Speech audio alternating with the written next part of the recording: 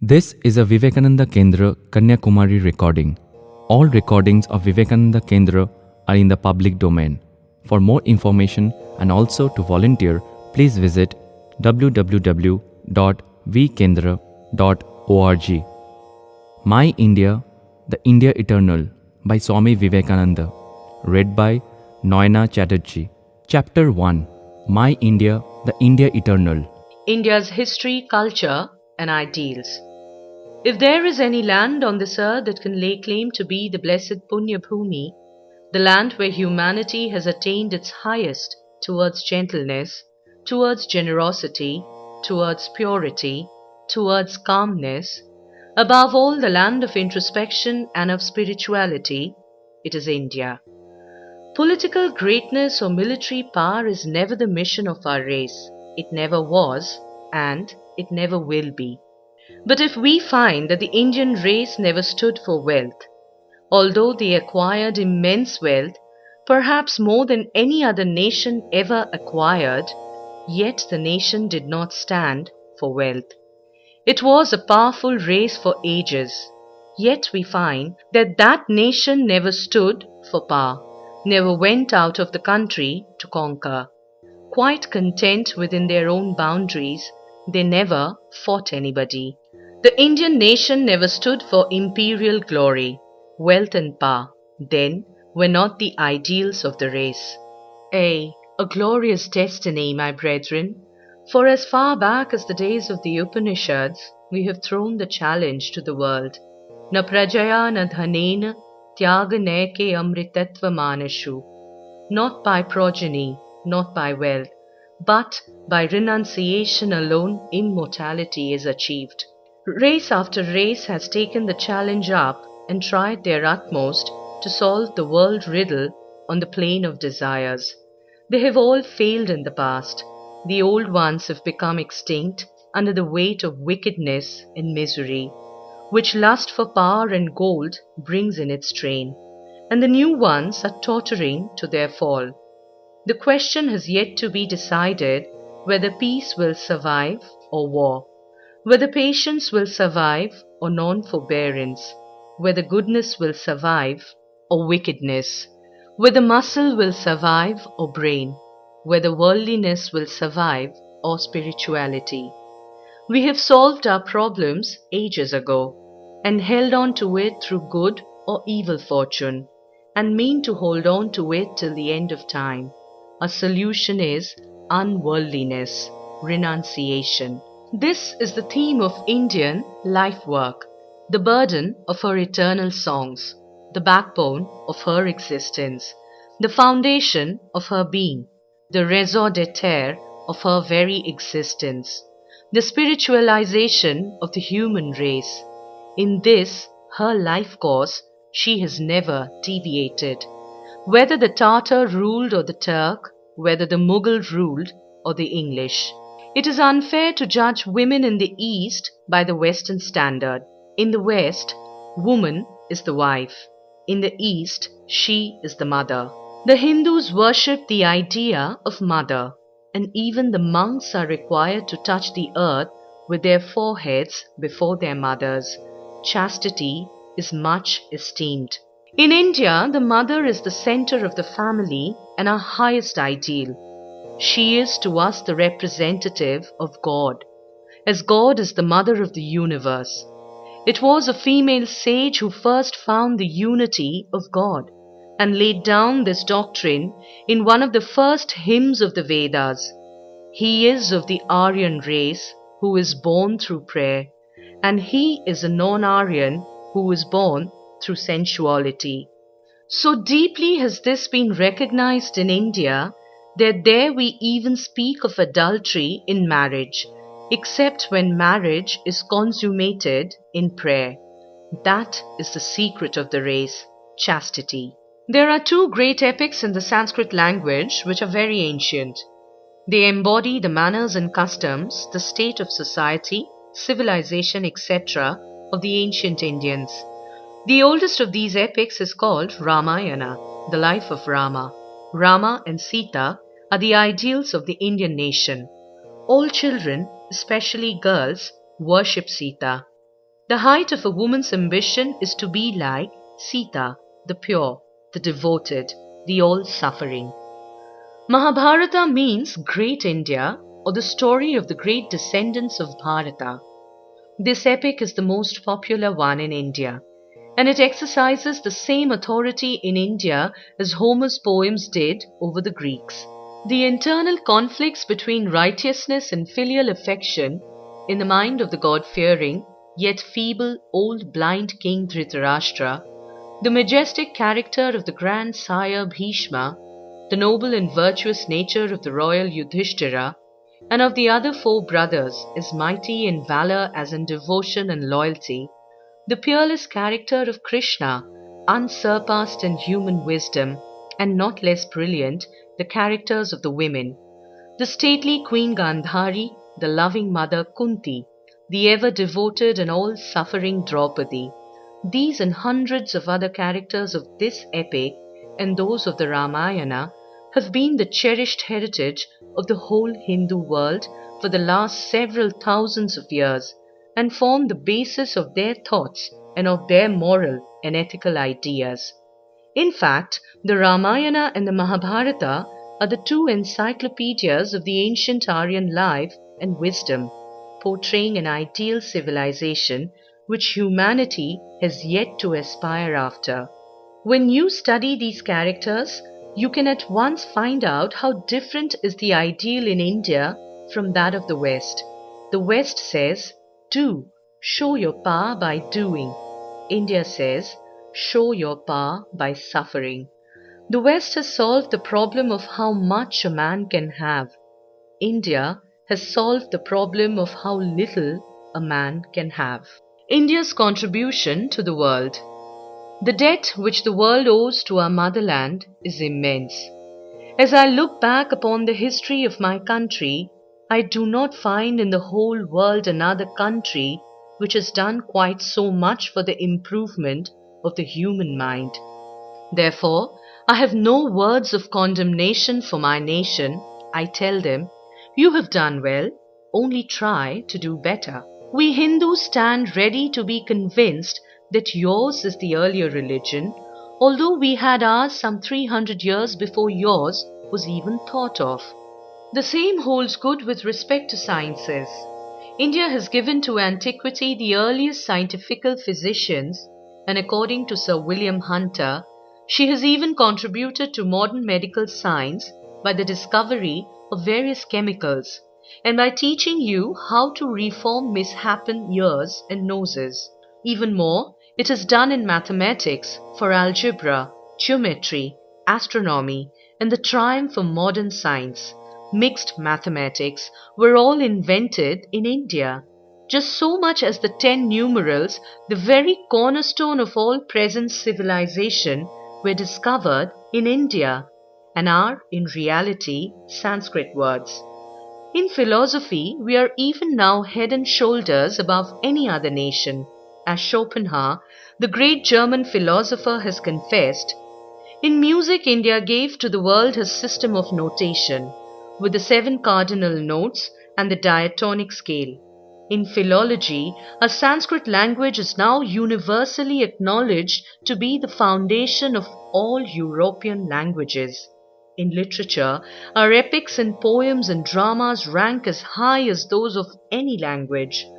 Our Shakuntala was summarized by Germany's greatest poet as heaven and earth united.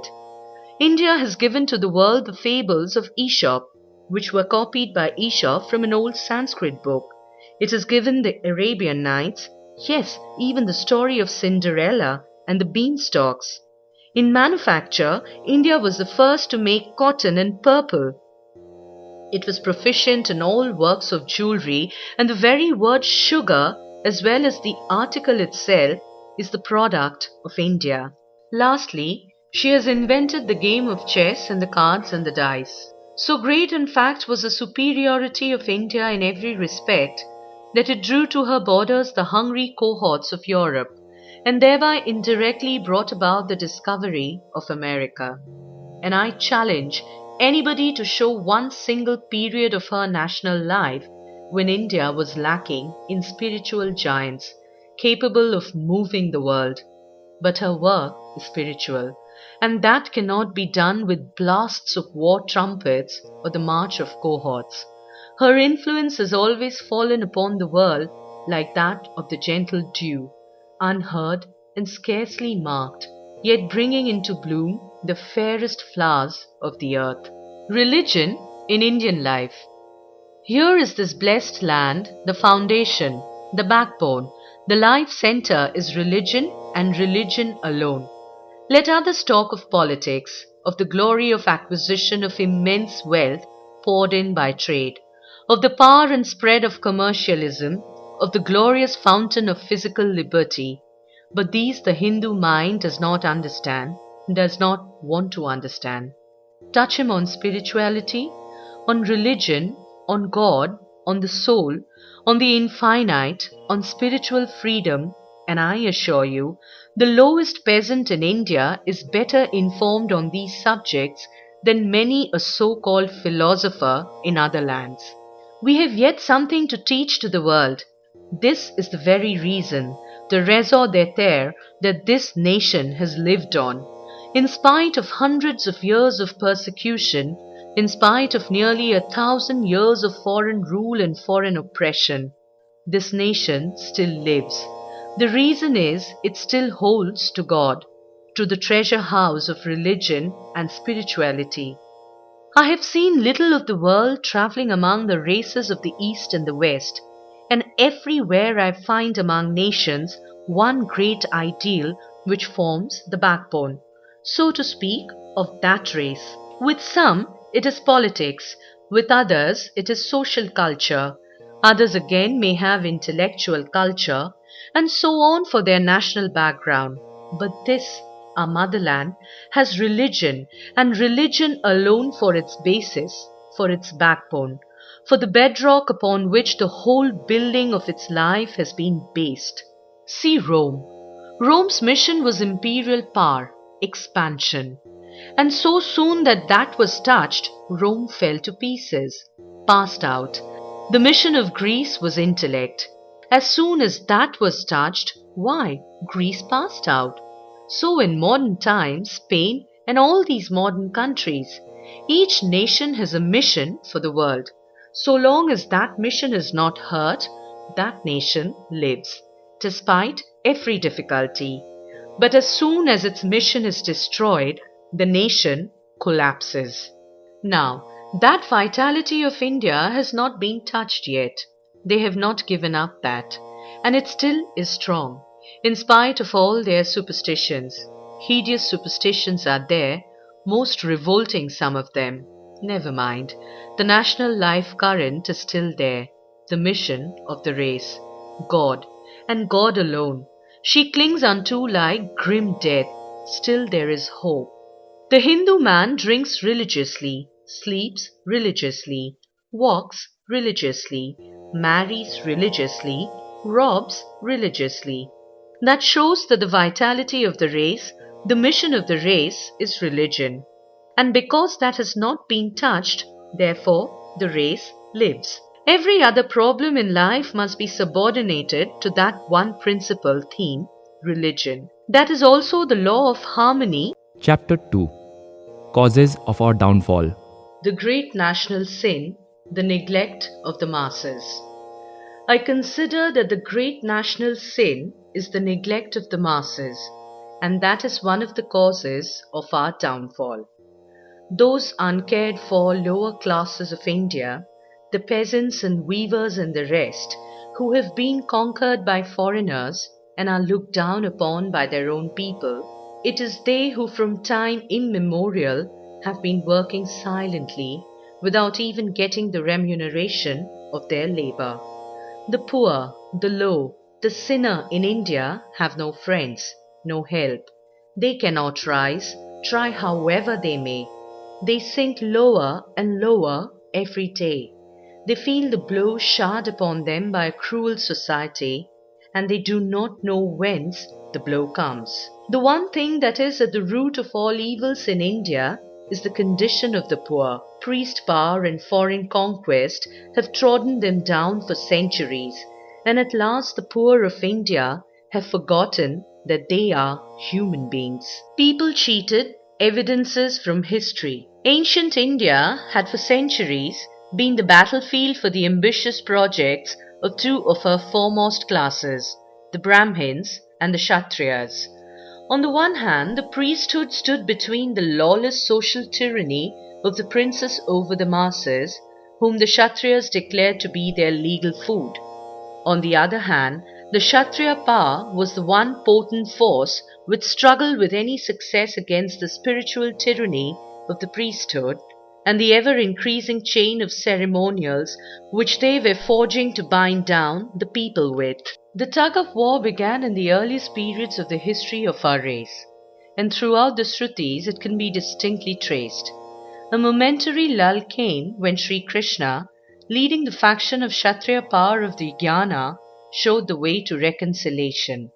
The result was the teachings of the Gita, the essence of philosophy, of liberality, of religion. The ambition of these two classes to be the masters of the poor and ignorant was there, and the strife once more became fierce.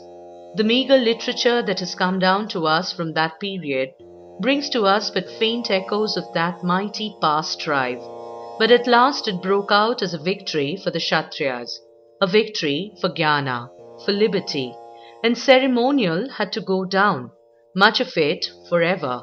This upheaval was what is known as the Buddhistic Reformation. On the religious side, it represented freedom from ceremonial. On the political side, overthrow of the priesthood by the Kshatriyas.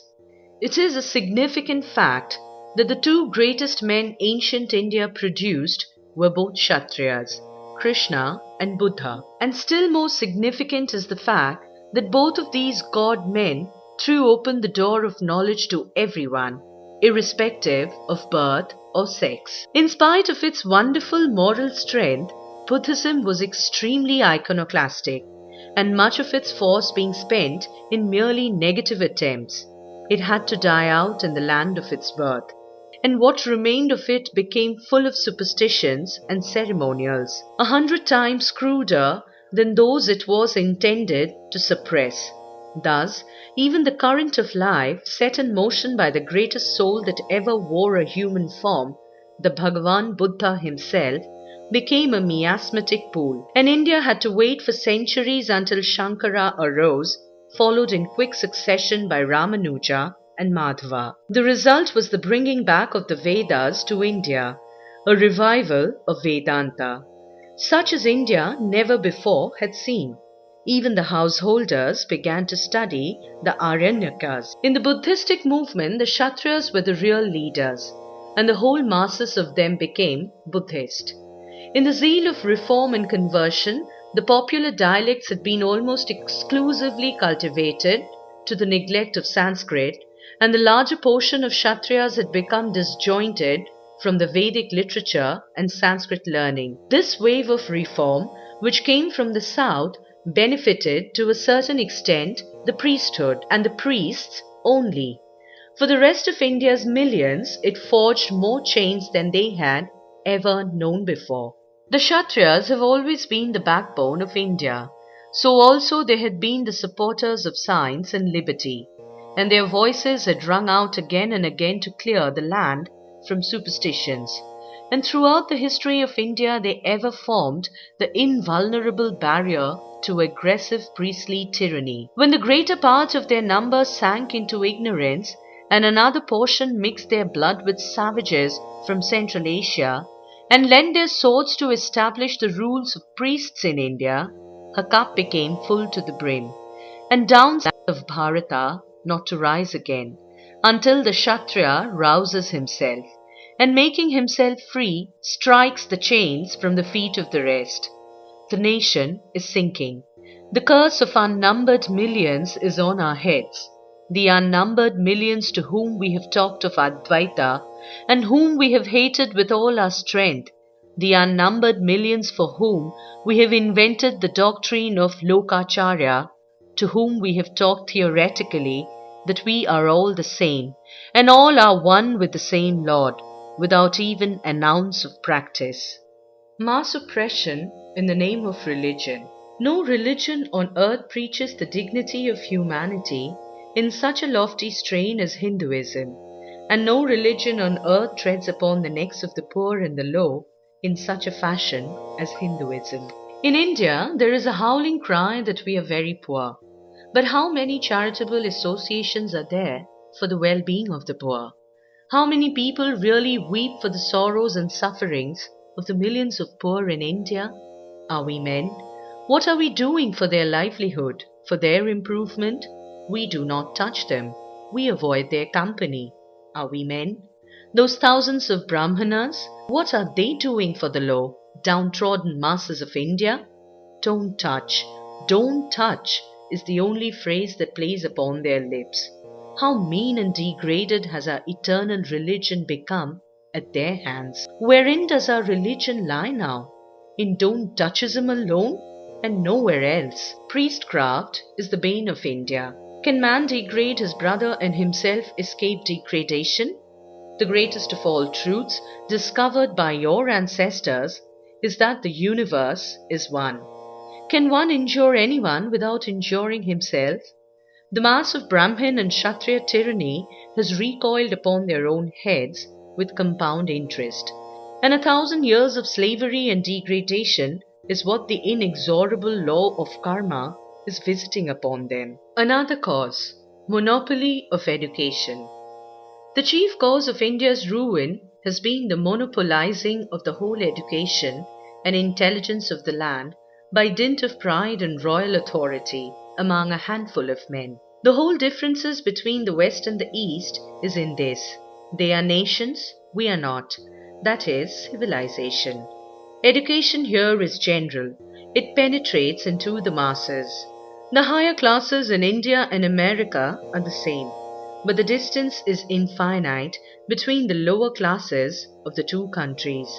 Why is it so easy for the English to conquer India? It was because they are a nation. We are not. When one of our great men dies, we must sit for centuries to have another. They can produce them as fast as they die. It is the dearth of great ones. Why so? Because they have a bigger field of recruiting their great ones. We have so small. A nation of 300 millions has the smallest field of recruiting its great ones compared with nations of 30, 40, or 60 millions, because the number of educated men and women in those nations is so great. This is the great defect in our nation and must be removed. People have been taught they are non-entities. For centuries, people have been taught theories of degradation. They have been told that they are nothing. The masses have been told all over the world that they are not human beings. They have been so frightened for centuries till they have nearly become animals. Never were they allowed to hear of the Atma. Laziness and meanness. We would do nothing ourselves and would scoff at others who try to do something. This is the bane that has brought about our downfall as a nation. Want of sympathy and lack of energy are the root of all misery, and you must therefore give these two up. Who but the Lord knows what potentialities are there in particular individuals? Let all of them have opportunities and leave the rest to the Lord. It is indeed very difficult to have an equal love for all, but without it there is no mukti. And yet another cause: exclusiveness. One of the great causes of India's misery and downfall has been that she narrowed herself, went into her shell as the oyster does, and refused to give her jewels and her treasure to the other races of mankind, refused to give the life-giving truths to thirsting nations outside the Aryan fold. That has been the one great cause, that we did not go out, that we did not compare notes with other nations. No man, no nation, my son, can hate others and live. India's doom was sealed the very day they invented the word mleccha and stopped from communion with others. Whatever cloak ancient or modern sophistry may try to throw over it, the inevitable result, the vindication of the moral law that none can hate others without degenerating himself, is that the race that was foremost among the ancient races is now a byword and a scorn among nations. Lack of organization. Our nation is totally lacking in the faculty of organization. It is this one drawback which produces all sorts of evils. We are altogether averse to making a common cause for anything. The first requisite for organization is obedience. In spite of the greatness of the Upanishads, in spite of our boasted ancestry of sages, compared to many other races, I must tell you that we are weak. First of all is our physical weakness. That physical weakness is the cause of at least 1/3 of our misery. We are lazy. We cannot work. We cannot combine. We do not love each other. We are intensely selfish. Not three of us can come together without hating each other, without being jealous of each other. We speak of many things parrot-like, but never do them. Speaking and not doing has become a habit with us. What is the cause of that? Physical weakness. This sort of weak brain is not able to do anything. We must strengthen it. Another great sin, neglect of women folk. In India, there are two great evils, trampling on the women and grinding the poor through caste restrictions. Do you know who is the real Shakti worshipper? It is he who knows that God is the omnipresent force in the universe and sees in women the manifestation of that force. Manu again has said that gods bless those families where women are happy and well treated. Here men in Western countries treat their women as well as can be desired, and hence they are so prosperous, so learned, so free, and so energetic. But why is it that we are slavish, miserable, and dead? The answer is obvious. Why is it that our country is the weakest and the most backward of all countries? Because Shakti is held in dishonor here. End of chapter 2. Chapter 3. Way to regeneration. In the first place, I would ask mankind to recognize this maxim: do not destroy. Iconoclastic reformers do no good to the world. Break not. Pull not anything down, but build. Help if you can. If you cannot, fold your hands and stand by and see things go on. Do not injure. If you cannot render help, take man where he stands, and from there give him a lift. What can you and I do? Do you think you can teach even a child?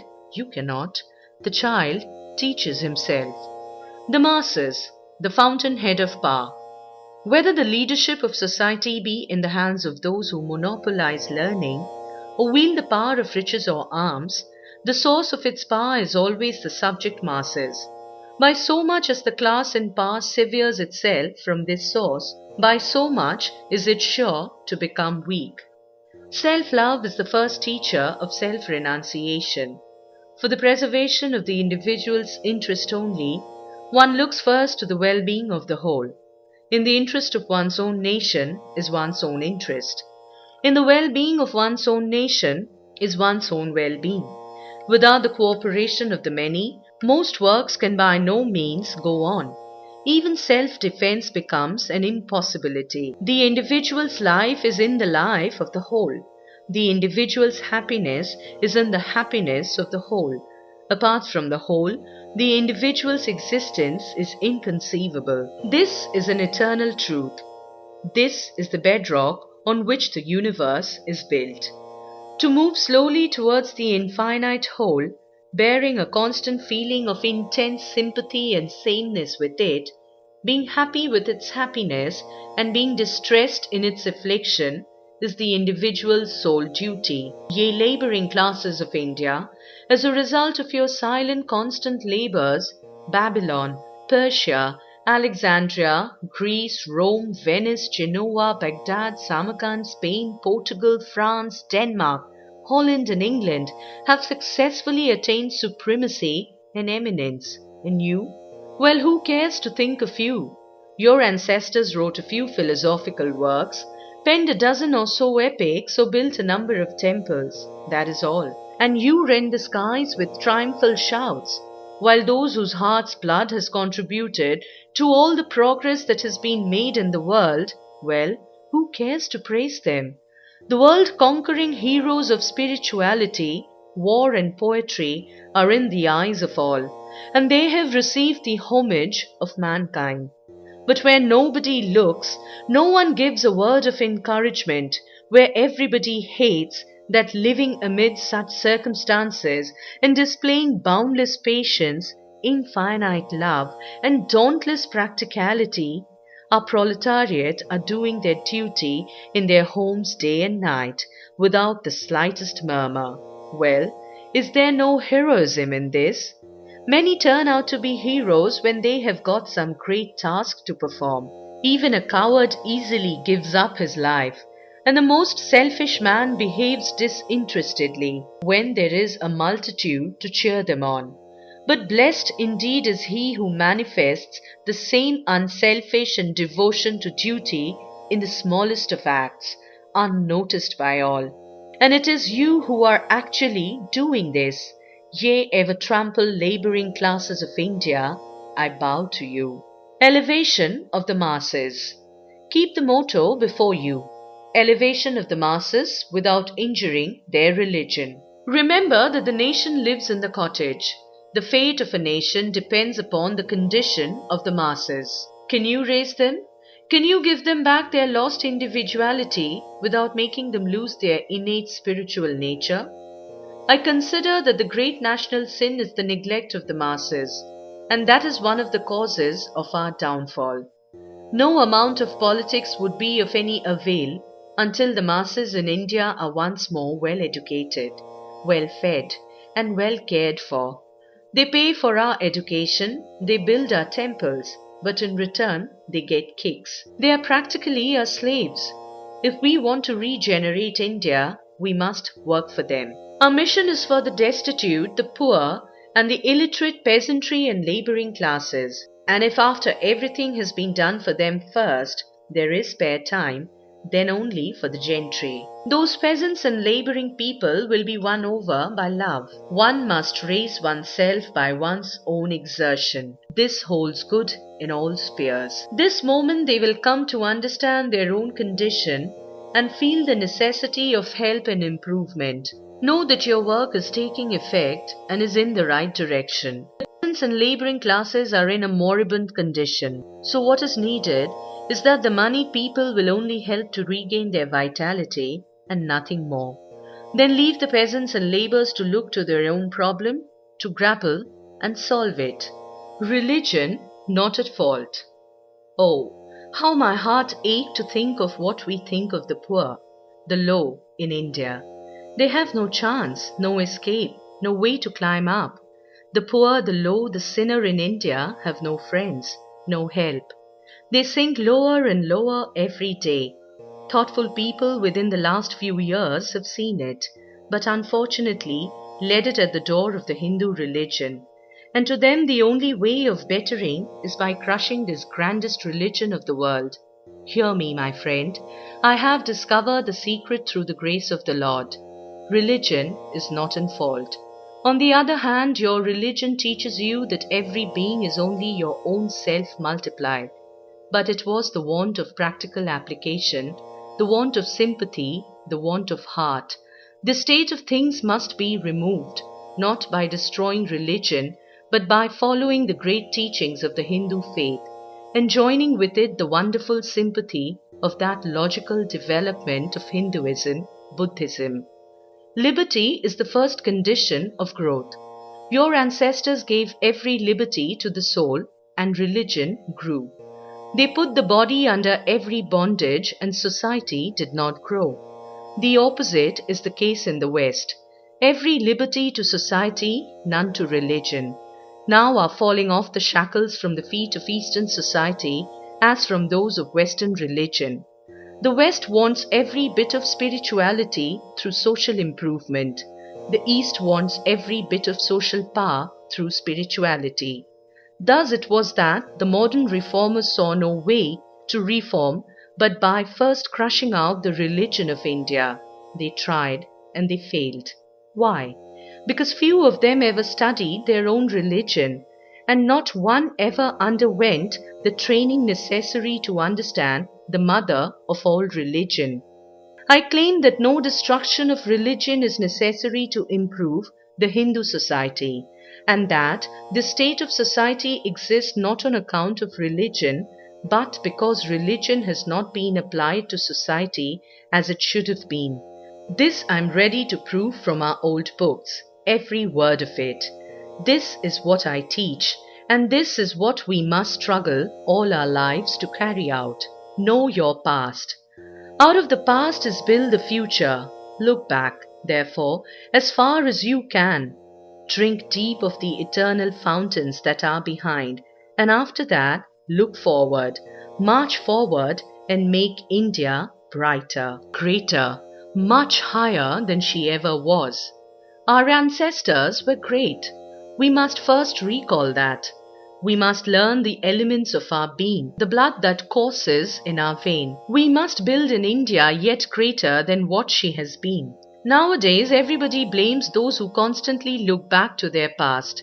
It is said that so much looking back to the past is the cause of all India's woes.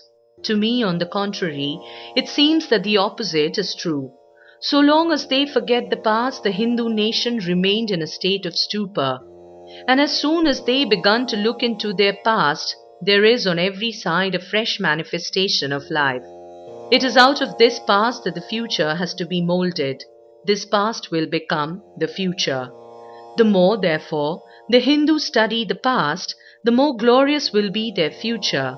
And whoever tries to bring the past to the door of everyone is a greater benefactor to his nation. The degeneration of India came not because the laws and customs of the ancients were bad, but because they were not allowed to be carried to their legitimate conclusions. The first work that demands our attention is that the most wonderful truths confined in our Upanishads, in our scriptures, in our Puranas, must be brought out from the books, brought out from the monasteries, brought out from the forest, brought out from the possession of selected bodies of people and scattered broadcast all over the land, so that these truths may run like fire all over the country from north to south and east to west, from the Himalayas to Comorin, from Sindh to the Brahmaputra. Respect for the great men of the country. We have to introduce the worship of the great saints. Those great-souled ones who have realized the eternal truths are to be presented before the people as the ideals to be followed, as in the case of India, Sri Ramachandra, Mahavira, Sri Krishna, and Sri Ramakrishna, among others. Can you bring in the worship of Sri Ramachandra and Mahavira in this country? Spread far and wide the worship of Sri Krishna, roaring the Gita out with the voice of a lion? We now mostly need the ideal of a hero with the tremendous spirit of Rajas thrilling through his veins from head to foot. The hero who will dare and die to know the truth. The hero whose armor is renunciation, whose sword is wisdom. Religion not to be hurt. Keep the motto before you. Elevation of the masses without injuring their religion. Can you become an Occidental of Occidentals in your spirit of equality, freedom, work and energy, and at the same time a Hindu to the very backbone in religious culture and instincts? This is to be done, and we will do it. I claim that no destruction of religion is necessary to improve the Hindu society, and that this state of society exists not on account of religion, but because religion has not been applied to society as it should have been. In religion lies the vitality of India, and so long as the Hindu race do not forget the great inheritance of their forefathers, there is no power on earth to destroy them. When the lifeblood is strong and pure, no disease germ can live in that body. Our lifeblood is spirituality. If it flows clear, if it flows strong and pure and vigorous, everything is right. Political, social, any other material defects, even the poverty of the land, will all be cured if that blood is pure. If you succeed in the attempt to throw off your religion and take up either politics or society or any other things as your center, as the vitality of your national life, the result will be that you will become extinct. To prevent this, you must make all and everything work through the vitality of your religion. Every man has to make his own choice. So has every nation. We made our choices ages ago, and we must abide by it. And after all, it is not such a bad choice. Is it such a bad choice in this world to think not of matter but of spirit, not of man but of God?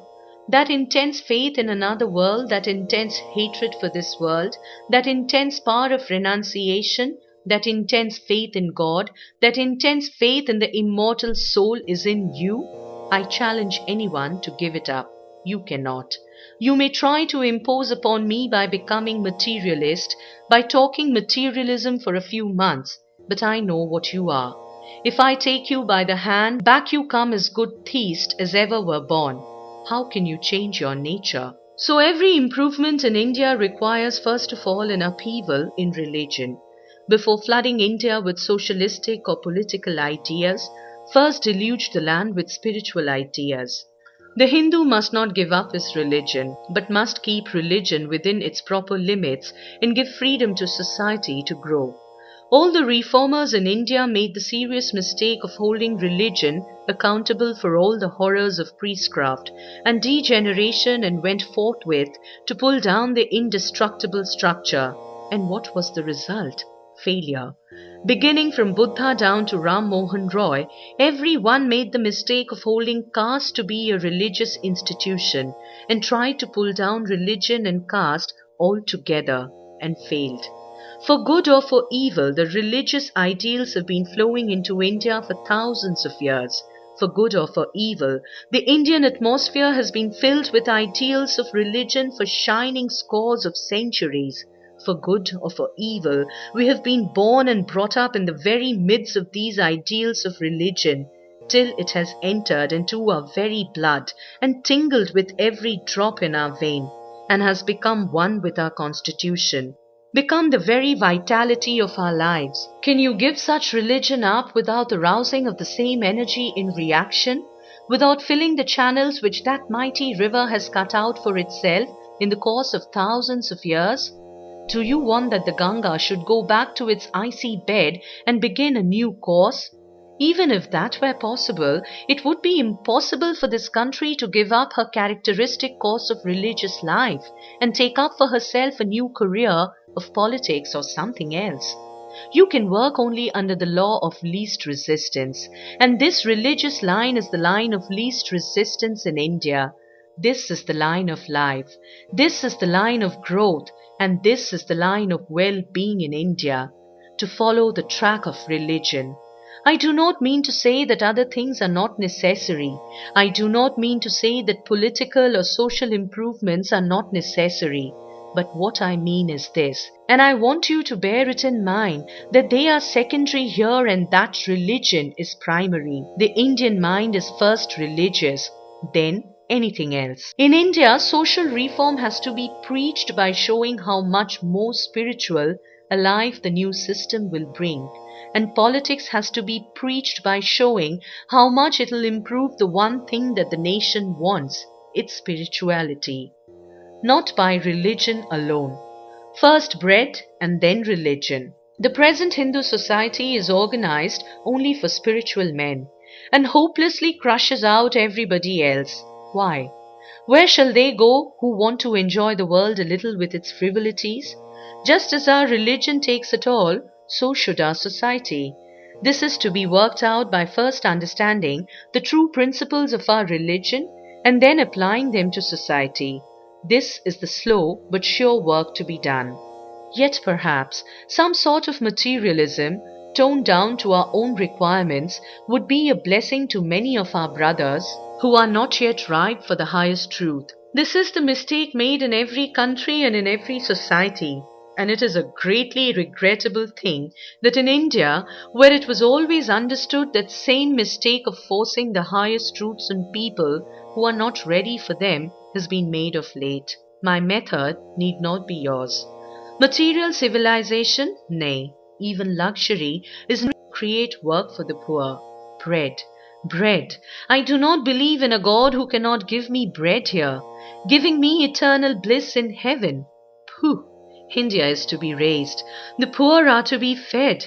Education is to be spread. And the evil of priestcraft is to be removed.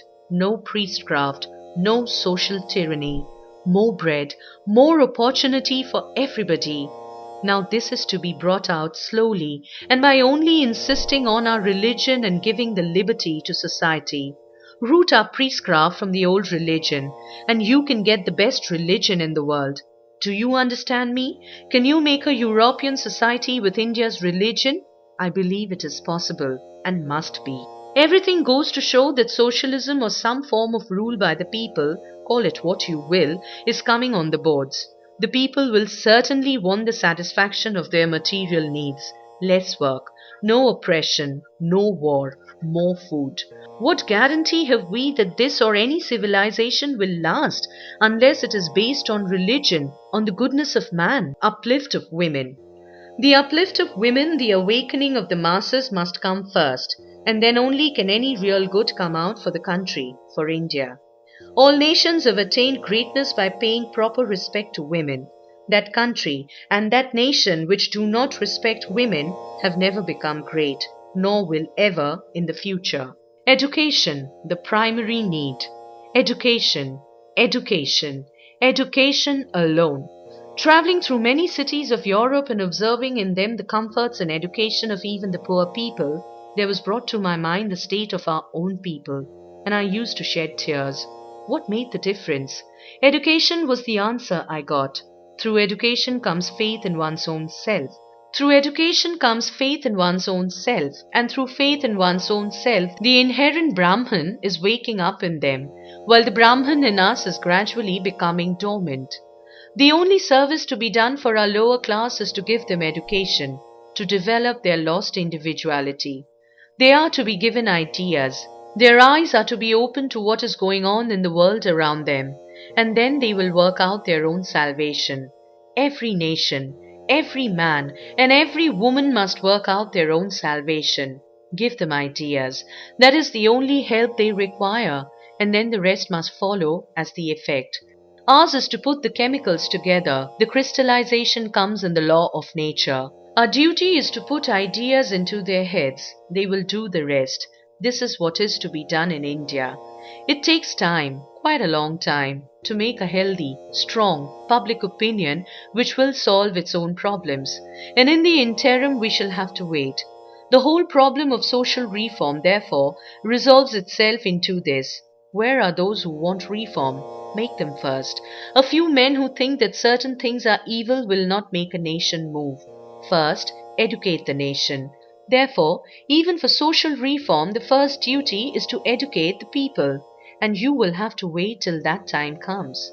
A nation is advanced in proportion as education and intelligence spread among the masses. The chief cause of India's ruin has been the monopolizing of the whole education and intelligence of the land by dint of pride and royal authority among a handful of men. If we are to rise again, we shall have to do it the same way, that is, by spreading education among the masses. Education for self-reliance. All the wealth of the world cannot help one little Indian village if the people are not taught to help themselves. Our work should be mainly educational, both moral and intellectual. Multi-dimensional exchange of ideas, a must. Give and take is the law. And if India wants to raise herself once more, it is absolutely necessary that she brings out her treasures and throws them broadcast among the nations of the earth, and in return be ready to receive what others have to give her. Expansion is life, contraction is death. Love is life and hatred is death. We commence to die the day we began to hate other races, and nothing can prevent our death unless we come back to expansion, which is life. We must mix, therefore, with all the races of the earth, and every Hindu that goes out to travel in foreign parts renders most benefit to his country than hundreds of men who are bundles of superstitions and selfishness. India's doom was sealed the very day they invented the word mleccha and stopped from communion with others. One of the great causes of India's misery and downfall has been that she narrowed herself, went into her own shell as the oyster does, and refused to give her jewels and her treasure to the other races of mankind. refuse to give the life-giving truths to thirsting nations outside the Aryan fold. That has been the one great cause, that we did not go out, that we did not compare notes with other nations. Therefore we must go out. And the secret of life is to give and take. Are we to take always? To sit at the feet of the Westerners to learn everything, even religion? We can learn mechanism from them. We can learn many other things, but we have to teach them something. That is our religion. That is our spirituality. For a complete century, the world is waiting for the treasures to come out of India, waiting for the marvelous spiritual inheritance of the race, which, through decades of degradation and misery, the nation has still clutched to her breast. The world is waiting for that treasure. Little do you know how much of hunger and of thirst there is outside of India for these wonderful treasures of our forefathers. Therefore, we must go out, exchange our spirituality for anything they have to give us. For the marvels of the region of spirit, we will exchange the marvels of the regions of matter. We will not be students always, but teachers also. There cannot be friendship without equality, and there cannot be equality when one party is always the teacher and the other party sits always at his feet. If you want to become equal with the Englishman or the American, you will have to teach as well as to learn. And you have plenty yet to teach to the world for centuries to come. What we want are Western science coupled with Vedanta, Brahmacharya as the guiding motto, and also Shraddha and faith in one's own self. What we need, is to study, independent of foreign control, different branches of the knowledge that is our own, and with it the English language and Western science. We need technical education and all else that may develop industries so that men, instead of seeking for service, may earn enough to provide for themselves. Can you become an Occidental of Occidentals in your spirit of equality, freedom, work, and energy, and at the same time a Hindu to the very backbone in religious culture and instincts? As Western ideas of organization and external civilization are penetrating and pouring into our country, whether we will have them or not, so Indian spirituality and philosophy are deluging the lands of the West. None can resist it, and no more can we resist some sort of material civilization from the West. A little of it, perhaps, is good for us, and a little spiritualization is good for the West. Thus the balance will be preserved.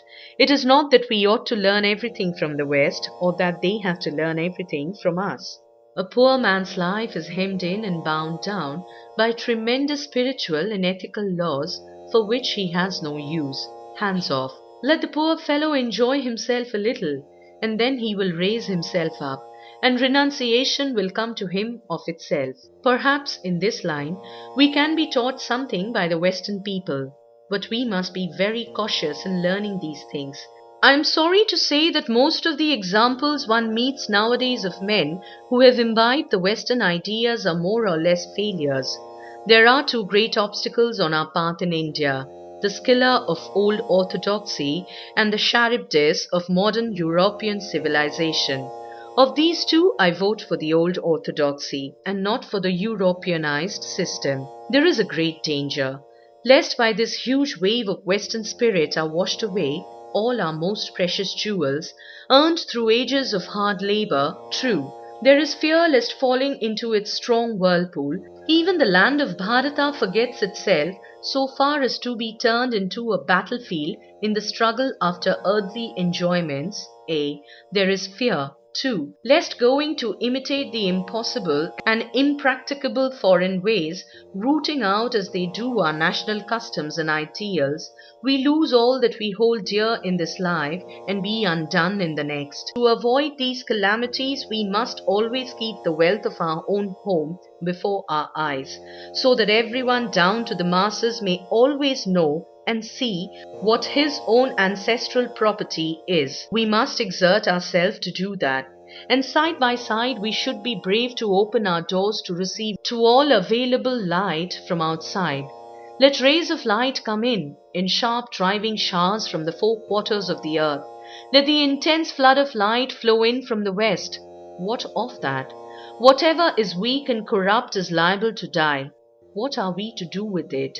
If it goes, let it go. What harm does it do to us? What is strong and invigorating is immortal. Who can destroy that? Have we to learn anything else? Have we to learn anything from the world? We have, perhaps, to gain a little in material knowledge, in the power of organization, in the ability to handle powers, organizing powers, in bringing the best results out of the smallest of causes. This perhaps to a certain extent we may learn from the West. But if anyone preaches in India the ideal of eating and drinking and making merry, if anyone wants to apotheosize the material world into a god, that man is a liar. He has no place in this holy land. The Indian mind does not want to listen to him. Do you know what my idea is? By preaching the profound secret of the Vedanta religion in the Western world, we shall attract the sympathy and regard of these mighty nations, maintaining forever the position of their teacher in spiritual matters, and they will remain our teachers in all material concern. The day when, surrendering the spiritual into their hands, our countrymen would sit at the feet of the West to learn religion, that day indeed the nationality of this fallen nation will be dead and gone for good. Nothing will come out of crying day and night before them, give me this or give me that. When there will grow a link of sympathy and regard between both nations by this give and take intercourse, there will be then no need for these noisy cries. They will do everything for their own accord. I believe that by this cultivation of religion and the wider diffusion of Vedanta, both this country and the West will gain enormously. To me, the pursuit of politics is a secondary means in comparison with this. I will lay down my life to carry out this belief practically. If you believe in any other way of accomplishing the good of India, well, you may go on working your own way. India has to learn from Europe the conquest of external nature, and Europe has to learn from India the conquest of internal nature. Then there will be neither Hindus nor Europeans. There will be the ideal community which has conquered both the nature, the external and the internal. We have developed one phase of humanity, and they another. It is the union of the two that is wanted. A new India on Indian traditions. To the reformers I will point out that I am a greater reformer than any one of them. They want to reform only little bits. I want root and branch reform. Where we differ is in the method. Theirs is the method of destruction, mine is the method of construction. I do not believe in reform, I believe in growth. I do not dare to put myself in the position of God and dictate to our society. This way thou should move and not that. I simply want to be like the squirrel in the building of Rama's bridge, who was quite content to put on the bridge his little quota of sand dust. This wonderful national machine has worked through ages. This wonderful river of national life is flowing before us. Who knows, and who dares to say whether it is good and how it shall move? Feed the national life with the fuel it wants, but the growth is its own. None can dictate its growth to it. Evils are plentiful in our society, but so are there evils in every other society. Why condemn? Everybody can show what evil is, but he is the friend of mankind who finds a way out of the difficulty. Did India ever stand in want of reformers? Do you read the history of India? Who was Ramanuja? Who was Shankara? Who was Nanak? Who was Chaitanya? Who was Kabir? Who was Dadu? Who were all these great preachers? One following the other, a galaxy of stars of the first magnitude? They all tried, and their work is still going on. The difference is this: they had not the fanfaronade of the reformers of today. They had no curses on their lips as modern reformers have. Their lips pronounced only blessings. They never condemned. They did not say, "You have been wicked, now let us be good." That makes a whole world of difference. We must grow according to our nature. Vain is it to attempt the lines of action that foreign societies have engrafted upon us. It is impossible. Glory unto God, that it is impossible, that we cannot be twisted and tortured into the shape of other nations. I do not condemn the institution of other races. They are good for them, but not for us. What is meat for them may be poison for us. This is the first lesson to learn. With other sciences, other institutions, and other traditions behind them, they have got their present system. We, with our traditions, with thousands of years of karma behind us, naturally can only follow our own bent, run in our own grooves, and that we shall have to do. We need a band of fiery patriots. I heard in Japan that it was the belief of the girls of that country that their dolls would be animated if they were loved with all their heart. The Japanese girl never break their doll. I too believe that India will awake again if anyone could love with all his heart the people of the country, bereft of the grace of affluence, of blasted fortune, their discretion totally lost, downtrodden, ever starved, quarrelsome and envious. Then only will India awake, when hundreds of large-hearted men and women, giving up all desires of enjoying the luxuries of life, will long and exert themselves to their utmost for the well-being of the millions of their countrymen who are gradually sinking lower and lower in the vortex of destitution and ignorance. Be patriots. Love the race which has done such great things for us in the past. Feel. Therefore, my would-be reformers, my would-be patriots, do you feel? Do you feel that millions and millions of the descendants of gods and of sages have become next-door neighbors to brutes? Do you feel that millions are starving today, and millions have been starving for ages? Do you feel that ignorance has come over the land as a dark cloud? Does it make you restless? Does it make you sleepless? Has it gone into your blood, coursing through your veins, becoming consonant with your heartbeats? Has it made you almost mad? That is the first step to become a patriot, the very first step. You may feel then, but instead of spending your energies in frothy talk, have you found any way out, any practical solution? Some help instead of condemnation? Some sweet words to soothe their miseries, to bring them out of this living death? Yet, that is not all. Have you got the will to surmount mountain-high obstructions? If the whole world stands against you sword in hand, would you still dare to do what you think is right? If your wives and children are against you, if all your money goes, your name dies, your wealth vanishes, would you still stick to it? Would you still pursue it and go on steadily towards your own goal? Have you got that steadfastness? If you have these three things, each one of you will work miracles. To the pioneers of the nation building, train up a band of fiery young men. Put your fire in them and gradually increase the organization, letting it widen and widen its circle. My faith is in the younger generation, the modern generation. Out of them will come my workers. They will work out the whole problem like lions.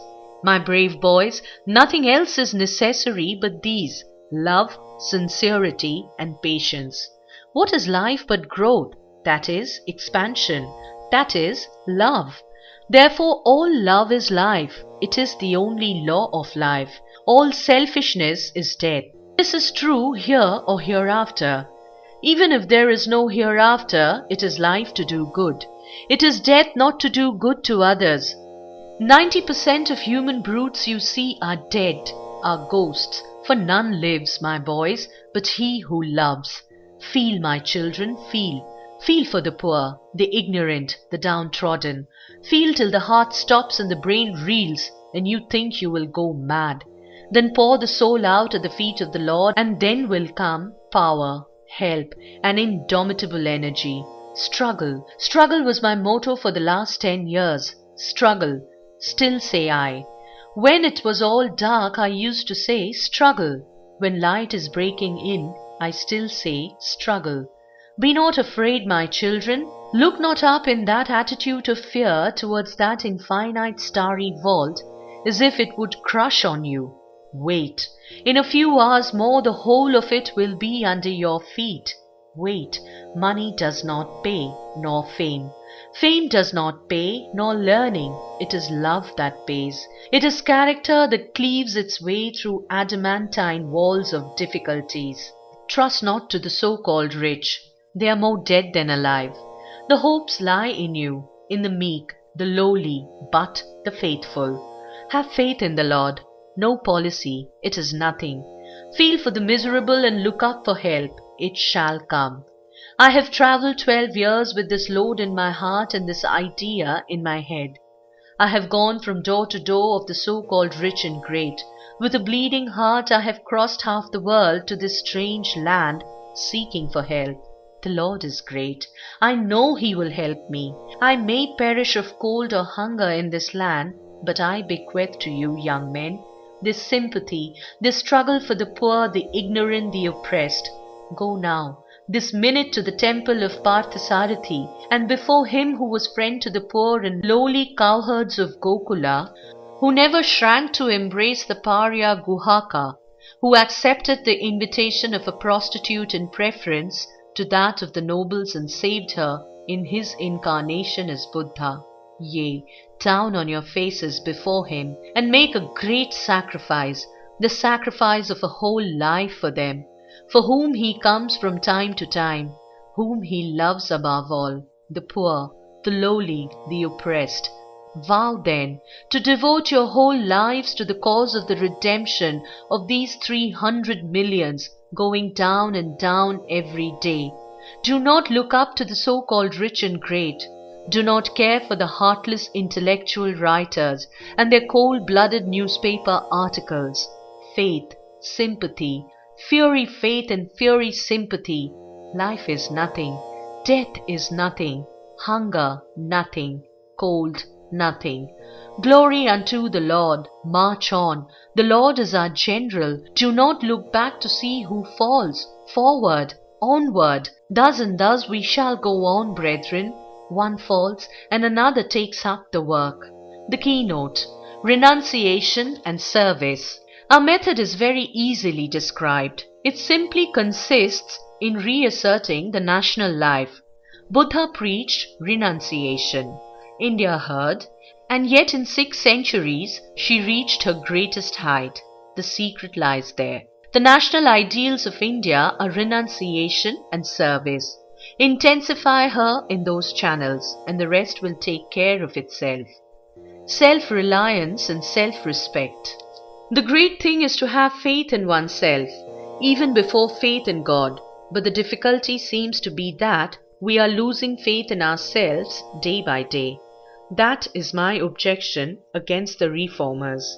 What we want is this Shraddha. Unfortunately, it has nearly vanished from India. And this is why we are in our present state. What makes the difference between man and man is the difference in his Shraddha and nothing else. What makes one man great and another weak and low is his Shraddha. My master used to say, he who thinks himself weak will become weak, and that is true. The Shraddha must enter into you. Whatever of material power you see manifested by the Western races is the outcome of their Shraddha, because they believe in their muscles. And if you believe in your spirit, how much work will it work? In addition, the intense spirit of activity. We want that energy, that love of independence, that spirit of self-reliance, that immovable fortitude, that dexterity in action, that bond of unity of purpose, that thirst for improvement. Checking a little the constant looking back to the past, we want that expansive vision infinitely projected forward. And we want that intense spirit of activity which will flow through our very vein from head to foot. 3 things are necessary to make every man great, every nation great. 1. Conviction of the powers of goodness. 2. Absence of jealousy and suspicion. 3. Helping all who are trying to be and do good. The faculty of organization is entirely absent in our nature, but this has to be infused. The great secret is absence of jealousy. Be always ready to concede to the opinions of your brethren, and try always to conciliate. That is the whole secret. It is absolutely necessary for you to learn from the Englishman the idea of prompt obedience to leaders, the absence of jealousy, the indomitable perseverance, and the undying faith in himself. As soon as he selects a leader for a work, the Englishman sticks to him through thick and thin and obeys him. Here in India, everybody wants to become a leader, and there is nobody to obey. Everyone should learn to obey before he can command.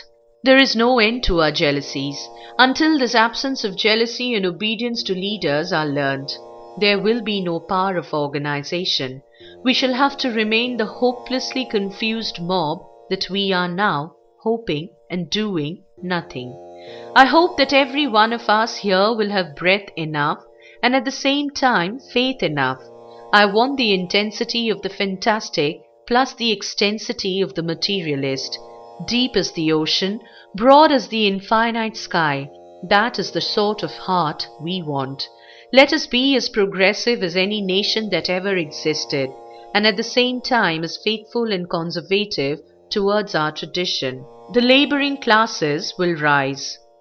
Human society is in turn governed by the four castes: the priest, the soldiers, the traders, and the laborers. Each state has its glories as well as its defects.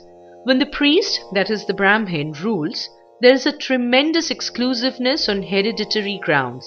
The persons of the priest and their descendants are hemmed in with all sorts of safeguards. None but they have any knowledge. None but they have the right to impart that knowledge. Its glory is that at this period is laid the foundation of sciences. The priests cultivate the mind, for through the mind they govern. The military, that is the Kshatriya rule, is tyrannical and cruel, but they are not exclusive. And during that period arts and social culture attain their heights. The commercial rule comes next. It is awful in its silent crushing and blood-sucking power. Its advantage is, as the trader himself goes everywhere, he is a good disseminator of ideas collected during the two previous states.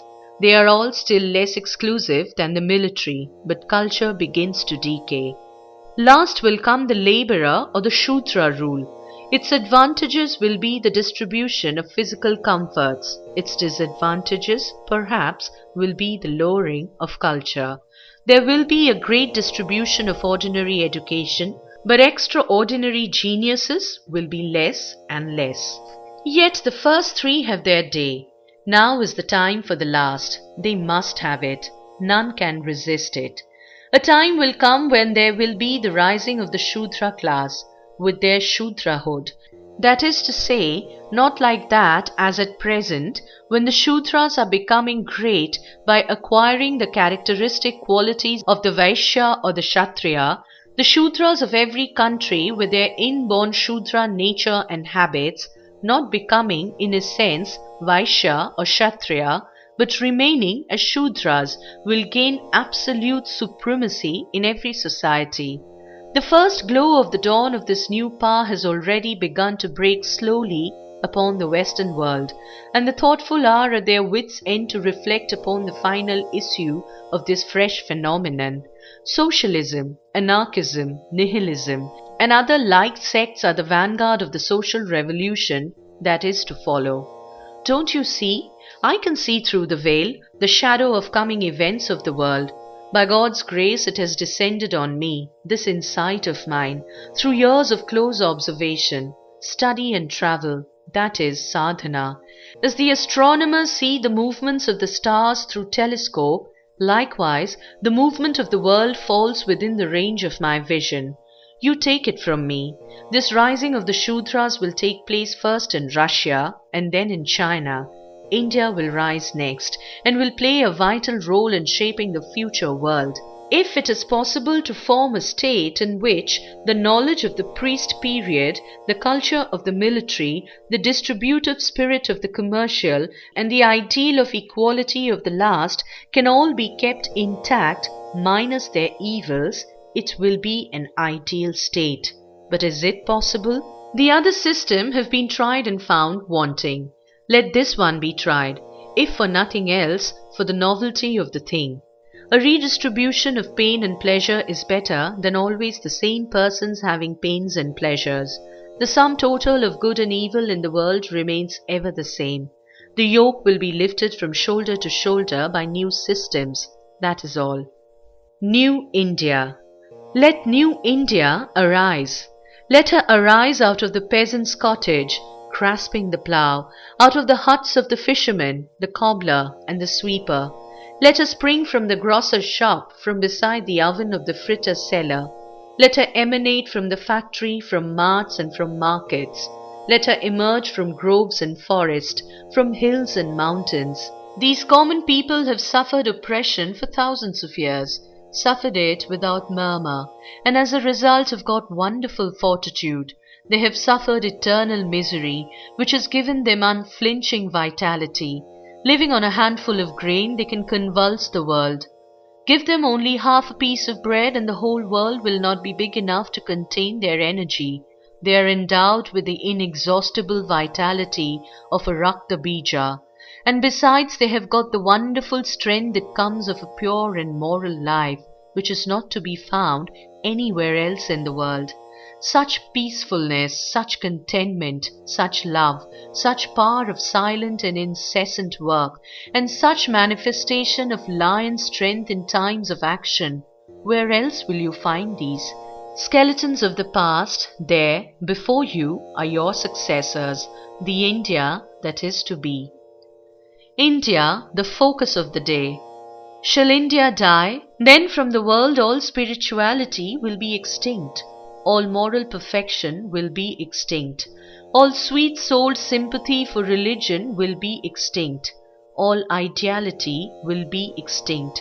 And in its place will reign the duality of lust and luxury as the male and female deities, with money as its priest, fraud, force and competition its ceremonies, and the human soul its sacrifice. Such a thing can never be. The power of suffering is infinitely greater than the power of doing. The power of love is infinitely of greater potency than the power of hatred. The longest night seems to be passing away. The sorest trouble seems to be coming to an end at last. The seeming corpse appears to be awaking, and a voice is coming to us. Away back where history and even tradition fails to peep into the gloom of the past, coming down from there, reflected as it were from peak to peak of the infinite Himalaya of knowledge, and of love, and of work, India, this motherland of ours, a voice is coming unto us, gentle, firm, and yet unmistakable in its utterances, and is gaining volume as days pass by, and behold, the sleeper is awaking. Like a breeze from the Himalayas, it is bringing life into the almost dead bones and muscles. The lethargy is passing away, and only the blind cannot see, or the perverted will not see, that she is awaking, this motherland of ours, from her deep, long sleep. None can resist her any more. Never is she going to sleep any more. No outward powers can hold her back any more.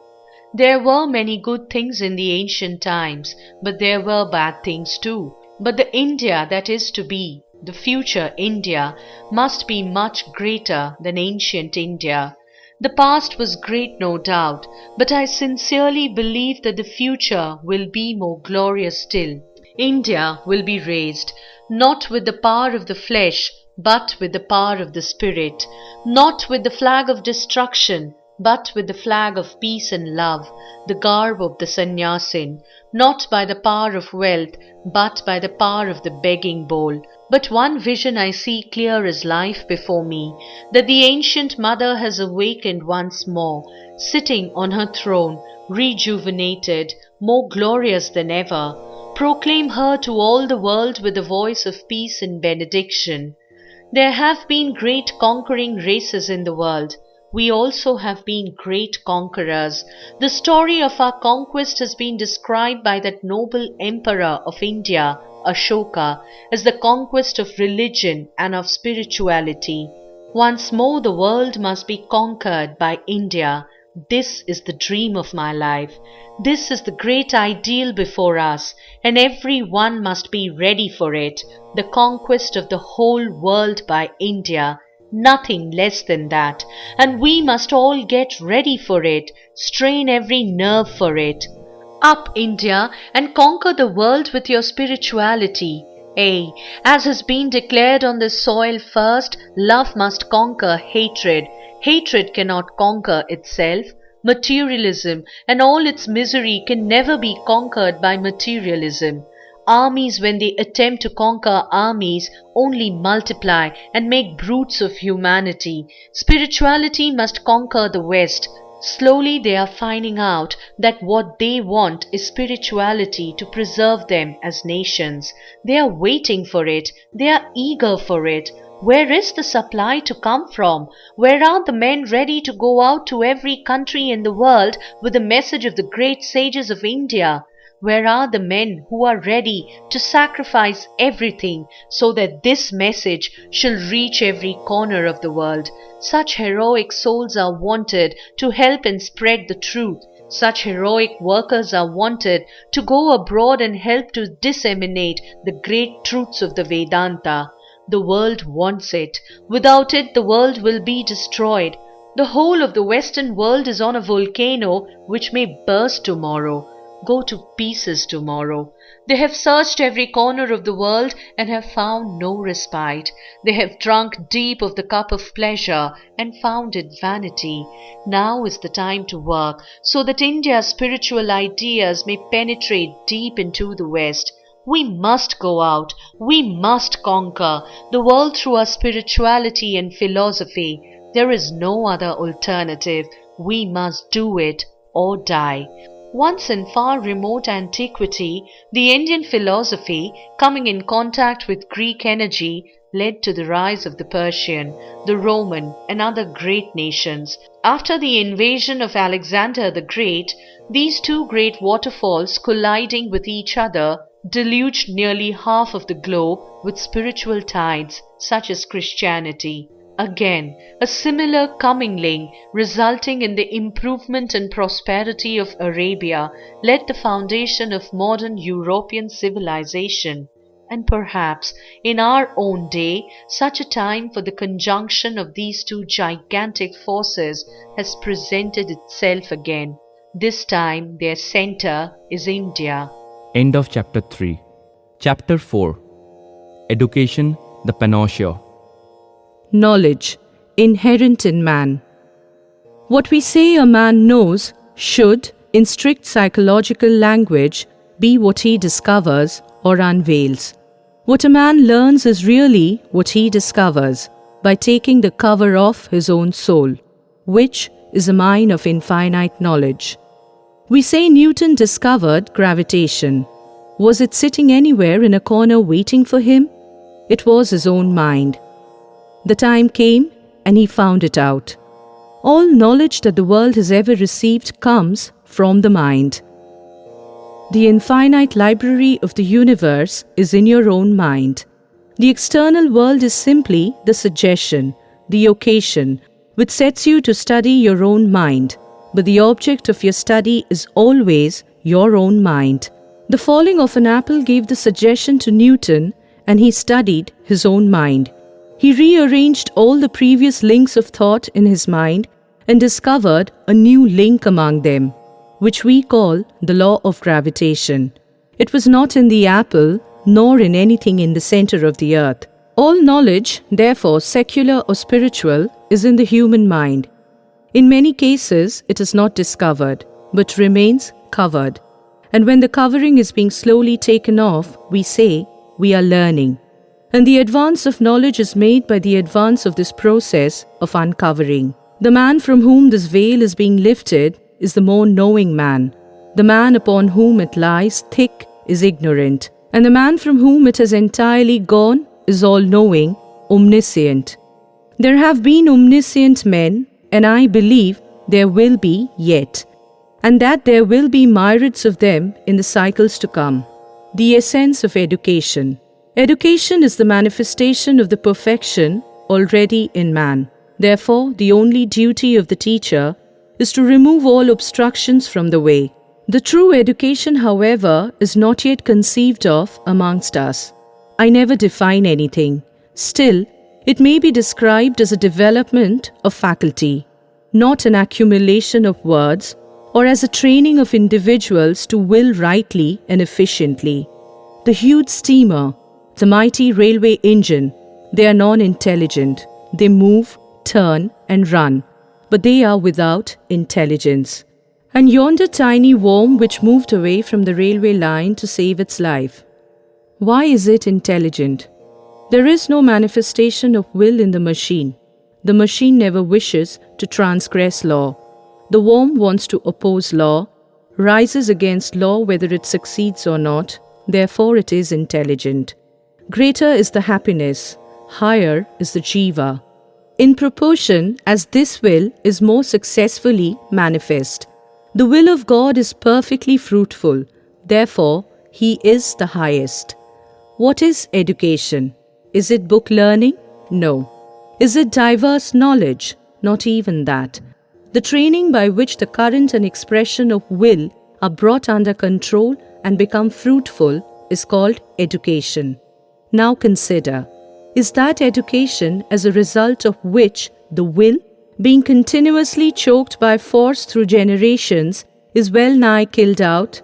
Is that education under whose sway even the old ideas, let alone the new ones, are disappearing one by one? Is that education which is slowly making man a machine? It is more blessed, in my opinion, even to go wrong impelled by one's free will and intelligence than to be good as an automation. Education is not filling the mind with lot of facts. Perfecting the instrument and getting complete mastery of my own mind is the ideal of education. To me, the very essence of education is concentration of mind, not the collecting of facts. If I had to do my education over again and had any voice in the matter, I would not study facts at all. I would develop the power of concentration and detachment.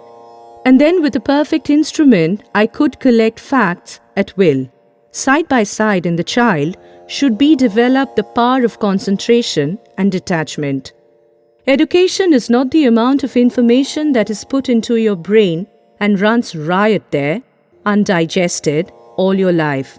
We must have life-building, man-making, character-making assimilation of ideas. If you have assimilated 5 ideas and made them your life and character, you have more education than any man who has got by heart a whole library. If education is identical with information, the libraries are the greatest sages in the world, and encyclopedias are the rishis. We want that education by which character is formed, strength of mind is increased, the intellect is expanded, and by which one can stand on one's own feet. The education which does not help the common mass of people to equip themselves for the struggle for life, which does not bring out strength of character, a spirit of philanthropy, and the courage of a lion, is it worth the name? Real education is that which enables one to stand on one's own legs. Another thing that we want is the abolition of that system which aims at educating your boys in the same manner as that of the man who battered his ass, being advised that it could thereby be turned into a horse. No one can teach anybody. The teacher spoils everything by thinking that he is teaching. Thus Vedanta says that within man is all knowledge. Even in a boy it is so. And it requires only an awakening, and that much work is the work of a teacher. We have to do only so much for the boys that they may learn to apply their own intellect to the proper use of their hands, legs, ears, eyes, etc. And finally, everything will become easy. Hands off, as I always say, and everything will be right. That is, our duty is to clear the way. Do not try to disturb the faith of any man. If you can give him something better, if you can, get hold of a man where he stands and give him a push upwards, do so. But do not destroy what he has. The only true teacher is he who can convert himself, as it were, into 1,000 person at a moment's notice.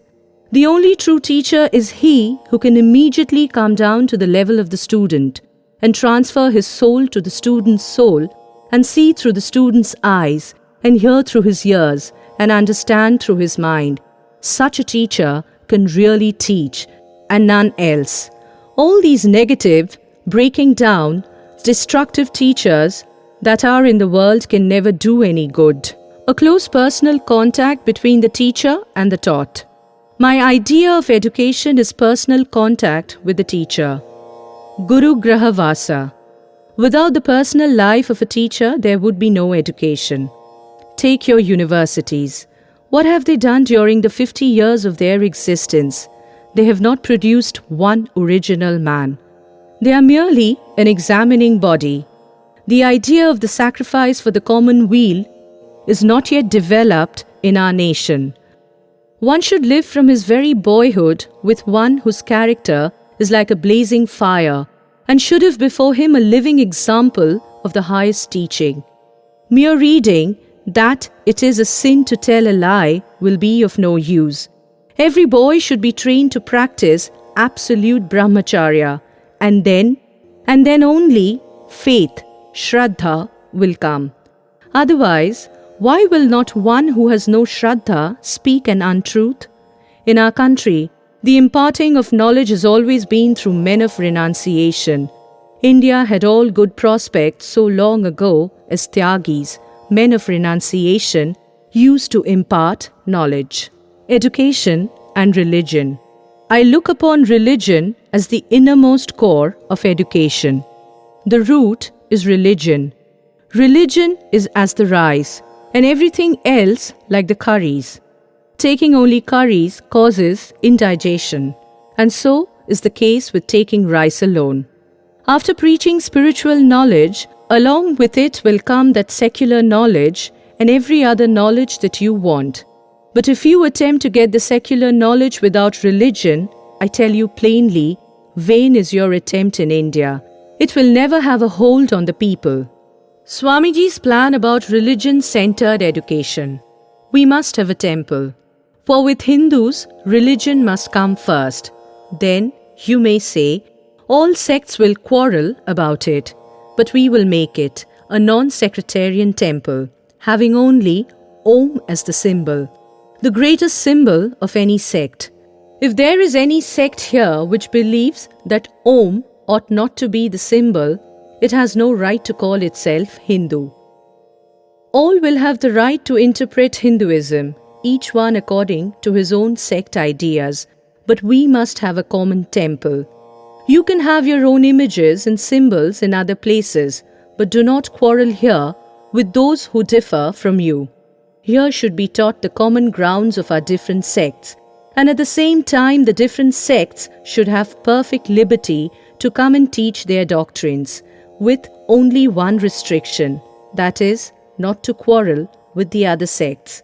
Say what you have to say, the world wants it, but the world has no time to hear what you think about other people.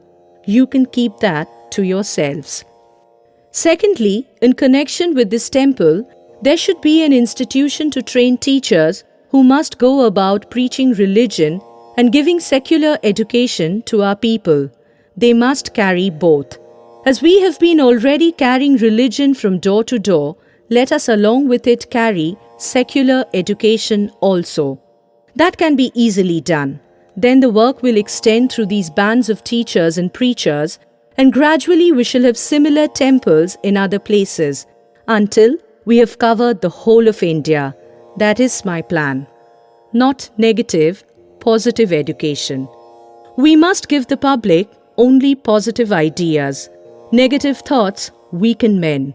Do you not find that where parents are constantly taxing their sons to read and write, telling them they will never learn anything, and calling them fools and so forth, the latter do actually turn out to be so in many cases? If you speak kind words to boys and encourage them, they are bound to improve in time.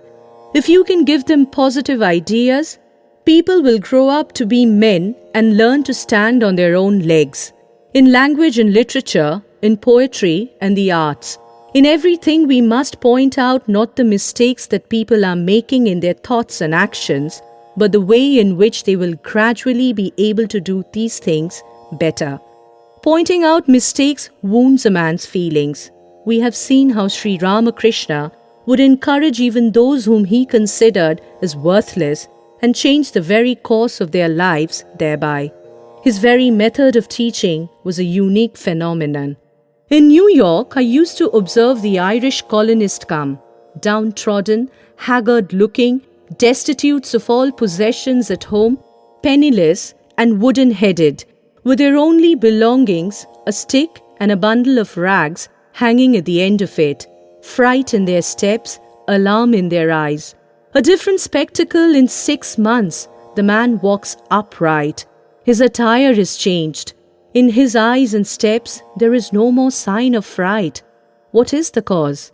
Our Vedanta says that an Irishman was kept surrounded by contempt in his own country. The whole of nature was telling him with one voice, "Pat, you have no more hope. You were born a slave and will remain so." Having been thus told from his birth, Pat believed in it and hypnotized himself that he was very low, and the Brahman in him shrank away. While no sooner had he landed in America that the shout went up on all sides, "Pat, you are a man as we are. It is man who has done all. A man like you and me can do everything. Have courage." Pat raised his head and saw that it was so. The Brahman within woke up. Nature herself spoke, as it were, "Arise, awake," etc. Likewise, the education that our boys receive is very negative. The schoolboy learns nothing, but has everything of his own broken down. Want of Shraddha is the result. The Shraddha which is the keynote of the Vedas and the Vedantas, the Shraddha which emboldened Nachiketa to face Yama and question him, through which Shraddha this world moves, the annihilation of that Shraddha. Therefore, are we so near destruction? The remedy now is the spread of education. First of all, self-knowledge. I do not mean thereby matted hair, staff, komandalu, and mountain caves which the word suggests. What do I mean then? Dualist, qualified monist, Shaiva, Vaishnava, Sakta, even the Buddhist and the Jain and others, whatever sects have arisen in India, are all at one in this respect, that infinite power is latent in the Jivatma, individualized soul. There is the same Atma in all, the difference being only in manifestation. That power manifests as soon as it gets the opportunity and the right place and time. From the highest god to the meanest grass, the same power is present in all, whether manifested or not. We shall have a call forth that power by going from door to door. Secondly, along with this, education has to be imparted. The old institution of living with the Guru and similar systems of imparting education are needed. What we want are Western science coupled with Vedanta, Brahmacharya as the guiding motto, and also Shraddha and faith in one's own self. What we need is to study, independent of foreign control, different branches of the knowledge that is our own, and with it the English language and Western science. We need technical education and all else that may develop industries so that men, instead of seeking for service, may earn enough to provide for themselves and save something against a rainy day. Not that education which inculcates weakness. I have no objection to dualism in many of its forms. I like most of them. But I have objection to every form of teaching which inculcates weakness. This is the one question I put to every man, woman or child when they are in physical, mental or spiritual training. Are you strong? Do you feel strength? For I know it is truth alone that gives strength. I know the truth alone gives life, and nothing but going towards reality will make us strong. And none will reach truth until he is strong. Every system, therefore, which weakens the mind, makes one superstitious, makes one mope, makes one desire all sorts of wild impossibilities, mysteries, and superstitions I do not like, because its effect is dangerous. Such systems never bring any good.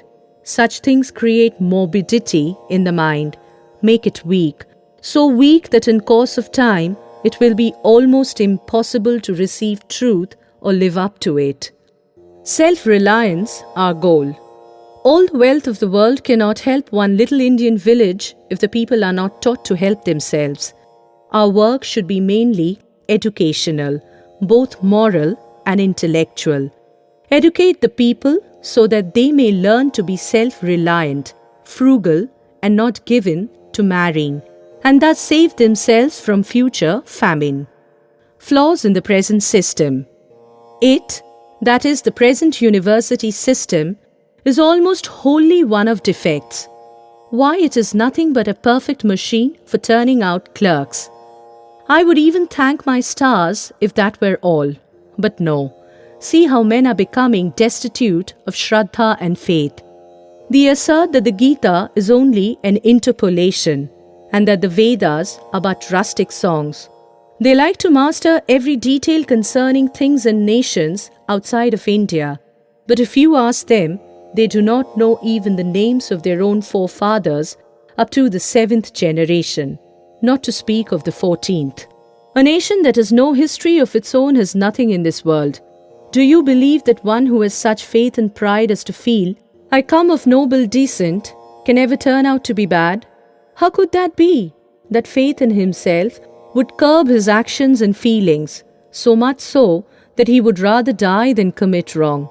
So a national history keeps a nation well restrained and does not allow it to sink so low. Looking from one standpoint, you should rather be grateful to the Viceroy for his proposal of reforming the university system, which means practically abolishing higher education. The country will at least feel some relief by having breathing time. Goodness gracious, what a fuss and fury about graduating. And after a few days, all cools down. And after all that, what is it they learn about that? What religion and customs we have are all bad, and what the Westerners have are all good. At last, they cannot keep the wolf from the door. What does it matter if this higher education remains or goes? It would be better if the people got a little technical education so that they might find work and earn their bread, instead of dawdling about and crying for service. The education that you are getting now has some good points, but it has a tremendous disadvantage, which is so great that the good things are all weighed down. In the first place, it is not a man-making education. It is merely and entirely a negative education. A negative education or any training that is based on negation is worse than death. The child is taken to school, and the first thing he learns is that his father is a fool. The second thing that his grandfather is a lunatic. The third thing that all his teachers are hypocrites. The fourth that all the sacred books are lies. By the time he's 16, he is a mass of negation, lifeless and boneless. And the result is that 50 years of such education has not produced one original man in the 3 presidencies. Every man of originality that has been produced has been educated elsewhere and not in this country. Or they have gone to the old universities once more to cleanse themselves of superstitions. Education can eradicate destitution of the masses. Education, education, education alone. Traveling through many cities of Europe and observing in them the comforts and education of even the poor people, there was brought to my mind the state of our own poor people, and I used to shed tears. What made the difference? Education was the answer I got. Through education comes faith in one's own self, and through faith in one's own self, the inherent Brahman is waking up in them, while the Brahman in us is gradually becoming dormant. How can there be any progress of the country without the spread of education, the dawning of knowledge? But know for certain that absolutely nothing can be done to improve the state of things, unless there is spread of education first among the women and the masses. History and the Puranas housekeeping, and the arts, the duties of home life and principles that make for the development of an ideal character have to be taught with the help of modern science. And the women students must be trained up in the ethical and spiritual life. It is only in the homes of educated and pious mothers that great men are born. Mass education. Educate and raise the masses. And thus alone a nation is possible. The whole defect is here. The real nation who live in cottages have forgotten their manhood, their individuality. Trodden under the foot of the Hindu, Mussulman or Christian, they have come to think that they are born to be trodden under the foot of everybody who has money enough in his pocket. They are to be given back their lost individuality. They are to be educated. Our duty is to put the chemicals together.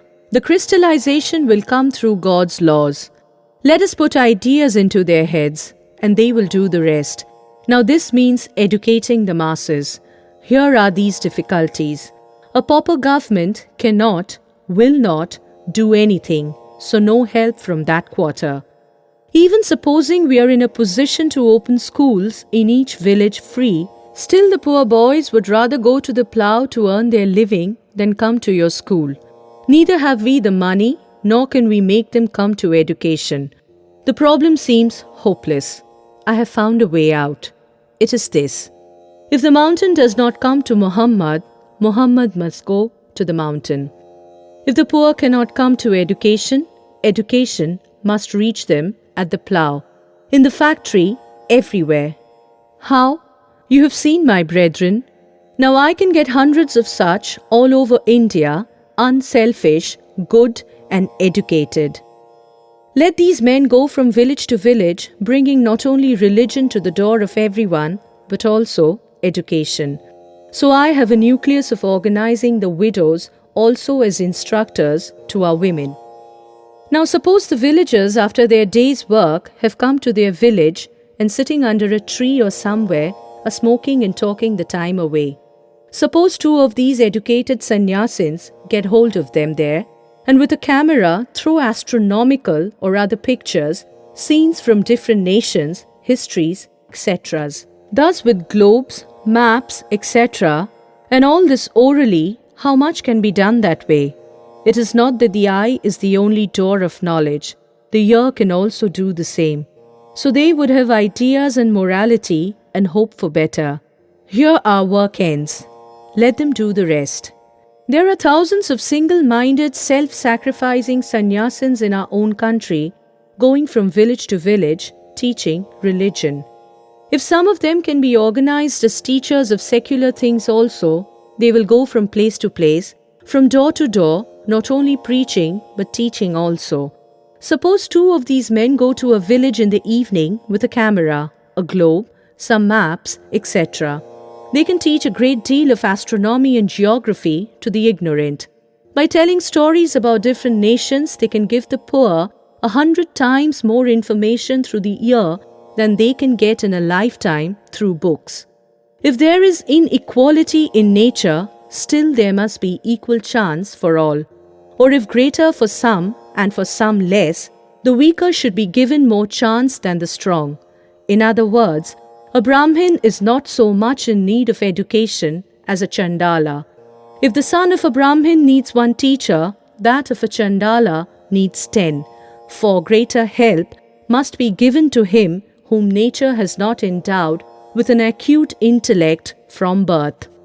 Female education. Religion, arts, science, housekeeping, cooking, sewing, hygiene. The simple essential points in these subjects ought to be taught to our women. But only teaching rites of worship won't do. Their education must be an eye-opener in all matters. Ideal characters must always be presented before the view of the girls to imbibe them with a devotion to lofty principles of selflessness. The noble examples of Sita, Savitri, Damayanti, Lilavati, Kana and Meera should be brought home to their minds, and they should be inspired to mold their own lives in the light of these. But the truth is that some defect or other must creep into that learning or culture which is not founded on a religious basis. But now female education is to be spread with religion at its center. All other training should be secondary to religion. Religious training, the formation of character and observance of the vow of celibacy, these should be attended to. In the female education, which is obtained up till now in India, it is religion that has been made a secondary concern. Education through colloquial languages. In our country, owing to all learning being in Sanskrit from the ancient times, there has arisen an immeasurable gulf between the learned and the common folk. All the great personages, from Buddha down to Chaitanya and Ramakrishna, who came for the well-being of the world, taught the common people in the language of the people themselves. Of course, scholarship is an excellent thing. But cannot scholarship be displayed through any other medium than a language that is stiff and unintelligible, that is unnatural and merely artificial? Is there no room for art in the spoken language? What is the use of creating an unnatural language to the exclusion of the natural one? Do you not think out your scholastic researches in the language which you are accustomed to speak at home? Why then do you introduce such a queer and unwieldy thing when you proceed to put them in black and white? The language in which you think out philosophy and science in your mind and argue with others in public, is not that the language for writing philosophy and science? If it is not, how then do you reason out those truths within yourself and in company of others in that very language, the language in which we naturally express ourselves, in which we communicate our anger, grief, or love, etc.? There cannot be a fitter language than that. We must stick to that idea, the manner of expression, that diction and all. No artificial language can ever have that force and that brevity and expressiveness, or admit of being given any turn you please as that spoken language. Language must be made like pure steel. Turn and twist it any way you like, it is again the same. It cleaves a rock in twain at one stroke, without its edge being turned. Our language is becoming artificial by imitating the slow and pompous movement, and only that, of Sanskrit. And language is the chief means and index of a nation's progress. Language is the vehicle of ideas. It is the ideas that are of prime importance. Language comes after. Language or art or music that expresses no meaning and is lifeless is of no good. Now they will understand that the more strength is infused into the national life, the more will language, art and music, etc. become spontaneously instinct with ideas and life. The volume of meaning that a couple of words of everyday use will convey, you may search in vain in 2,000 set epithets. The greatness of a teacher consists in the simplicity of his language. My ideal of language is my master's language, most colloquial and yet most expressive. End of Chapter 4. Chapter 5. Problems of Women. The ideal of Indian womanhood. O India, forget not that the ideal of thy womanhood is Sita, Savitri, Damayanti. The ideal of womanhood in India is motherhood, that marvelous, unselfish, all-suffering, ever-forgiving mother.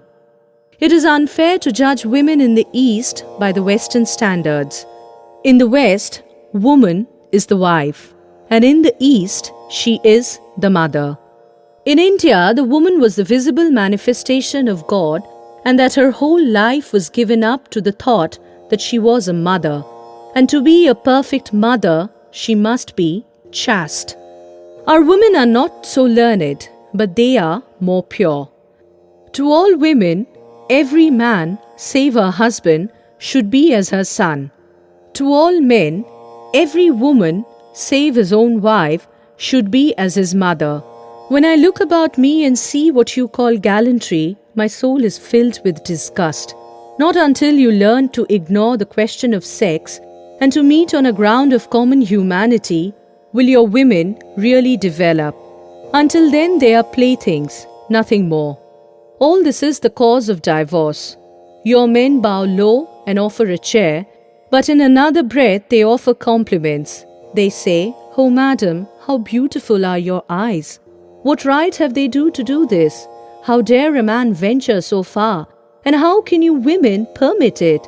Such things develop the less noble side of humanity. They do not tend to nobler ideals. We should not think that we are men and women, but only that we are human beings, born to cherish and to help one another. Neglect of women, cause of India's downfall. In India, there are two great evils: trampling on the women and grinding the poor through caste restrictions. Here in America, men treat their women as well as can be desired, and hence they are so prosperous, so learned, so free, and so energetic. But why is it that we are slavish, miserable, and dead? The answer is obvious. Without Shakti, which is power, there is no regeneration for the world. Why is it that our country is the weakest and the most backward of all countries? Because Shakti is held in dishonor there. Unfair to discriminate between the sexes. If it is very difficult to understand why in this country so much difference is made between men and women, whereas the Vedanta declares that one and the same conscious self is present in all beings. You always criticize the women, but say, what have you done for their uplift? Is there any sex distinction in Atma, the self? Out with the differentiation between man and woman. All is Atma.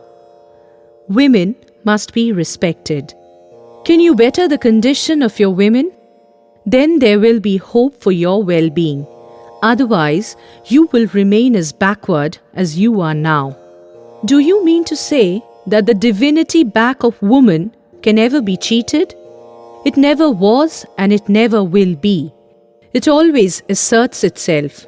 Unfailingly, it detects fraud. It detects hypocrisy.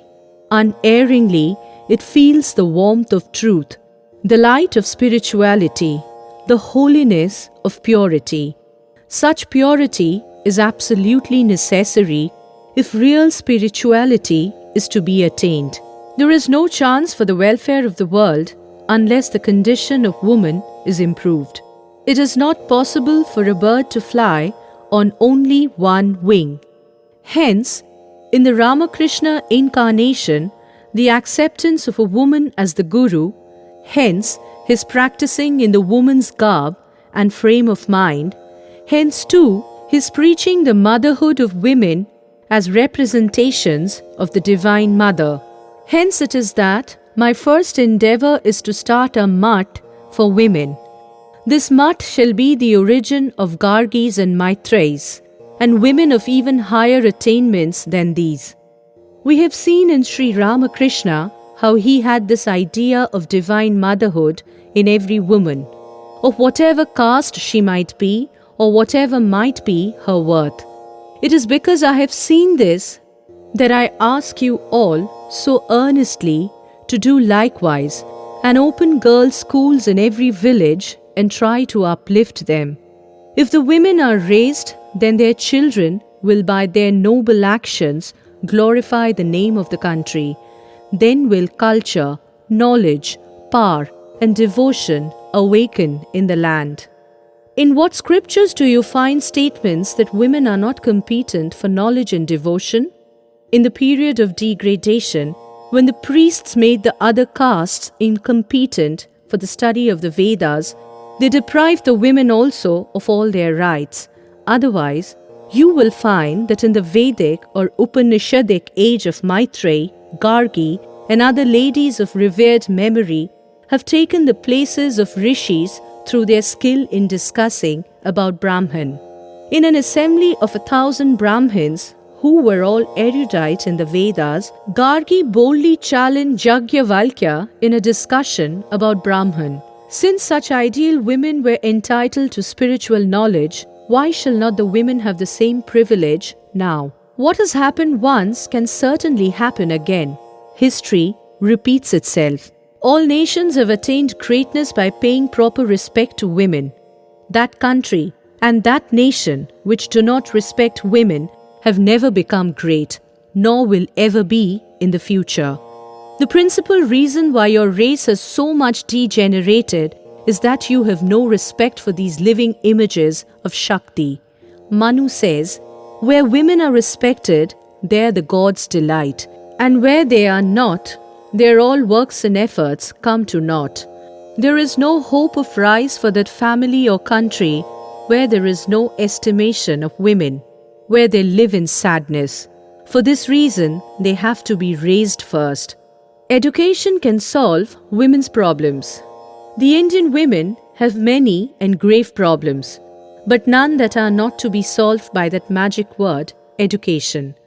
Educate your women first and leave them to themselves. Then they will tell you what reforms are necessary for them. With such an education, women will solve their own problems.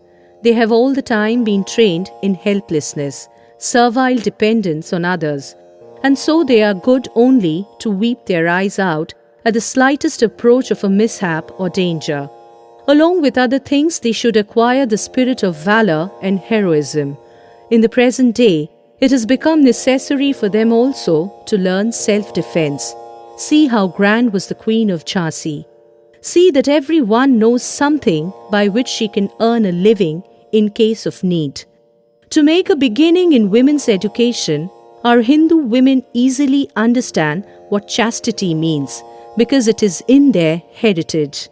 Now, first of all, intensify that ideal within them above everything else, so that they may develop a strong character by the force of which, in every stage of their life, whether married or single, if they prefer to remain so, they will not be in the least afraid even to give up their lives rather than flinch an inch from their chastity.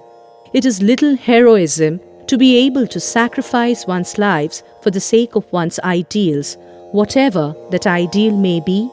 Along with that, they should be taught sciences and other things which would be of benefit not only to them but to others as well.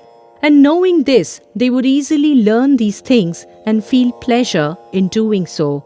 I should very much like our women to have your own intellectuality, but not if it must be at the cost of purity. Sita, the ideal of Indian womanhood. Sita is typical of India, the idealized India. The question is not whether she ever lived, whether the story is history or not. We know that the ideal is there. There is no other Pauranika story that has so permeated the whole nation, so entered into its very life, and has so tingled in every drop of blood of the race as the ideal of Sita. Sita is the name in India for everything that is good, pure and holy, everything that in woman we call womanly.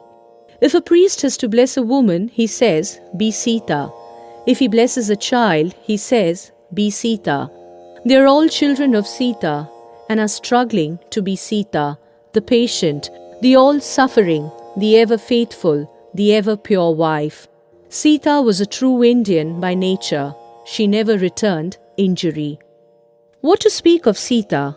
You may exhaust the literature of the world that is past, and I may assure you that you will have to exhaust the literature of the world of the future before finding another Sita. Sita is unique. That character was depicted once and for all. There may have been several Ramas, perhaps, but never more than one Sita. She is the very type of the true Indian woman. For all the Indian ideals of a perfected woman have grown out of that one life of Sita. And here she stands these thousands of years, commanding the worship of every man, woman and child throughout the length and breadth of the land of Aryavarta. There she will be always, this glorious Sita, purer than purity itself, all patience and all suffering.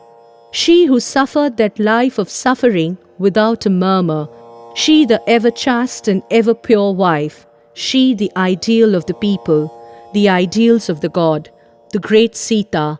A national God she must always remain. All our mythology may vanish, even our Vedas may depart, and our Sanskrit language may vanish forever. But so long as there will be 5 Hindus living here, even if only speaking the most vulgar words, there will be the glory of Sita present. Mark my words. Sita has gone into the very vitals of our race. She is there in the blood of every Hindu man and woman. We are all children of Sita.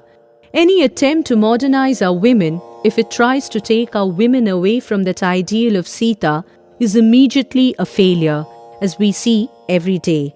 The women of India must grow and develop in the footprints of Sita, and that is the only way. I know that the race that produced Sita, even if it is only dreamt of her, has a reverence for woman that is unmatched on the earth. The ideal of the modern woman, Sharoda Devi. Our mother is a vast reservoir of spiritual energy, though outwardly calm like the deep ocean. Her advent marks the beginning of a new era in the history of India. The ideals lived and taught by her would not only spiritualize the efforts for the emancipation of women in India, but also influence and penetrate into the minds and hearts of women all over the world. Motherhood represented the highest expression of womanhood, especially in India. It is an innate instinct in every woman, the signs of which might be discovered even in a little girl. With the Holy Mother as the center of inspiration, a mutt is to be established on the eastern bank of the Ganga. As brahmacharins and sadhus will be trained in this mutt here, so in the other mutts also, brahmacharins and sadhvis will be trained. You have not yet understood the wonderful significance of mother's life, none of you. But gradually you will know. Without Shakti, there is no regeneration for the world. Why is it that our country is the weakest and the most backward of all countries? Because Shakti is held in dishonor there.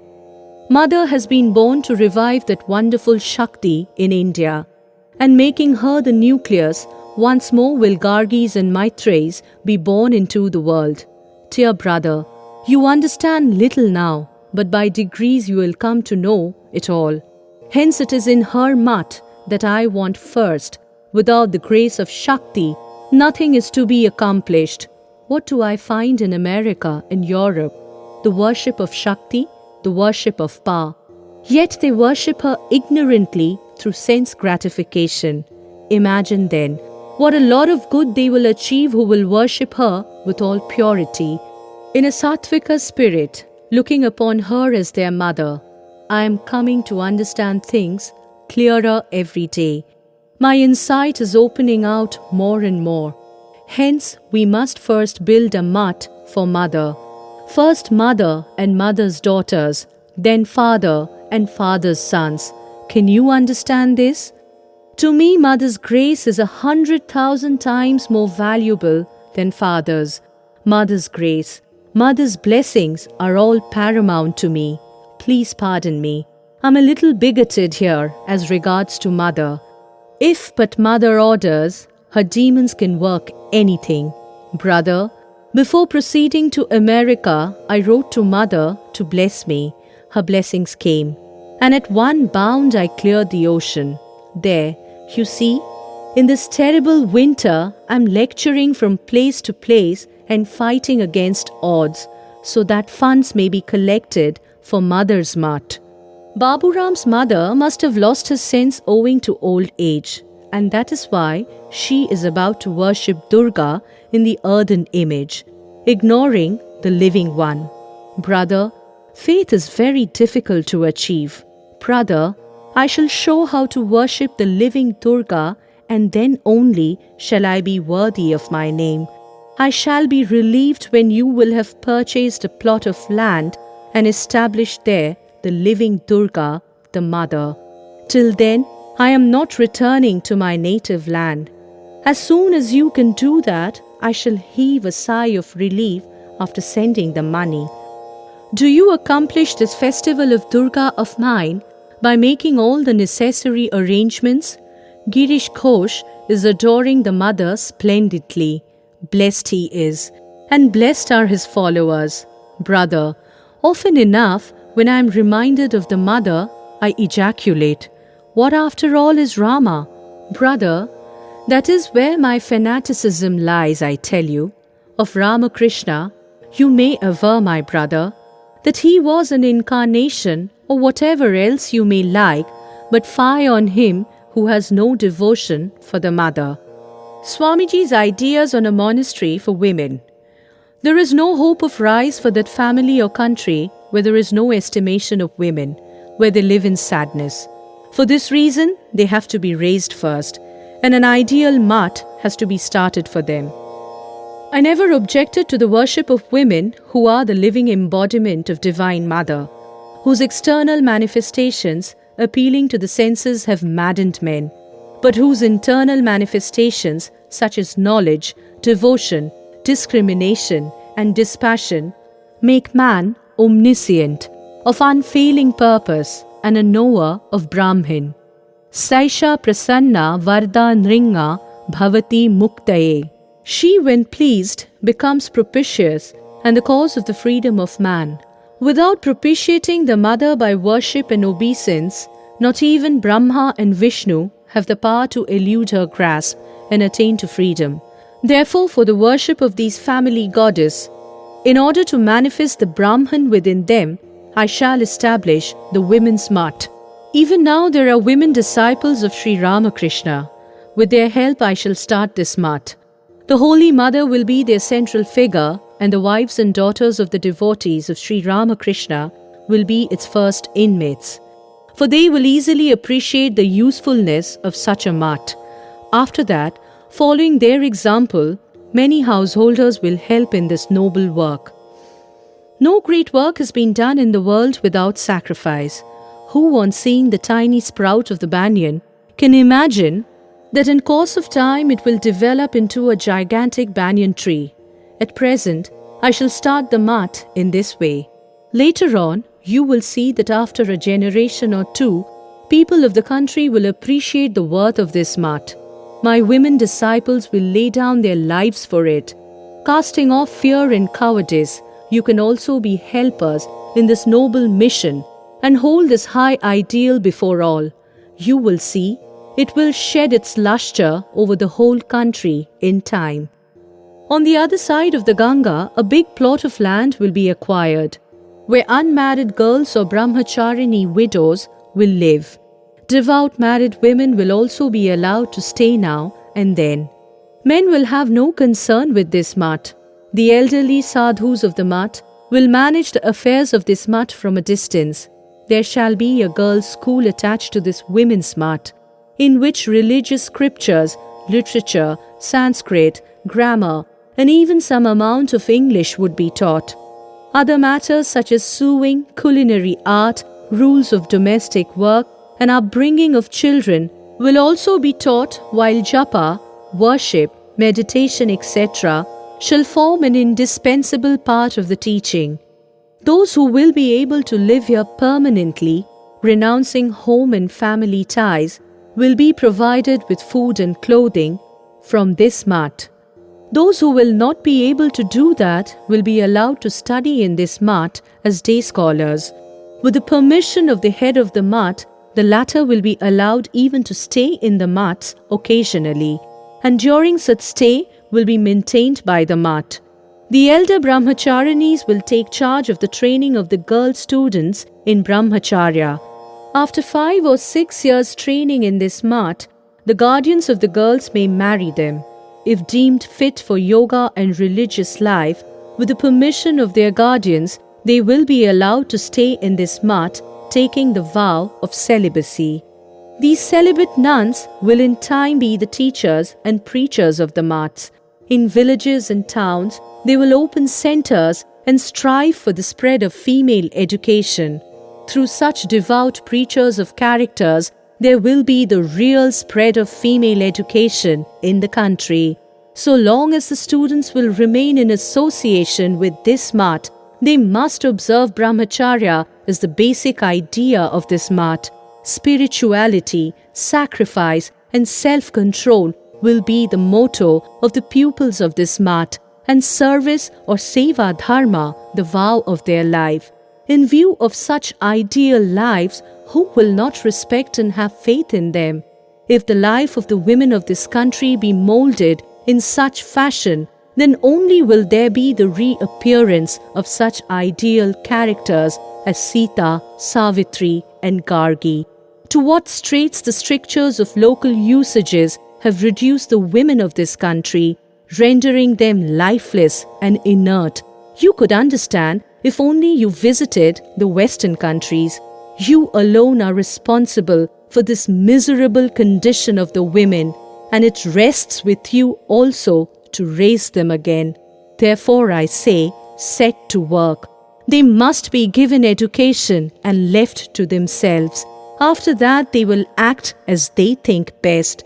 Even after marriage and entering the world, the girls educated as above will inspire their husbands with noble ideals and be the mothers of heroic sons. But there must be this rule that the guardians of the students in the women's mutt must not even think of marrying them before they attain the age of 15.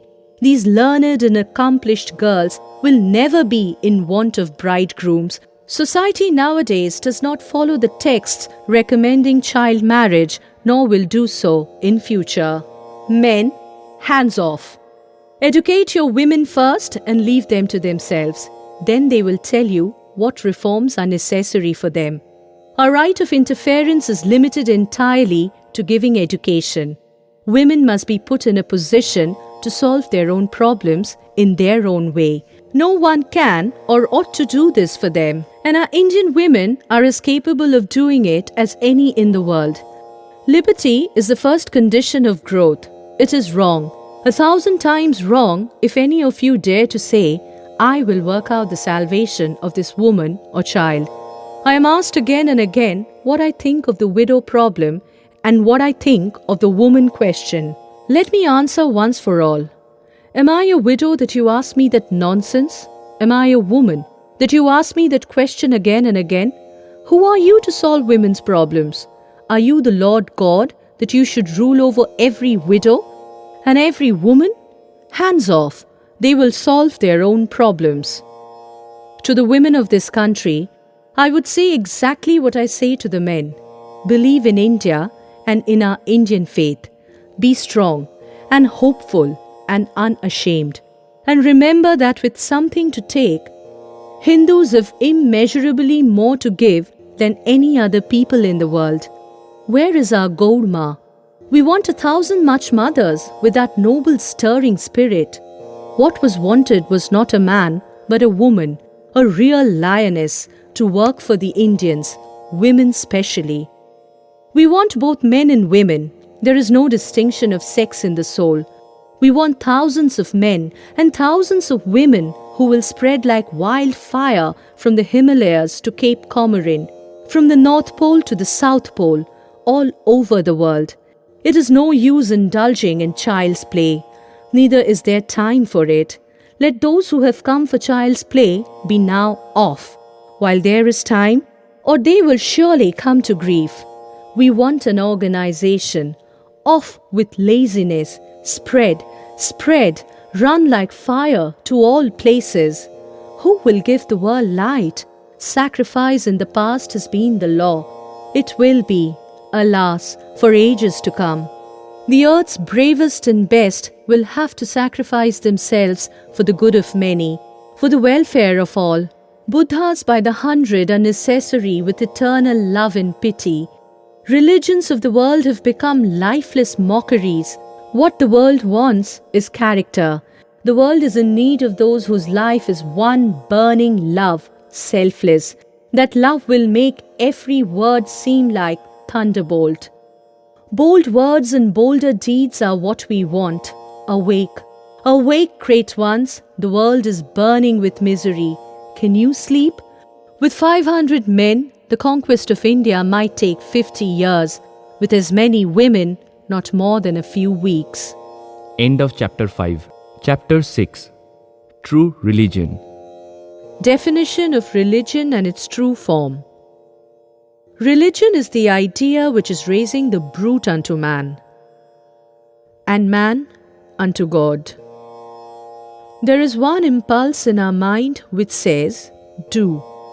Behind it rises another voice which says, do not.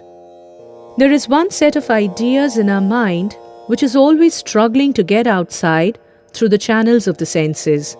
And behind that, although it may be thin and weak, there is an infinitely small voice which says, "Do not go outside."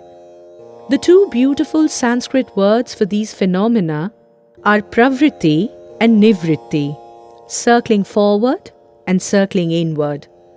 Religion begins with this, "do not." Spirituality begins with this, "do not." When the "do not" is not there, religion has not begun. Each soul is potentially divine. The goal is to manifest this divinity within by controlling nature, external and internal. Do this either by work or worship or psychic control or philosophy. By one or more or all of these and be free. This is the whole of religion. Doctrines or dogmas or rituals or books or temples or forms are but secondary details. Religion is the manifestation of the divinity already in man. Religion is not in books, not in theories, not in dogmas, nor in talking, not even in reasoning. It is being and becoming. My friends, until each one of you has become a rishi and come face to face with spiritual facts, religious life has not begun for you. Until the superconscious opens for you, religion is mere talk. It is nothing but preparation. You are talking second hand, third hand. Above all, there is another thing to remember, which I am sorry we forget from time to time, that religion in India means realization and nothing short of that. Believe in the doctrine and you are safe can never be taught to us, for we do not believe in that. You are what you make yourself. You are by the grace of God and your own exertions what you are. Mere believing in certain theories and doctrines will not help you much. The mighty word that came out from the sky of spirituality in India was Anubhuti, realization. And ours are the only books which declare again and again, the Lord is to be seen. Bold, brave words indeed, but true to their very core. Every sound, every vibration is true. Religion is to be realized, not only heard. It is not in learning some doctrines like a parrot. Neither it is mere intellectual assent. That is nothing. But it must come into us. And therefore the greatest proof that we have of the existence of a God is not because our reason says so, but because God has been seen by the ancients as well as by the moderns. Try to be pure and unselfish. That is the whole of religion. The secret of religion lies not in theories, but in practice. To be good and to do good. That is the whole of religion. Unselfishness is God. One may live on a throne in a golden palace and be perfectly unselfish, and then he is in God. Another may live in a hut and wear rags and have nothing in the world, yet, if he is selfish, he is intensely merged in the world. Selfishness is the chief sin, thinking of ourselves first. He who thinks, I will eat first, I will have more money than others, and I will possess everything. He who thinks, I will get to heaven before others, I will get mukti before others, is the selfish man. The unselfish man says, I will be last. I do not care to go to heaven. I will even go to hell if by doing so I can help my brothers. This unselfishness is the test of religion. He who has more of this unselfishness is more spiritual and nearer to Shiva. Virtue is that which tends to our improvement, and vice to our degeneration. Man is made up of three qualities: brutal, human, and godly.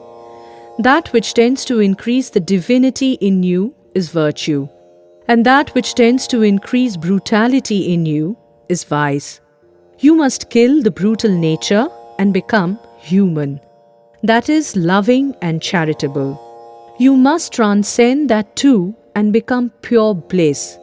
Satchidananda, fire without burning, wonderfully loving, but without the weakness of human love, without the feeling of misery. If a religion cannot help man wherever he may be, wherever he stands, it is not of much use. It will remain only a theory for the chosen few. Religion, to help mankind, must be ready and able to help him in whatever condition he is in servitude or in freedom, in the depths of degradation or on the heights of purity, everywhere, equally, it should be able to come to his aid. Anything that brings spiritual, mental, or physical weakness, touch it not with the toes of your feet. Religion is the manifestation of the natural strength that is in man. A spring of infinite power is coiled up and is inside this little body, and that spring is spreading itself. And as it goes on spreading, body after body is found insufficient. It throws them off and takes higher bodies. This is the history of man, of religion, civilization, or progress. Ways to God. There are 4 general types of men: the rational, the emotional, the mystical, and the worker. For each of these we must provide suitable forms of worship. There comes the rational man who says, "I care not for this form of worship. Give me the philosophical, the rational, that I can appreciate." So for the rational man is the rational philosophic worship. There comes the worker. He says, "I care not for the worship of the philosopher. Give me work to do for my fellow men." So for him is provided work as the path of worship. As for the mystical and the emotional, we have their respective modes of devotion. All these men have, in religion, the elements of their faith. The ultimate goal of all mankind, the aim and end of all religion, is but one: reunion with God, or what amounts to the same with the divinity which is every man's true nature. But while the aim is one, the method of attaining may vary with the different temperaments of men. Both the goal and the methods employed for reaching it are called yoga, a word derived from the name Sanskrit root as the English yoke, meaning to join us to our reality, God. There are various such yogas or methods of union, but the chief ones are Karma Yoga, Bhakti Yoga, Raja Yoga, and Jnana Yoga. Every man must develop according to his own nature. As every science has its method, so has every religion. The methods of attaining the end of religion are called yoga by us, and the different forms of yoga that we teach are adapted to the different natures and temperaments of men. We classify them in the following way under 4 heads. 1. Karma Yoga. The manner in which a man realizes his own divinity through works and duty. 2. Bhakti Yoga. The realization of the divinity through devotion to and love of a personal God. 3. Raja Yoga. The realization of the divinity through the control of mind. And 4. Jnana Yoga. The realization of man's own divinity through knowledge. These are all different roads leading to the same center, God. Jnana, Bhakti, Yoga, and Karma. These are the 4 paths which lead to salvation. One must follow the path for which one is best suited. But in this age, special stress should be laid on Karma Yoga. Jnana Yoga, the path of knowledge. You must always remember that the one central idea of Vedanta is this oneness. There are no two in anything, no 2 lives, nor even 2 different kinds of life for the 2 worlds. There is but one life, one world, one existence. Everything is that one. The difference is in degree and not in kind. The amoeba and I are the same. The difference is only in degree. And from the standpoint of the highest life, all these differences vanish. No perfection is going to be attained. You are already free and perfect. What are these ideas of religion and God and searching for the hereafter? Why does man look for a God? Why does man in every nation, in every state of society, wants a perfect ideal somewhere, either in man, in God, or elsewhere? Because that idea is within you. It was your own heart beating and you did not know. You were mistaking it for something external. It is the God within your own self that is propelling you to seek for Him, to realize Him. After long searches here and there, in temples and in churches, in earths and in heavens, at last you come back, completing the circle from where you started to your own soul, and find that He, for whom you have been seeking all over the world, for whom you have been weeping and praying in churches and temples, on whom you were looking as the mystery of all mysteries shrouded in the clouds, is nearest of the near, is your own self, the reality of your life, body and soul. That is your own nature. Assert it, manifest it. Not to become pure, you are pure already. You are not to be perfect. You are that already. Nature is like that screen which is hiding the reality beyond. Every good thought that you think or act upon is simply tearing the veil, as it were, and the purity, the infinity, the God behind, manifests itself more and more. The solution of the Vedanta is that we are not bound. We are not free already. Not only so, but to say or to think that we are bound is dangerous. It is a mistake. It is self-hypnotism. As soon as you say, I am bound, I am weak, I am helpless, woe unto you. You rivet one more chain upon yourself. Do not say it. Do not think it. It is weakness, says the Vedanta, which is the cause of all misery in this world. Weakness is the one cause of suffering. We become miserable because we are weak. We lie, steal, kill, and commit other crimes because we are weak. We suffer because we are weak. We die because we are weak. Where there is nothing to weaken us, there is no death nor sorrow. We are miserable through delusion. Give up the delusion, and the whole thing vanishes.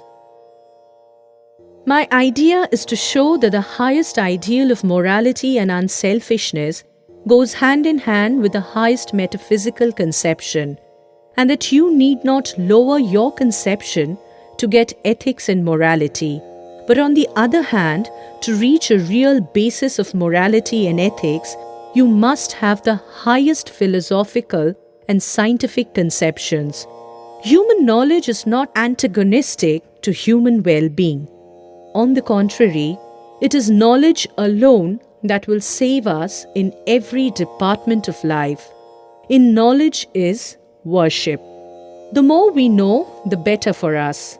The Vedantist says, the cause of all that is apparently evil is the limitation of the unlimited. The love which gets limited into little channels and seems to be evil eventually comes out at the other end and manifests itself as God. The Vedanta also says that the cause of all this apparent evil is in ourselves. Do not blame any supernatural being, neither be hopeless and despondent, nor think we are in a place from which we can never escape unless someone comes and lends us a helping hand. That cannot be, says the Vedanta. But help does not come from without. It comes from within ourselves. Cry to all the gods in the universe. I cried for years, and in the end I found that I was helped. But help came from within, and I had to undo what I had done by mistake. That is the only way. I had to cut the net which I had thrown round myself, and the power to do this is within. Of this I am certain that not one aspiration, well guided or ill guided in my life, has been in vain, but that I am the resultant of all my past, both good and evil. I have committed many mistakes in my life, but mark you, I am sure of this, that without every one of those mistakes, I should not be what I am today, and so am quite satisfied to have made them. I do not mean that you are to go home and willfully commit mistakes. Do not misunderstand me in that way. But do not mope because of all the mistakes you have committed, but know that in the end all will come out straight. It cannot be otherwise, because goodness is our nature, purity is our nature, and that nature can never be destroyed. Our essential nature always remains the same. Take the idea of sin. I was telling you just now the Vedantic idea of it, and the other idea is that man is a sinner. They are practically the same. Only the one takes the positive and the other takes the negative side. One shows to man his strength and the other his weakness. There may be weakness, says the Vedanta, but never mind, we want to grow. Disease was found out as soon as man was born. Everyone knows his disease. It requires no one to tell us what our diseases are. But thinking all the time that we are diseased will not cure us. Medicine is necessary. We may forget anything outside, we may try to become hypocrites to the external world. But in our heart of hearts, we all know our weakness. But, says the Vedanta, being reminded of weakness does not help much. Give strength.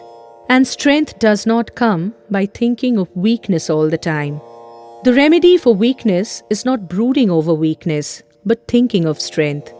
Teach men of the strength that is already within them.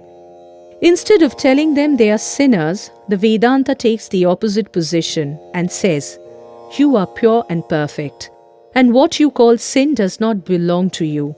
Sins are very low degrees of self-manifestation. Manifest yourself in a high degree. That is the one thing to remember. All of us can do that. Never say no. Never say I cannot, for you are infinite. Even time and space are as nothing compared with your nature. You can do anything and everything. You are almighty. Two forces have been working side by side in parallel lines.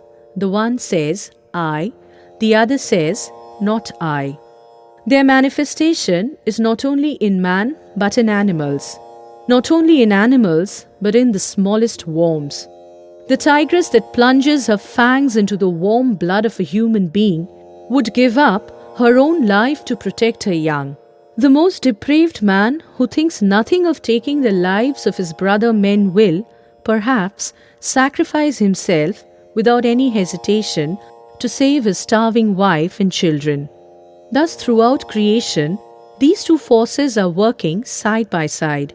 Where you find the one, you find the other too. The one is selfishness, the other is unselfishness. The one is acquisition, the other is renunciation. The one takes, the other gives. From the lowest to the highest, the whole universe is the playground of these two forces. It does not require any demonstration. It is obvious to all. What right has any section of the community to base the whole work and evolution of the universe upon one of these two factors alone, upon competition and struggle? What right has it to base the whole working of the universe upon passion and fight, upon competition and struggle? That these exist, we do not deny. But what right has anyone to deny the working of the other force? Can any man deny that love, this not I, this renunciation is the only positive power in the universe? The other is only the misguided employment of the power of love. The power of love brings competition. The real genesis of competition is in love. The real genesis of evil is in unselfishness. The creator of evil is good, and the end is also good. It is only misdirection of the power of good. A man who murders another is perhaps moved to do so by the love of his own child. His love has become limited to that one little baby, to the exclusion of the millions of other human beings in the universe. Yet, limited or unlimited, it is the same love. Thus, the motive power of the whole universe, in whatever way it manifests itself, is the one wonderful thing: unselfishness, renunciation, love, the real, the only living force in existence. Therefore, the Vedantist insists upon the oneness. Advaita, and Advaita alone explains morality. Every religion preaches that the essence of all morality is to do good to others. And why? Be unselfish. And why should I? Some God has said it? He is not for me. Some texts have declared it? Let them. That is nothing to me. Let them all tell it. And if they do, what is it to me? Each one for himself, and somebody take the hindermost. That is all the morality in the world, at least with many. What is the reason that I should be moral? You cannot explain it except when you come to know the truth as given in the Gita. He who sees everyone in himself and himself in everyone, thus seeing the same God living in all, he, the sage, no more kills the self by the self. Know through Advaita that whomsoever you hurt yourself. They are all you. Whether you know it or not, through all hands you work, through all feet you move, you are the king enjoying in the palace. You are the beggar leading that miserable existence in the street. You are in the ignorant as well as in the learned. You are in the man who is weak, and you are in the strong. Know this and be sympathetic. And that is why we must not hurt others. That is why I do not even care whether I have to starve, because there will be millions of mouths eating at the same time, and they are all mine. Therefore I should not care what becomes of me and mine, for the whole universe is mine. I am enjoying all the bliss at the same time. And who can kill me or the universe? Herein is morality. Here, in Advaita alone, is morality explained. The others teach it, but cannot give you its reason. We as personalized, differentiated beings forget our reality. And the teaching of monism is not that we shall give up these differentiations, but we must learn to understand what they are. We are in reality that infinite being, and our personalities represent so many channels through which this infinite reality is manifesting itself. And the whole mass of changes which we call evolution is brought about by the soul trying to manifest more and more of its infinite energy. We cannot stop anywhere on this side of the infinite.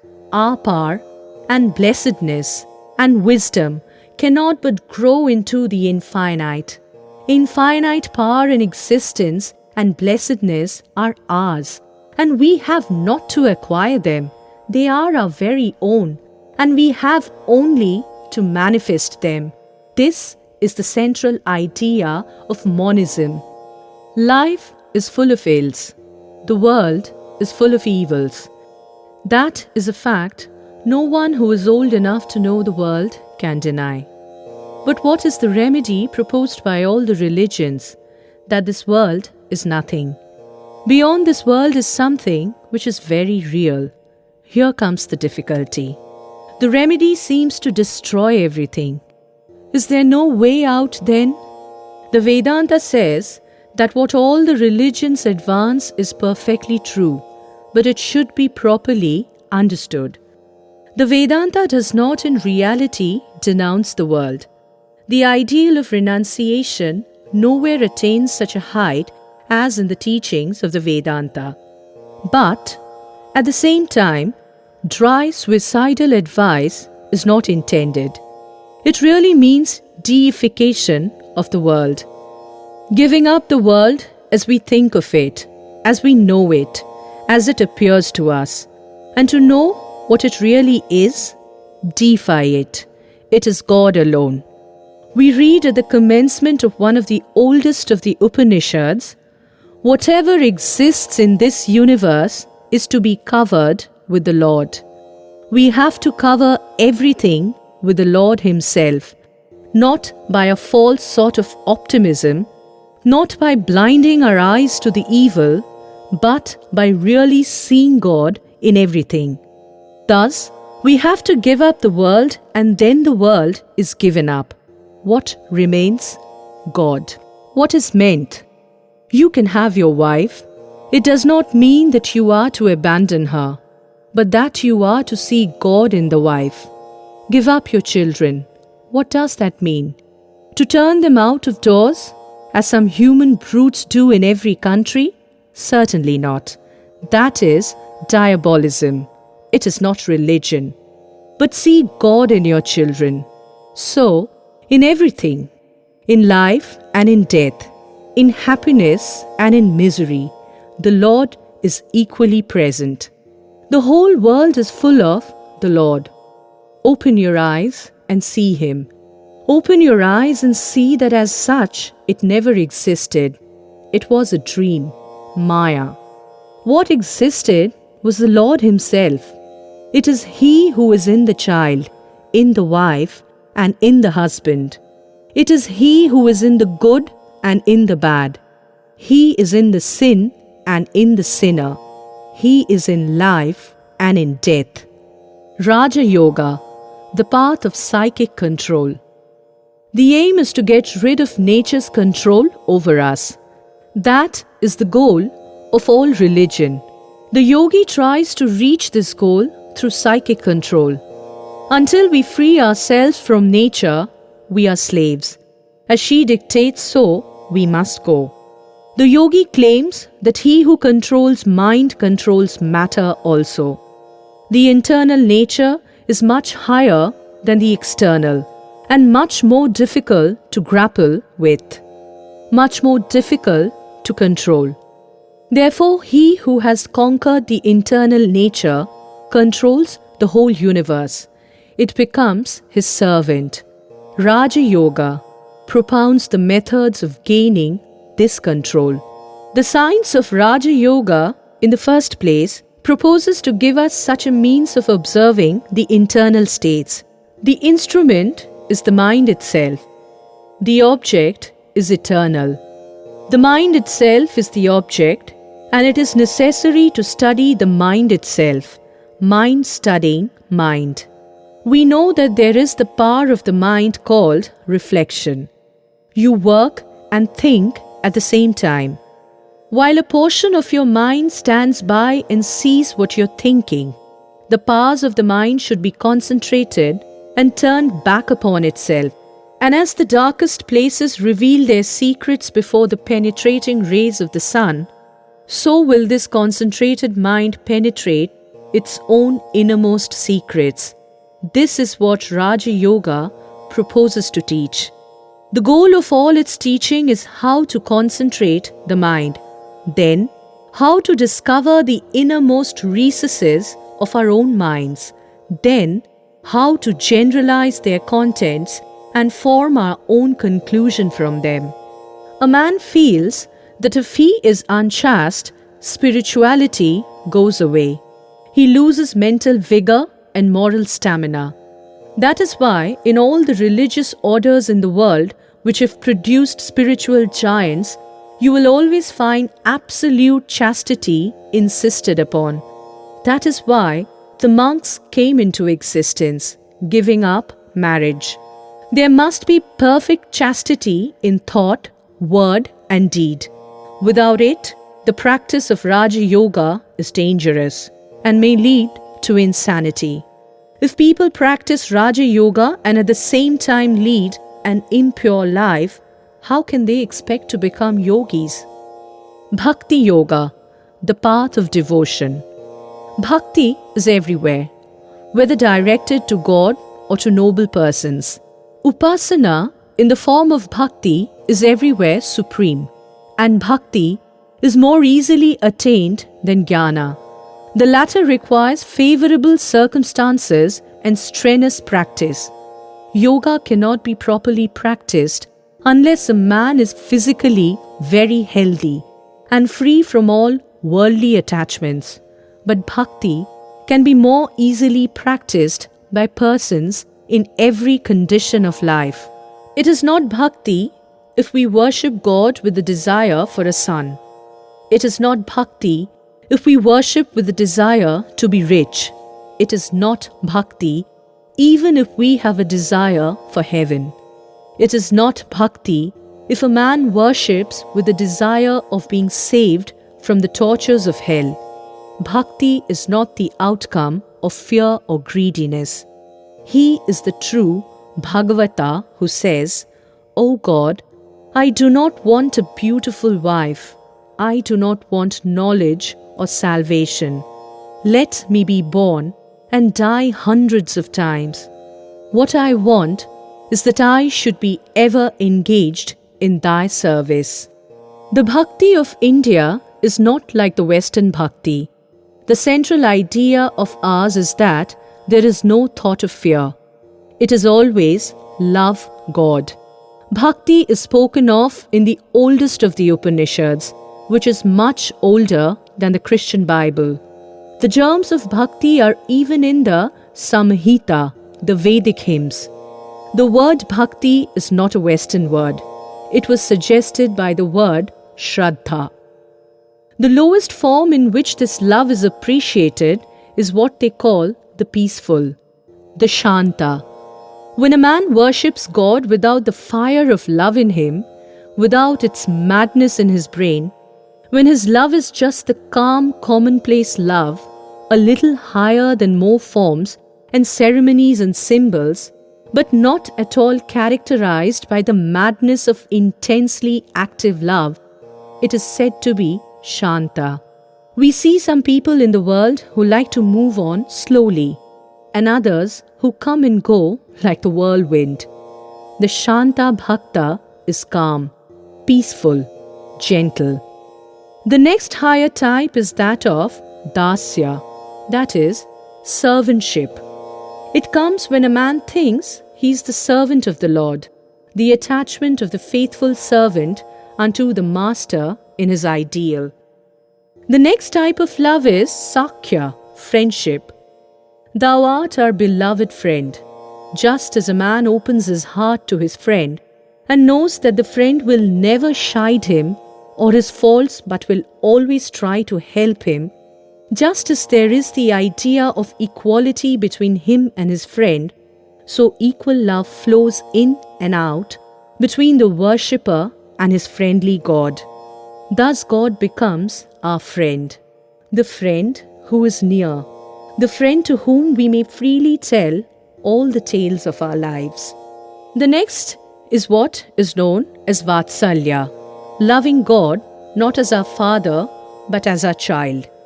This may look peculiar, but it is a discipline to enable us to detach all ideas of power from the concept of God. The idea of power brings with it awe. There should be no awe in love. To conceive God as mighty, majestic, and glorious, as the Lord of the universe or as the God of gods, the lover says he does not care. It is to avoid this association with God of the fear-creating sense of power that he worships God as his own child. The mother and the father are not moved by awe in relation to the child. They cannot have any reverence for the child. They cannot think of asking any favor from the child. The child's position is always that of the receiver. And out of love for the child, the parents will give up their bodies 100 times over. 1,000 lives they will sacrifice for that one child of theirs. And therefore, God is loved as a child. There is one more human representation of the divine ideal of love. It is known as Madhura, sweet, and is the highest of all such representation. It is indeed based on the highest manifestation of love in this world, and this love is also the strongest known to man. What love shakes the whole nature of man? What love runs through every atom of his being, makes him mad, makes him forget his own nature, transforms him, makes him either a god or a demon, as the love between man and woman? In this sweet representation of divine love, God is our husband. We are all women. There are no men in this world. There is but one man, and that is He, our beloved. All that love which man gives to woman or woman to man has here to be given up to the Lord. A. The true spiritual lover does not rest even there. Even the love of husband and wife is not mad enough for him. The bhaktas take up also the idea of illegitimate love, because it is so strong, the impropriety of it not at all the thing they have in view. The nature of this love is such that the more obstructions there are for its free play, the more passionate it becomes. The love between husband and wife is smooth. There are no obstructions there. So the bhaktas take up the idea of a girl who is in love with her own beloved, and her mother or father or husband objects to such love. And the more anybody obstructs the course of her love, so much the more is her love tending to grow in strength. Human language cannot describe how Krishna, in the groves of Vrinda, was madly loved. How with the sound of his voice the ever-blessing gopis rushed out to meet him, forgetting everything, forgetting this world and its ties, its duties, its joys, and its sorrows. Man, oh man, you speak of divine love and at the same time are able to attend to all the vanities of this world? Are you sincere? Where Rama is, there is no room for any desire. Where desire is, there is no room for Rama. These never coexist, like light and darkness. They are never together. That love which a man has for his beloved can illustrate the love we ought to have for God. Krishna is the God, and Radha loves him. But how many understand this? How can people who are vicious to their very core and have no idea of what morality is understand all this? When people drive all sorts of worldly thoughts from their minds and live in a clear moral and spiritual atmosphere, it is then that they understand the abstrusest of thoughts, even if they are uneducated. But how few are there of that nature? There is bhakti within you. Only a veil of lust and wealth covers it, and as soon as that is removed, bhakti will manifest by itself. Love is great and noble, but it may die away in meaningless sentimentalism. The one great advantage of bhakti is that it is the easiest and the most natural way to reach the great divine end in view.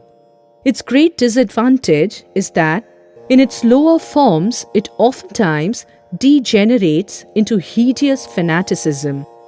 Sri Chaitanya was a man of tremendous renunciation and had nothing to do with woman and carnal appetites.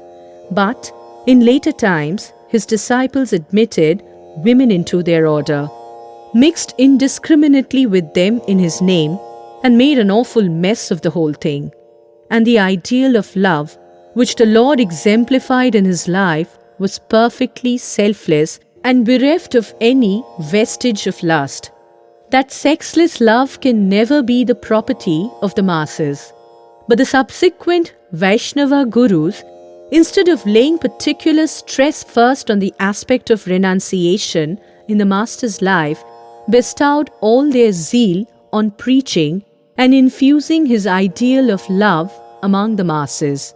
And the consequence was that the common people could not grasp and assimilate that high ideal of divine love, and naturally made of it the worst form of love between man and woman. There can be no love so long as there is lust, even a speck of it, as it were, in the heart. None but men of great renunciation, none but mighty giants among men, have a right to that love divine. If that highest ideal of love is held out to the masses, it will indirectly tend to stimulate its worldly prototype which dominates the heart of man. For, meditating on love to God, by thinking of oneself as his wife or beloved, one would very likely be thinking most of the time of one's own wife. The result is too obvious to point out. Are there no other relationships by which to worship God except this Madhura idea of love? Why not follow the 4 other paths and take the name of the Lord with all your heart? Let the heart be open first, and all else will follow itself. But know this for certain, that prema cannot come while there is lust. Why not try to get rid of carnal desires? But don't think that kirtana means dancing only. It means singing the glories of God in whatever way that suits you. That vehement stirring up of feeling and the dancing of the Vaishnavas are good and very catching, no doubt. But there is also a danger in practicing them, from which you must save yourself. The danger lies here, in the reaction. On the one hand, the feeling are at once roused to the highest pitch, tears flow from your eyes, the heads reel as it were under intoxication. On the other hand, as soon as the Sankirtana stops, that mass of feeling sinks down as precipitately as it rose. The higher the wave rises on the ocean, the lower it falls, with equal force. It is very difficult at that stage to contain oneself against the shock of reaction. Unless one has the proper discrimination, one is likely to succumb to the lower propensities of lust, etc. Worship God with bhakti, tempered with jnana. Keep the spirit of discrimination along with bhakti. Besides this, gather from Sri Chaitanya his heart, his loving kindness to all beings, his burning passion for God, and make his renunciation the ideal of your life. Karma Yoga, the path of action. The only true duty is to be unattached and to work as free beings, to give up all work unto God. All our duties are His. Any work, any action, any thought that produces an effect is called a karma. To work properly, therefore, you have first to give up the idea of attachment. Secondly, do not mix in the fray. Hold yourself as a witness and go on working. My master used to say, look upon your children as a nurse does. The nurse will take your baby and fondle it, play with it, and behave towards it as gently as if it were her own child. But as soon as you give her notice to quit, she is ready to start off, bag and baggage, from the house. Everything in the shape of attachment is forgotten. Even so are you to be with all that you consider your own. You are the nurse. And if you believe in God, believe that all these things which you consider yours are really His. Let us do good, because it is good to do good. He who does good work, even in order to get to heaven, binds himself down. Says the Karma Yogi. Any work that is done with any the least selfish motive, instead of making us free, forges one more chain for our feet. So the only way is to give up all the fruits of work, to be unattached to them. Every good work we do without any ulterior motive, instead of forging a new chain, will break one of the links in the existing chains. Every good thought that we send to the world without thinking of any return will be stored up there and break one link in the chain and make us purer and purer until we become the purest of mortals. Only that kind of work which develops our spirituality is work. Whatever fosters materiality is no work. In this human life, one cannot help doing some kind of work always. When man has perforce to do some work, Karma Yoga enjoins on him to do it in such a way as will bring freedom through the realization of the Atma. To attain liberation through work, join yourself to work, but without desire, looking for no result. Such work leads to knowledge, which in turn brings emancipation. To give up work before you know leads to misery. Work done for the self gives no bondage, neither desire pleasure nor fear pain from work. Do all as a sacrifice or offering to the Lord. Be in the world, but not of it. Like the lotus leaf whose roots are in the mud, but which remains always pure. Let your love go to all, whatever they do to you. If you have no eye to the fruits of work, and if you have a passionate longing to go beyond all selfish desires, then these good works will help to break your bonds, I tell you. How thoughtless of you to say that such work will lead to bondage. Such disinterested work is the only means of rooting out the bondage due to selfish work. There is no other way out. Sri Krishna ought to be painted as he really was, the Gita personified. And the central idea of the Gita should radiate from his whole form. Intense action in the whole body, and withal a face expressing the profound calmness and serenity of the blue sky. This is the central idea of the Gita, to be calm and steadfast in all circumstances, with one's body, mind and soul centered at his hallowed feet. Karmanya karmaya pashyedakmarni cha karmaya sa buddhi manam nusheshu sa yukta kritsna karma krit. He who even while doing action can keep his mind calm, and in whom, even when not doing any outward action, flows the current of activity in the form of the contemplation of Brahman, is the intelligent one among men. He indeed is the yogi. He indeed is the perfect worker. This idea must be preached to everyone. Work, work, endless work, without looking at results, and always keeping the whole mind and soul steadfast at the lotus feet of the Lord.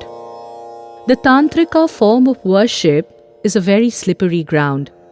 This province has had enough of the Tantra. Now it must go beyond.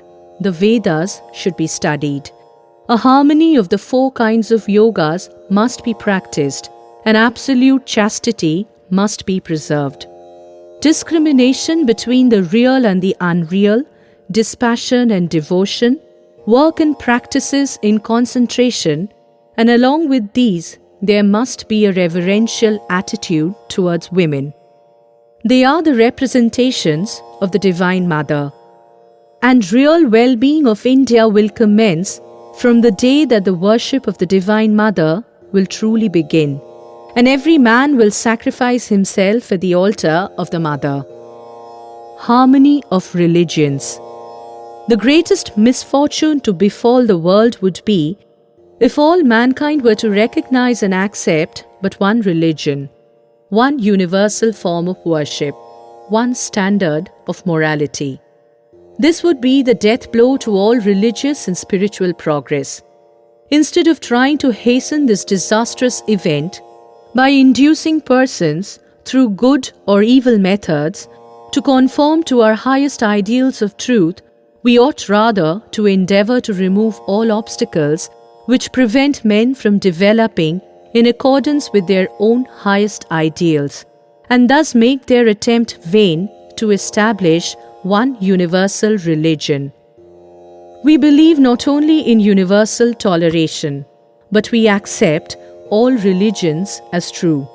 I am proud to belong to a nation which has sheltered the persecuted and the refugees of all religions and all nations of the earth. We must not only tolerate others, but positively embrace them, and that truth is the basis of all religions. Condemn none. If you can stretch out a helping hand, do so. If you cannot, fold your hands, bless your brothers, and let them go their own way. Dragging down and condemning is not the way to work. Never is work accomplished in that way. We spend our energies in condemning others. Criticism and condemnation is a vain way of spending our energies. For in the long run, we come to learn that all are seeing the same thing, are more or less approaching the same ideal, and that most of our differences are merely differences of expression. Indeed, the varieties of religious belief are an advantage, since all faiths are good, so far as they encourage man to lead a religious life. The more sects there are, the more opportunities there are for making successful appeals to the divine instinct in all men. My master taught that religion is one. All prophets teach the same, but they can only present the principle in a form. So they take it out of the old form and put it before us in a new form. In all religions, the superconscious state is identical. Hindus, Christians, Mohammedans, Buddhists, and even those of no creed all have the very same experience when they transcend the body.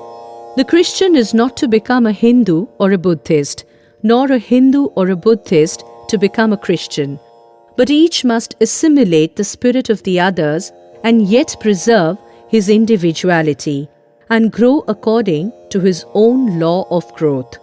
Holiness, purity, and charity are not the exclusive possessions of any church in the world, and that every system has produced men and women of the most exalted character.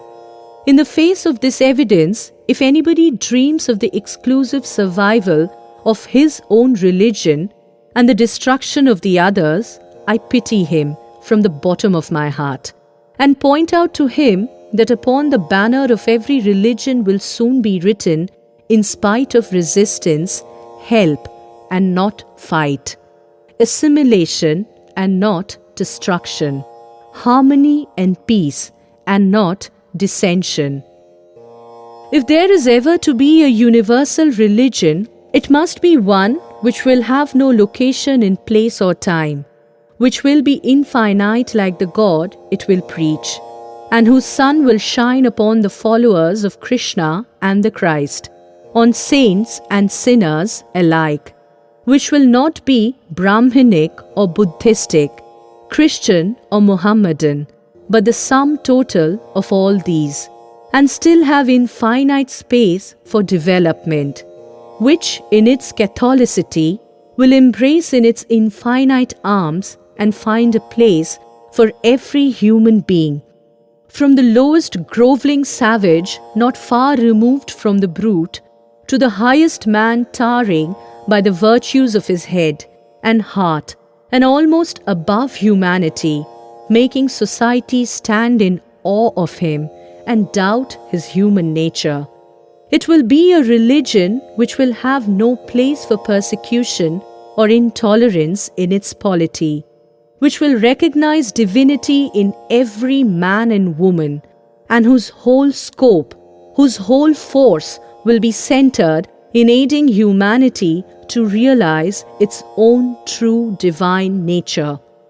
Offer such a religion, and all the nations will follow you. Characteristics of a spiritual man. The first sign that you are becoming religious is that you are becoming cheerful. When a man is gloomy, that may be dyspepsia, but it is not religion. Misery is caused by sin and by no other cause. If you have a clouded face, do not go out that day. Shut yourself up in your room. What right have you to carry this disease out into the world? The real spiritual man is broad everywhere. His love forces him to be so. Those to whom religion is a trade are forced to become narrow and mischievous by their introduction into religion of the competitive, fighting, and selfish methods of the world. Why do we see wickedness? We see the world as we are.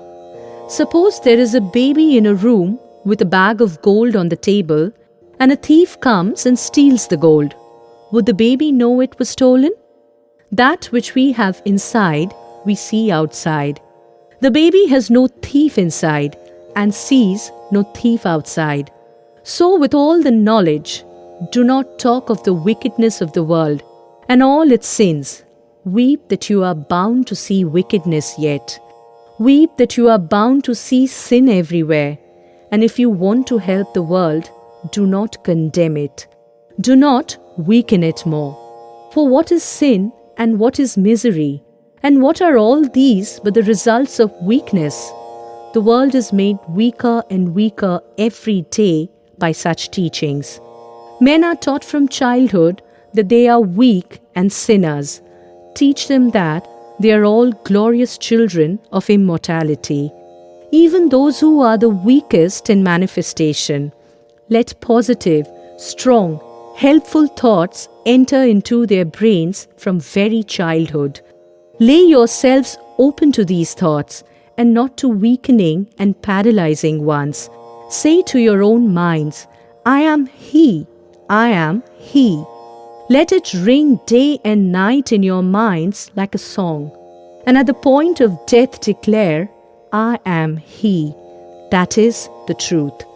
The infinite strength of the world is yours. Let us be brave. Know the truth and practice the truth. The goal may be distant, but awake. Arise and stop not till the goal is reached. Do you not know from the history of the world where the power of the prophets lay? Where was it? In the intellect? Did any of them write a fine book on philosophy?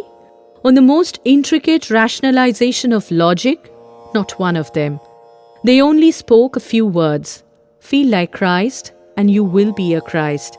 Feel like Buddha and you will be a Buddha. It is feeling that is the life, the strength, the vitality, without which no amount of intellectual activity can reach God. There are two sorts of courage. One is the courage of facing the cannon, and the other is the courage of spiritual conviction. An emperor who invaded India was told by his teacher to go and see some of the sages there. After a long search for one, he found a very old man sitting on a block of stone. The emperor talked with him a little and became very impressed by his wisdom. He asked the sage to go to his country with him. No, said the sage, I'm quite satisfied with my forest here. Said the emperor, I'll give you money, position, wealth. I am the emperor of the world. No, replied the man, I don't care for those things. The emperor replied, If you do not go, I will kill you. The man smiled serenely and said, That is the most foolish thing you ever said, Emperor. You cannot kill me.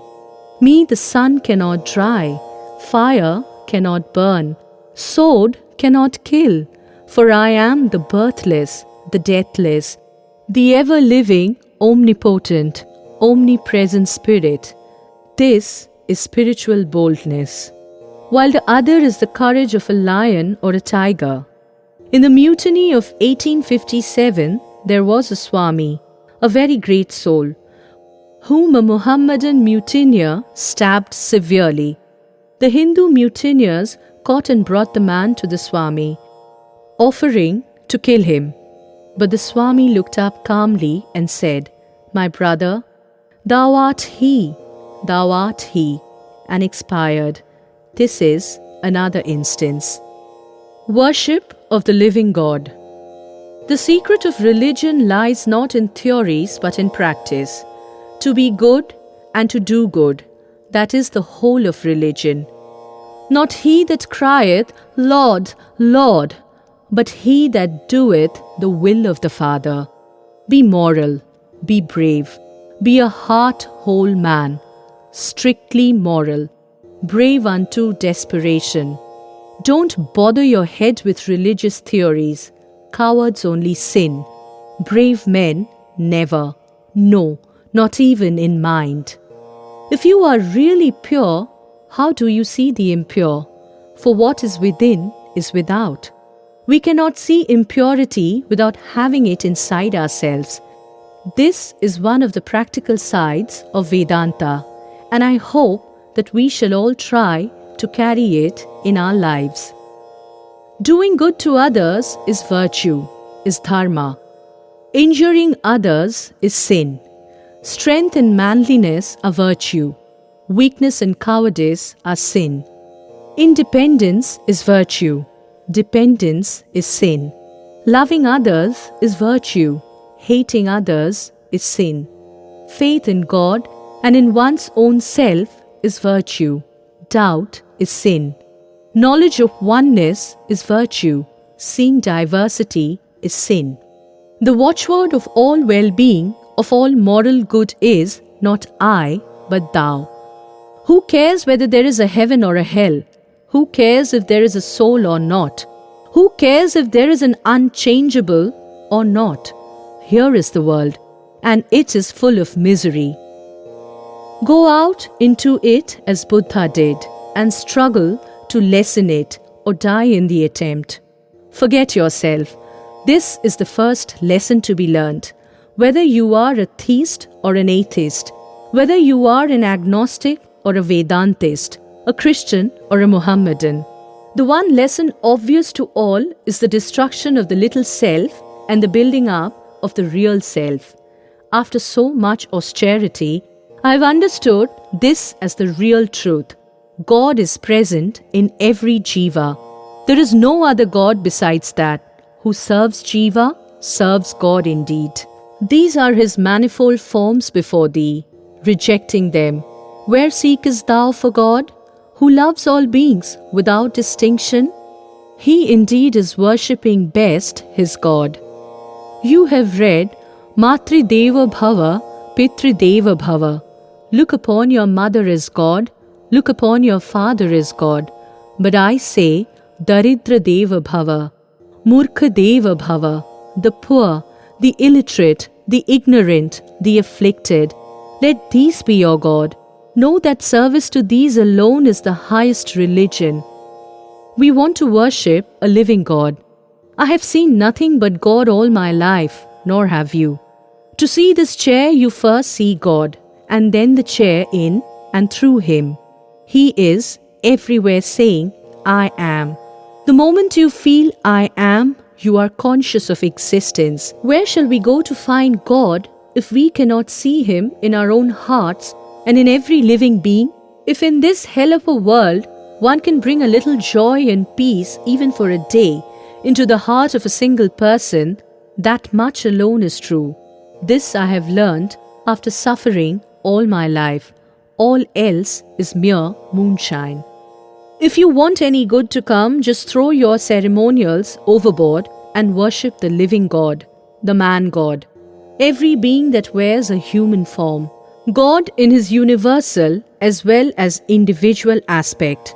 The universal aspect of God means this world, and worshipping it means serving it. This indeed is work, not indulging in ceremonials.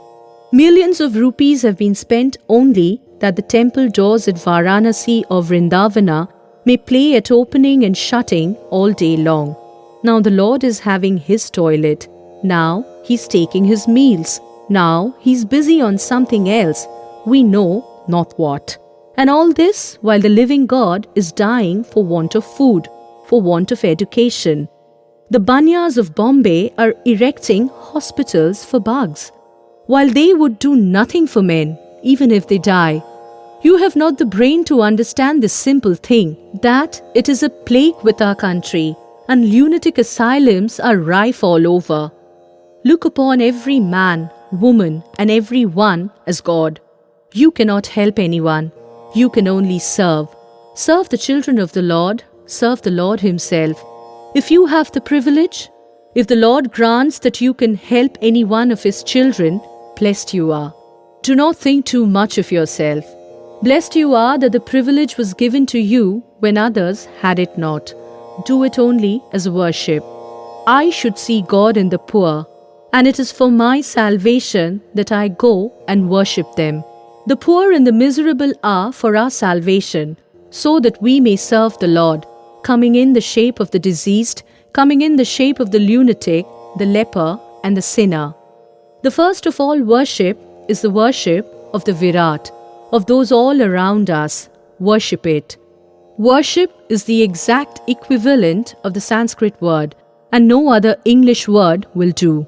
These are all our gods, men and animals, and the first gods we have to worship are our countrymen. These we have to worship, instead of being jealous of each other and fighting each other. This is the gist of all worship, to be pure and to do good to others. He who sees Shiva in the poor, in the weak, and in the diseased really worships Shiva. And if he sees Shiva only in the image, his worship is but preliminary. He who has served and helped one poor man seeing Shiva in him, without thinking of his caste or creed or race or anything, with him Shiva is more pleased than with the man who sees him only in temples. A rich man had a garden and 2 gardeners. One of these gardeners was very lazy and did not work. But when the owner came to the garden, the lazy man would get up and fold his arms and say, "How beautiful is the face of my master," and dance before him. The other gardener would not talk much, but work hard and produce all sorts of fruits and vegetables which he would carry on his head to his master, who lived a long way off. Of these 2 gardeners, which would be the more beloved of his masters? Shiva is that master, and this world is his garden.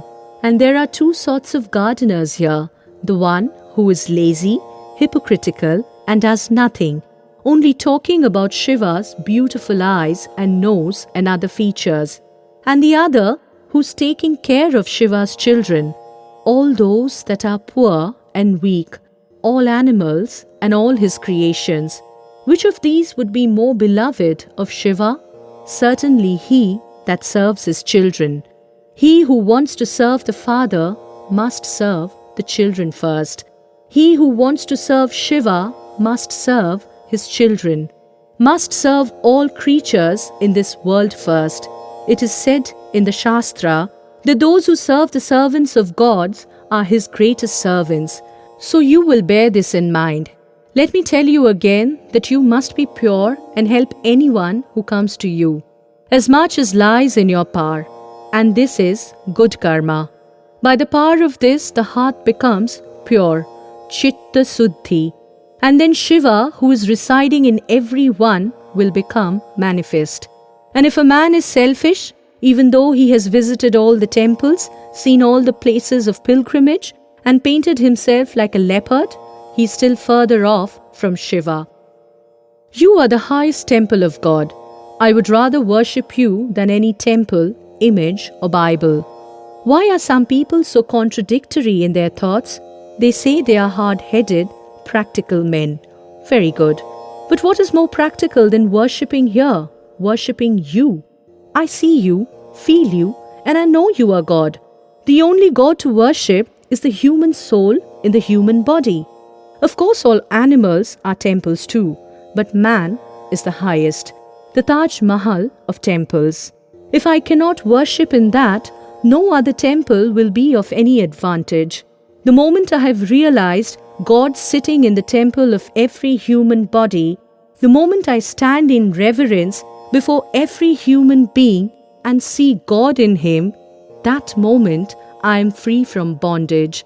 Everything that binds vanishes, and I am free. The next question is to know what comes after realization. Yet, religious realization does all the good to the world. People are afraid that when they attain to it, when they realize that there is but one, the fountains of love will be dried up, that everything in life will go away, and that all they love will vanish from them, as it were, in this life and in the life to come. People never stop to think that those who bestowed the least thought on their own individualities have been the greatest workers in the world. Then alone a man loves when he finds that the objects of his love is not any low, little, mortal thing. Then alone a man loves when he finds that the object of his love is not a clod of earth, but it is the veritable God Himself. The wife will love the husband the more when she thinks that the husband is God Himself. The husband will love the wife the more when he knows that the wife is God Himself. The mother will love the children more who thinks that the children are God Himself. That man will love his greatest enemy who knows that every enemy is God Himself. That man will love a holy man who knows that holy man is God Himself, and that every man will also love the unholiest of men because he knows the background of that unholiest of men is even He, the Lord. Such a man becomes a world mover for whom his little self is dead and God stands in its place. The whole universe will become transfigured to him. That which is painful and miserable will all vanish. Struggles will all depart and go. Instead of being a prison house where we every day struggle and fight and compete for a morsel of bread, this universe will then be to us a playground. Beautiful will be this universe then. Such a man alone has the right to stand up and say, "How beautiful is this world!" He alone has the right to say that it is all good. This will be the great good to the world resulting from such realization, that instead of this world going on with all its friction and clashing, if all mankind today realize only a bit of that great truth, the aspect of the whole world will be changed. And in place of fighting and quarreling, these would be a reign of peace. This indecent and brutal hurry, which forces us to go ahead of everyone else, will then vanish from the world. With it will vanish all struggle. With it will vanish all hate. With it will vanish all jealousy, and all evil will vanish away forever. Gods will live then upon this earth. This very earth will then become heaven. And what evil can there be when gods are playing with gods? When gods are working with gods, and gods are loving gods? That is the great utility of divine realization. Everything that you see in society will be changed and transfigured then. No more will you think of man as evil, and that is the first great gain. No more will you stand up and sneeringly cast a glance at a poor man or a woman who has made a mistake. No more will you think of jealousy and punishments.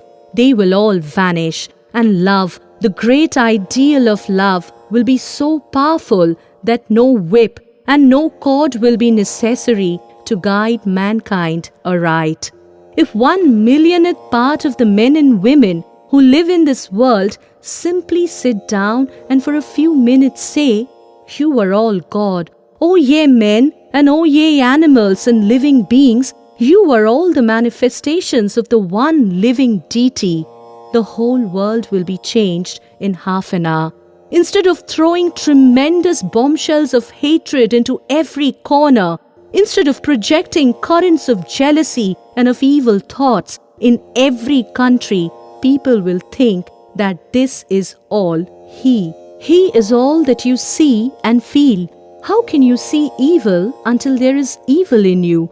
How can you see the thief unless he is there, sitting in the heart of your heart? How can you see the murderer until you are yourself the murderer?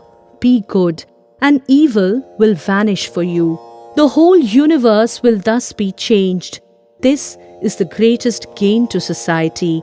This is the great gain to the human organism. Bring all light into the world. Light, bring light. Let light come unto everyone. The task will not be finished till everyone has reached the Lord. Bring light to the poor, and bring more light to the rich, for they require it more than the poor. Bring light to the ignorant, and more light to the educated, for the vanities of education of our time are tremendous. Thus bring light to all, and leave the rest unto the Lord. For in the words of the same Lord, to work you have the right, and not to the fruits thereof. Let not your work produce results for you, and at the same time may you never be without work. End of chapter 6. Chapter 7. Faith in one's self. Faith. Faith. Faith in ourselves. Faith. Faith in God. This is the secret of greatness. If you have faith in all the 330 millions of your mythological gods, and in all the gods which foreigners have now and again introduced into your midst, and still have no faith in yourself, there is no salvation for you. The history of the world is the history of a few men who had faith in themselves. That faith calls out the divinity within. You can do anything. You fail only when you do not strive sufficiently to manifest infinite power. As soon as a man or a nation loses faith, death comes. He is an atheist who does not believe in himself. The old religion said that he was an atheist who did not believe in God. The new religion says that he is the atheist who does not believe in himself. Never think there is anything impossible for the soul. It is the greatest heresy to think so. If there is sin, this is the only sin, to say that you are weak or others are weak. Whatever you think, that you will be. If you think yourself weak, weak you will be. If you think yourself strong, strong you will be. Never mind the struggles, the mistakes. I never heard a cow tell a lie, but it is only a cow, never a man. So never mind these failures, these little backslidings.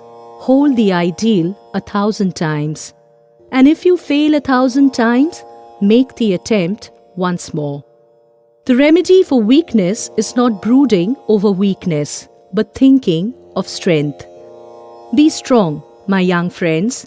That is my advice to you. You will be nearer to heaven through football than through the study of the Gita. These are bold words, but I have to say them, for I love you. I know where the shoe pinches. I have gained a little experience. You will understand the Gita better with your biceps, your muscles a little stronger. This is the great fact. Strength is life. Weakness is death. Strength is felicity. Life eternal, immortal. Weakness is constant, strain and misery. Weakness is death. To succeed, you must have tremendous perseverance, tremendous will. I will drink the ocean, says the persevering soul. At my will, mountains will crumble up. Have that sort of energy, that sort of will. Work hard, and you will reach the goal. Be not in despair. The way is very difficult, like walking on the edge of a razor. Yet despair not. Arise, awake, and find the ideal, the goal. Let people say whatever they like. Stick to your own convictions and rest assured the world will be at your feet. They say, have faith in this fellow or that fellow. But I say, have faith in yourself first. That's the way. Have faith in yourself. All power is in you.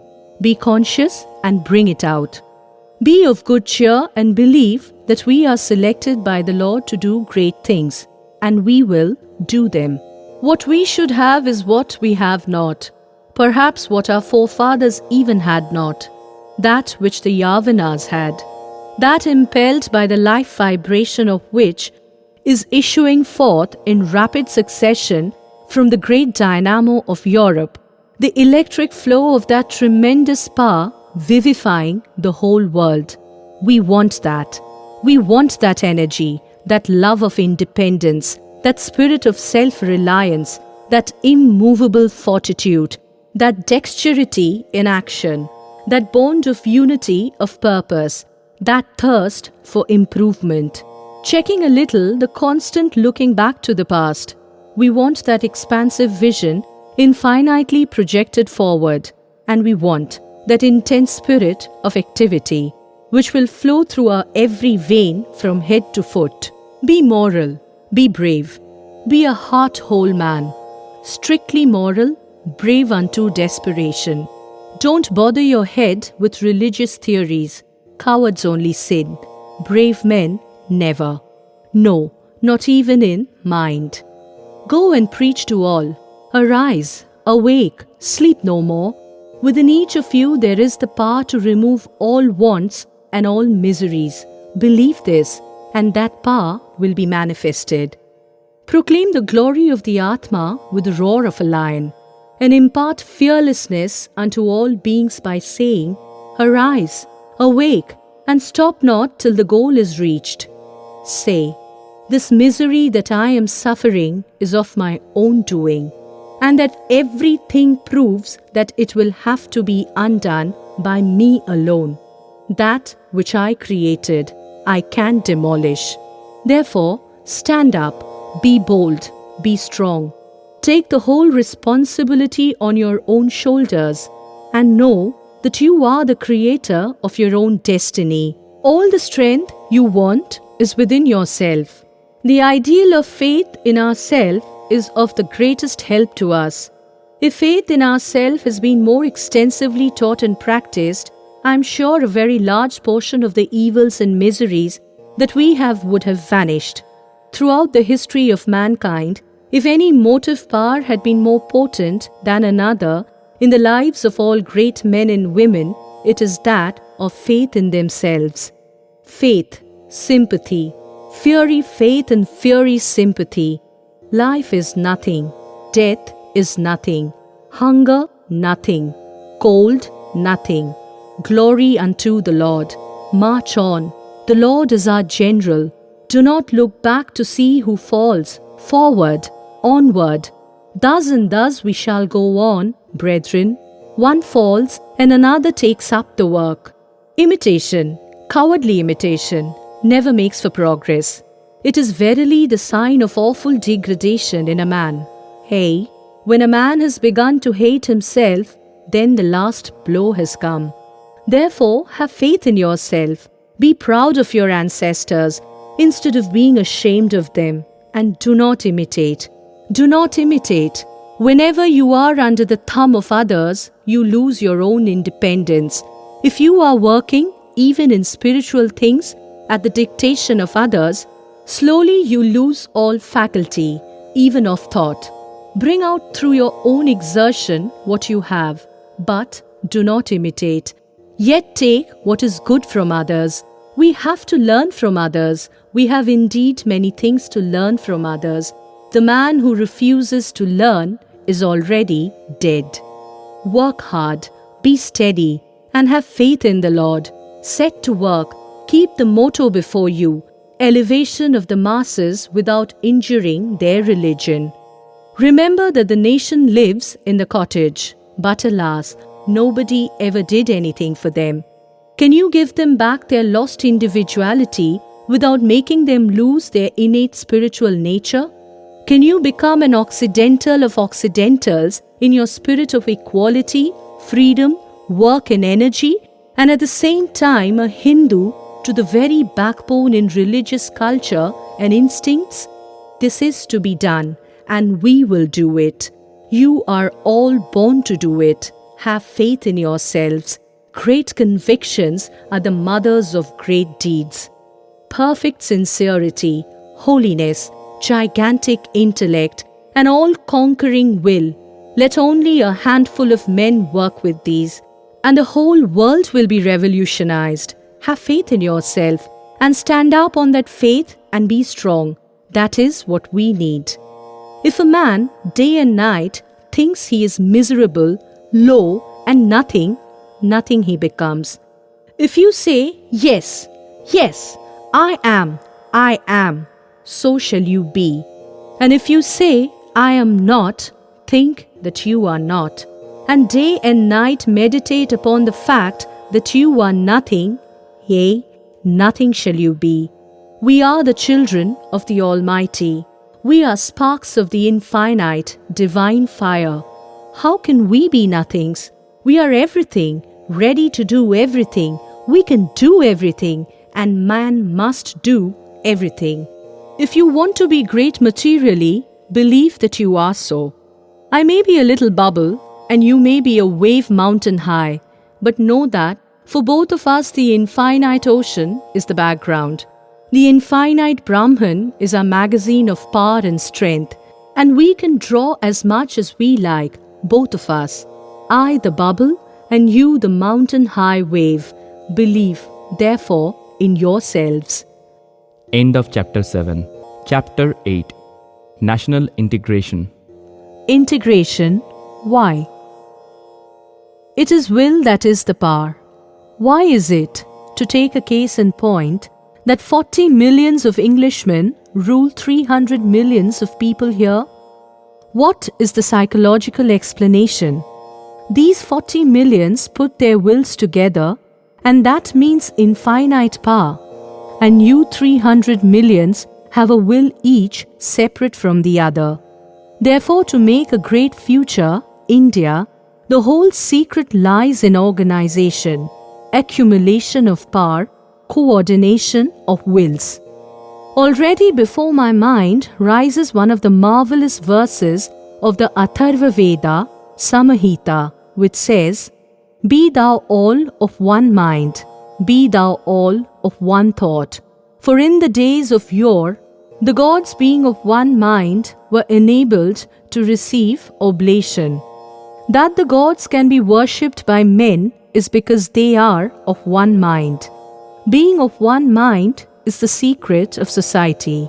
And the more you go on fighting and quarreling about all trivialities such as Dravidian and Aryan, and the question of Brahmins and non-Brahmins, and all that, the further you are off from the accumulation of energy and power which is going to make the future India. For mark you, the future India depends entirely upon that. That is the secret. Accumulation of willpower, coordination, bringing them all, as it were, into one focus. Each Chinaman thinks in his own way, and a handful of Japanese all think in the same way, and you know the result. That is how it goes throughout the history of the world. All these dissensions must stop. Swamiji amid Sikhs and Hindus in Punjab. This is the land which had first to bear the brunt of all inroads and invasions into India. This heroic land had first to bear its bosom to every onslaught of the outer barbarians into Aryavarta. This is the land which, after all its sufferings, had not yet entirely lost its glory and its strength. Here it was that in latter time the gentle Nanak preached his marvellous love for the world. Here it was that his broad heart was opened and his arms outstretched to embrace the whole world, not only of Hindus but of Mohammedans too. Here it was that one of the last and one of the most glorious heroes of our race, Guru Govind Singh, after shedding his blood and that of his dearest and nearest for the cause of religion, even when deserted by those for whom this blood was shed, retired into the south to die like a wounded lion, struck to the heart, without a word against his country, without a single word of murmur. Here in this ancient land of ours, children of the land of 5 rivers, I stand before you, not as a teacher, for I know very little to teach, but as one who has come from the East to exchange words of greetings with the brothers of the West, to compare notes, Here am I, not to find out differences that exist among us, but to find where we agree. Here am I trying to understand on what ground we may always remain brothers, upon what foundations the voice that has spoken from eternity may become stronger and stronger as it grows. Here am I trying to propose to use something of constructive work and not destructive. For criticism, the days are past, and we are waiting for constructive work. Gentlemen, this is the motive that brings me before you, and at the start I may declare to you that I belong to no party and no sect. They are all great and glorious to me. I love them all, and all my life I have been attempting to find what is good and true in them. If we can, a ground of agreement, and if through the grace of the Lord such a state of thing is possible, let us take it up, and from theory carry it out into practice. There have been sects enough in this country. There are sects enough, and there will be enough in the future. Sects must be, but sectarianism need not. The world would not be the better for sectarianism, but the world cannot move on without having sects. One set of men cannot do everything. The almost infinite mass of energy in the world cannot be managed by a small number of people. Here at once we see the necessity that forced this division of labor upon us, the division into sects. For the use of spiritual forces, let there be sects. But is there any need that we should quarrel, when our most ancient books declare that this differentiation is only apparent, that in spite of all these differences, there is a thread of harmony, that beautiful unity running through them all? Ask a man who wants to start a sectarian fight. Have you seen God? Have you seen the Atma? If you have not, what right have you to preach His name? Let them follow their own path to realization, so long as they struggle to see the truth in their own hearts. And when the broad, naked truth will be seen, then they will find that wonderful blissfulness which marvelously enough has been testified to by every seer in India, by every one who has realized the truth. Then words of love alone will come out of that heart, for it has already been touched by Him who is the essence of love Himself. Then, and then alone, all sectarian quarrels will cease. On the Hindu-Muslim relation, this Vedantic spirit of religious liberality has very much affected Mohammedanism. Mohammedanism in India is quite a different thing from that in any other country. It is only when Mohammedans come from other countries and preach to their co-religionists in India about living with men who are not of their faith that a Mohammedan mob is aroused and fights. Whether we call it Vedantism or any ism, the truth is that Advaitism is the last word of religion and thought, and the only position from which we can look upon all religions and sects is with love. I believe it is the religion of the future, enlightened humanity. The Hindus may get the credit of arriving at it earlier than other races, they being an older race than either the Hebrew or the Arab. Yet practical Advaitism, which looks upon and behaves to all mankind as one's own soul, was never developed among the Hindus universally. On the other hand, my experience is that if ever any religion approached to this equality in an appreciable manner, it is Islam and Islam alone. Therefore, I am firmly persuaded that without the help of practical Islam, theories of Vedantism, however fine and wonderful they may be, are entirely valueless to the vast mass of mankind. We want to lead mankind to the place where there is neither the Vedas, nor the Bible, nor the Quran. Yet this has to be done by harmonizing the Vedas, the Bible, and the Quran. Mankind ought to be taught that religions are but the varied expression of the religion, which is oneness, so that each may choose the path that suits him best. For our own motherland, a junction of the two great systems, Hinduism and Islam, Vedanta brain and Islam body is the only hope. I see in my mind's eye the future, perfect India rising out of this chaos and strife, glorious and invincible, with Vedanta brain and Islam body. The colorful national fabric, unity in diversity. A veritable ethnological museum, possibly the half-ape skeleton of the recently discovered Sumatra link, will be found on search here too. The dolmens are not wanting. Flint implements can be dug out almost anywhere. The lake dwellers, at least the river dwellers, must have been abundant at one time. The cavemen and leaf wearers still persist. The primitive hunters living in forest are in evidence in various parts of the country. Then there are the more historical varieties, the Negrito-Cholerian, the Dravidian and the Aryan. To these have been added from time to time dashes of nearly all the known races and a great many yet unknown, various breeds of Mongoloids, Mongols, Tatars and the so-called Aryans of the philologist. Well, here are the Persian, the Greek, the Yunchi, the Hun, the Chin, the Scythian and many more, melted and fused, the Jews, Parsis, Arabs, Mongols, down to the descendants of the Vikings and the lords of the German forest, yet undigested, an ocean of humanity, composed of these race waves seething, boiling, struggling, constantly changing form, rising to the surface and spreading and swallowing little ones, again subsiding. This is the history of India. Race, religion, language, government, all these together make a nation. The elements which compose the nations of the world are indeed very few.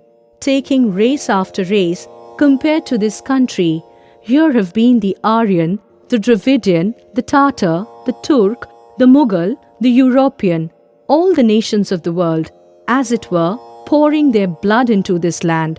Of languages, the most wonderful conglomeration is here. Of manners and customs, there is more difference between two Indian races than between the European and the Eastern races. The one common ground that we have in our sacred tradition, our religion, that is the only common ground, and upon that we shall have to build.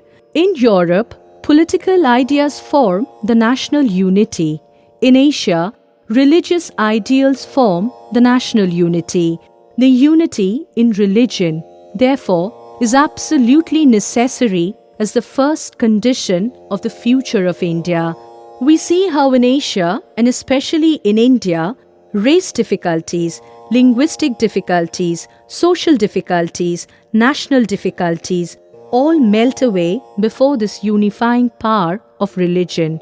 We know that to the Indian mind, there is nothing higher than religious ideals.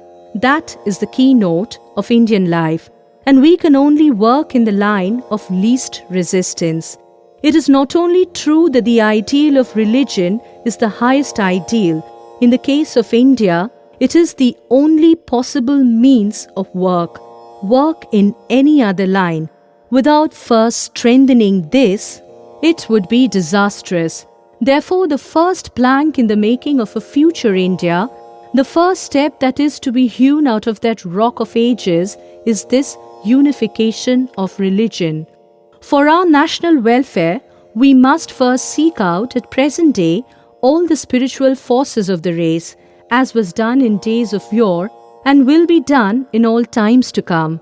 National union in India must be a gathering up of its scattered spiritual forces. A nation in India must be a union of those whose hearts beat to the same spiritual tune. The Christian is not to become a Hindu or a Buddhist, nor a Hindu or a Buddhist to become a Christian, but each must assimilate the spirit of the others and yet preserve his individuality and grow according to his own law of growth. Sects must be, but sectarianism need not. Key to integration. We know that our religion has certain common grounds, common to all our sects. However varying their conclusions may be, however different their claims may be, so there are certain common grounds, and within their limitation, this religion of ours admits of a marvelous variation, an infinite amount of liberty to think and live our own lives. We all know that, at least those of us who have thought, and what we want is to bring out these life-giving common principles of our religion, and let every man, woman and child throughout the length and breadth of this country understand them, know them, and try to bring them out in their lives. This is the first step, and therefore it has to be taken. Let us preach where we all agree and leave the differences to remedy themselves. As I have said to the Indian people again and again, if there is the darkness of centuries in a room, and we go into the room and begin to cry, "Oh, it's dark, it is dark," will the darkness go? Bring in the light and the darkness will vanish at once. End of Chapter 8. Chapter 9. The Torchbearers. The two ideals of truth, Shruti and Smriti. Two ideals of truth are in our scriptures. The one is that we call the eternal, and the other is not so authoritative, yet binding under particular circumstances, times, and places. The eternal relations which deal with the nature of the soul and of God, and the relations between souls and gods are embodied in what we call the Shrutis, the Vedas. The next set of truth is that we call the Smritis, as embodied in the words of Manu, Yajnavalkya and other writers, and also in the Puranas down to the Tantras. The second class of books and teachings is subordinate to the Shrutis, inasmuch as whenever any one of these contradicts anything in the Shrutis must prevail. This is the law. The idea is that the framework of the destiny and goal of man has been all delineated in the Veda. The details have been left to be worked out in the Smritis and Puranas. As for general direction, the Shrutis are enough.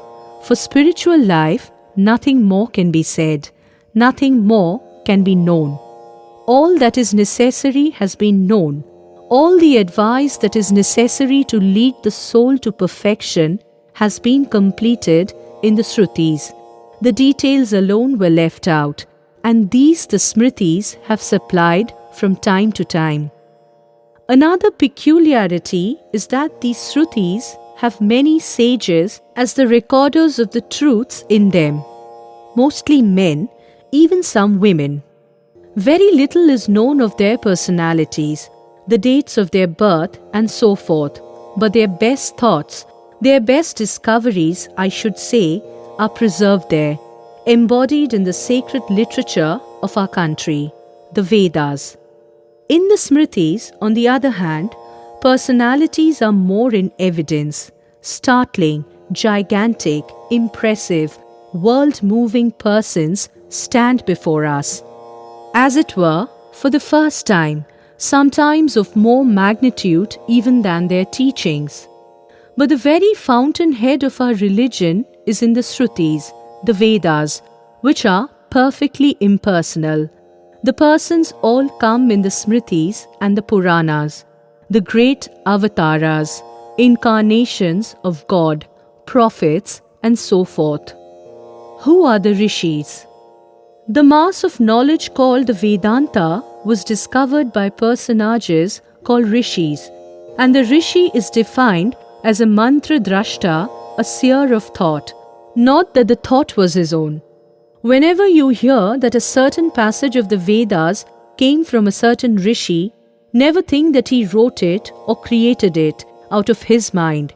He was the seer of the thought which already existed.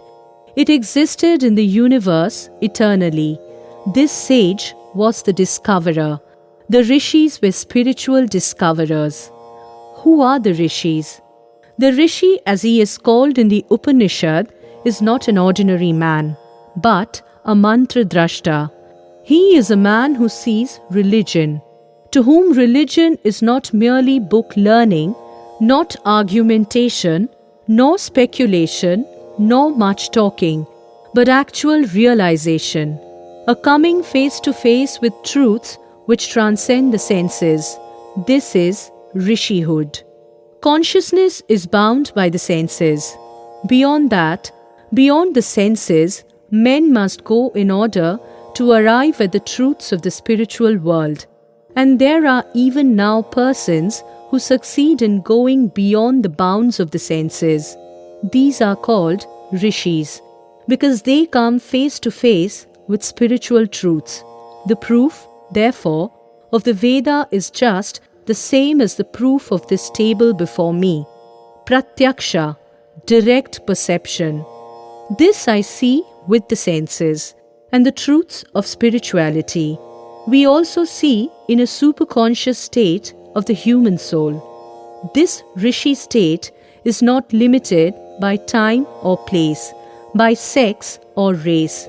Vatsyana bodily declared that his rishihood is the common property of the descendants of the sage, of the Aryan, of the non-Aryan, of even the Mleccha. This is the sageship of the Vedas, and constantly we ought to remember this ideal of religion in India, which I wish other nations of the world would also remember and learn, so that there may be less fight and less quarrel. Religion is not in books, nor in theories, nor in dogmas, nor in talking, not even in reasoning. It is being and becoming. My friend, until each one of you has become a rishi and come face to face with spiritual facts, religious life has not begun for you. Leaders of our societies have never been either generals or kings but rishis. Rishihood does not belong to any age or time or even to sects or caste. Vatsyana says truth must be realized, and we have to remember that you and I and every one of us will be called upon to become rishis, and we must have faith in ourselves. We must become world movers, for everything is in us. We must see religion face to face, experience it, and thus solve our doubts about it. And then standing up in the glorious light of rishihood, each one of us will be a giant, and every word falling from our lips will carry behind it that infinite sanction of security. The Shruti and the clergy. Except our religion, every other religion in the world depends upon the life or lives of some personal founder or founders. Christianity is built upon the life of Jesus Christ, Mohammedanism upon Muhammad, Buddhism upon Buddha, Jainism upon the Jainas, and so on. It naturally follows that there must be in all these religions a good deal of fight about what they call the historical evidences of these great personalities.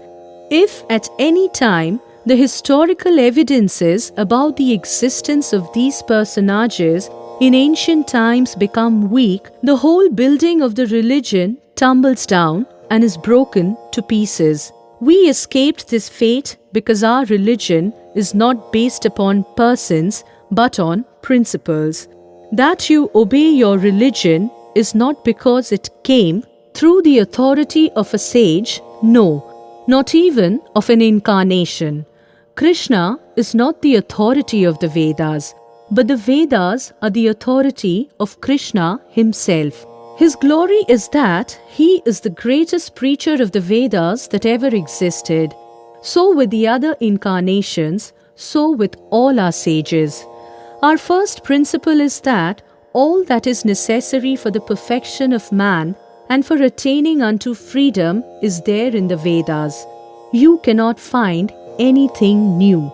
You cannot go beyond a perfect unity, which is the goal of all knowledge. This has been already reached there. and it is impossible to go beyond the unity. Religious knowledge became complete when Tat Tattvam Asi, that is, Thou art that, was discovered, and that was in the Vedas. What remained was the guidance of people from time to time, according to different times and places, according to different circumstances and environments. People had to be guided along the old path, and for this these great teachers came, these great sages. Nothing can bear out more clearly this position than the celebrated saying of Sri Krishna in the Gita. Whenever virtue subsides and irreligion prevails, I create myself for the protection of the good. For the destruction of all immortality, I am coming from time to time. This is the idea in India. Just as our God is an impersonal and yet a personal God, so is our religion a most intensely impersonal one, a religion based upon principles, and yet with an infinite scope for the play of persons. For what religion gives you more incarnations, more prophets and seers, and still waits for infinitely more? The Bhagavata says that incarnations are infinite, leaving ample scope for as many as you like to come. From the very earliest times, our sages have been feeling conscious of this fact that the vast majority of mankind require a personality. They must have a personal God in some form or the other. The very Buddha, who declared against the existence of a personal God, had not died 50 years before his disciples manufactured a personal God out of him. The personal God is necessary, and at the same time we know that instead of and better than vain imagination of a personal God, we have in this world, living and walking in our midst, living gods now and then. These are more worthy of worship than any imaginary gods, any creation of our imagination, that is to say, any idea of God which we can form. Sri Krishna is much greater than any idea of God you or I can have. Buddha is a much higher idea, a more living and idealized idea than the ideal you or I can conceive of in our minds, and therefore it is that they always command the worship of mankind, even to the exclusion of all imaginary deities. This our sages knew, and therefore left it open to all Indian people to worship such great personages, such incarnations. Nay, the greatest of these incarnations goes further. Wherever an extraordinary spiritual power is manifested by external man, know that I am there. It is from me that the manifestation comes. That leaves the door open for the Hindu to worship the incarnation of all the countries in the world. The Hindu can worship any sage and any saint from any country whatsoever. You may take up any one of the prophets or teachers as your guide and the object of your special adoration. You are even allowed to think that he whom you have chosen is the greatest of the prophets, greatest of all the avatars. There is no harm in that, but you must keep to a firm background of eternally true principles. The strange fact here is that the power of our incarnation has been holding good with us only so far as they are illustrations of the principles in the Vedas. Great religious personalities. In every nation's spiritual life, there is a fall as well as a rise. The nation goes down, and everything seems to go to pieces. Then again, it gains strength, rises. A huge wave comes, sometimes a tidal wave. And always on the topmost crest of the wave is a shining soul, the messenger. Creator and created by turns. He is the impetus that makes the wave rise, the nation rise. At the same time, he is created by the same forces which make the wave, acting and interacting by turns. He puts forth his tremendous power upon society, and society makes him what he is. These are the great world thinkers. These are the prophets of the world, the messengers of life, the incarnations of God. Rama and Sita. Rama, the ancient idol of the heroic ages, the embodiment of truth, of morality, the ideal son, the ideal husband, the ideal father, and above all, the ideal king. This Rama has been presented before us by the great sage Valmiki. And what to speak of Sita? You may exhaust the literature of the world that is past, and I may assure you that you will have to exhaust the literature of the world of the future before finding another Sita. Sita is unique. That character was depicted once and for all. There may have been several Ramas perhaps, but never more than one Sita. She is the very type of the true Indian woman, for all the Indian ideals of a perfected woman have grown out of that one life of Sita. Rama was the soul of the old king, but he was a king, and he could not go back on his word. Sita was chastity itself. She would never touch the body of another man except that of a husband. Pure, she is chastity itself, says Rama. Rama gave up his body and joined Sita in the other world. Sita, the pure, the all-suffering. Sita is the name in India for everything that is good, pure and holy. Everything that in woman we call woman. Sita, the patient, all-suffering, ever faithful, ever pure wife. Through all the sufferings she had, there was not one harsh word against Rama. Sita never returned injury. Be Sita. Sri Krishna. He was the most wonderful sannyasin and the most wonderful householder in one. He had the most wonderful amount of rajas, power, and was at the same time living in the midst of the most wonderful renunciation. Krishna can never be understood until you have studied the Gita, for he was the embodiment of his own teaching. Every one of these incarnations came as a living illustration of what they came to preach. Krishna, the preacher of the Gita, was all his life the embodiment of that song celestial. He was the great illustration of non-attachment. He gives up his throne and never cares for it. He, the leader of India, at whose words king came down from their thrones, never wants to be a king. He is the simple Krishna, ever the same Krishna who played with the gopis. Ah, the most marvelous passage of his life, the most difficult to understand, and which none ought to attempt to understand until he has become perfectly chaste and pure. That most marvelous expansion of love, allegorized and expressed in that beautiful play at Vrindavana, which none can understand but he who has become mad with love, drunk deep of the cup of love. Who can understand the throes of love of the gopis, the very ideal of love, love that wants nothing, love that even does not care for heaven, love that does not care for anything in this world or the world to come. They hated every adjective that was applied to Krishna. They did not care to know that he was the Lord of creation. They did not care to know that he was almighty. They did not care to know that he was omnipotent, and so forth. The only thing they understood was that he was infinite love. That was all.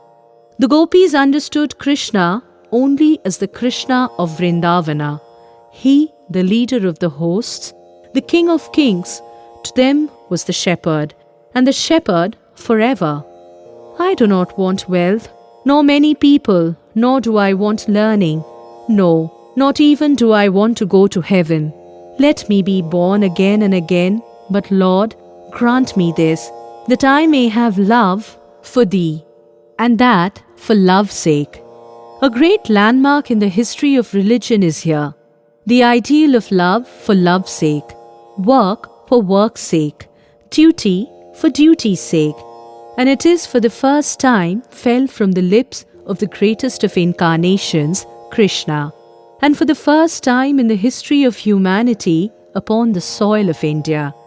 The religions of fear and temptations were gone forever, and in spite of the fear of hell and temptations of enjoyment in heaven, came the grandest of ideals, love for love's sake, duty for duty's sake, work for work's sake. And what a love! I have told you just now that it is very difficult to understand the love of the gopis. Forget first the love for gold and name and fame, and for this little trumpery world of ours. Then, only then you will understand the love of the gopis, too holy to be attempted without giving up everything, too sacred to be understood until the soul has become perfectly pure. People with ideas of sex and of money and of fame bubbling up every minute in the heart, daring to criticize and understand the love of the gopis. That is the very essence of the Krishna incarnation. Even the Gita, the great philosophy itself, does not compare with that madness. For in the Gita, the disciple is taught slowly how to walk towards the goal. But here is the madness of enjoyment, the drunkenness of love, where disciples and teachers and teachings and books and all these things have become one. Even the ideas of fear and God and heaven, everything has been thrown away. What remains is the madness of love. It is forgetfulness of everything, and the lover sees nothing in the world except Krishna and Krishna alone. When the face of every being becomes a Krishna, when his own face looks like Krishna, when his own soul has become tinged with the Krishna color, that was the great Krishna. There may be many historical discrepancies. There may be interpolation in the life of Krishna. All these things may be true, but at the same time, there must have been a basis, a foundation for this new and tremendous departure. Taking the life of any other sage or prophet, we find that that prophet is only the evolution of what had gone before him. We find that that prophet is only preaching the ideas that had been scattered about his own country, even in his own times. Great doubts may exist, even as to whether that prophet existed or not. But here, I challenge anyone to show whether these things, these ideals, work for work's sake, love for love's sake, duty for duty's sake, were not original ideas with Krishna. And as such, there must have been someone with whom these ideas originated. They could not have been borrowed from anybody else. They were not floating about in the atmosphere when Krishna was born, but the Lord Krishna was the first preacher of this. His disciple Vyasa took it up and preached it unto mankind. From that ideal lover, we come down to the lower stratum of Krishna, the preacher of the Gita. Than the Gita, no better commentary on the Veda has been written or can be written. The essence of the Shrutis or of the Upanishads is hard to be understood, seeing that there are so many commentators, each one trying to interpret in his own way. Then the Lord himself comes, he who is the inspirer of the Shrutis, to show us the meaning of them, as the preacher of the Gita. And today India wants nothing better. The world wants nothing better than that method of interpretation. One non-dualistic commentator takes up an Upanishad. There are so many dualistic passages, and he twists and tortures them into some meaning and wants to bring them all into a meaning of his own.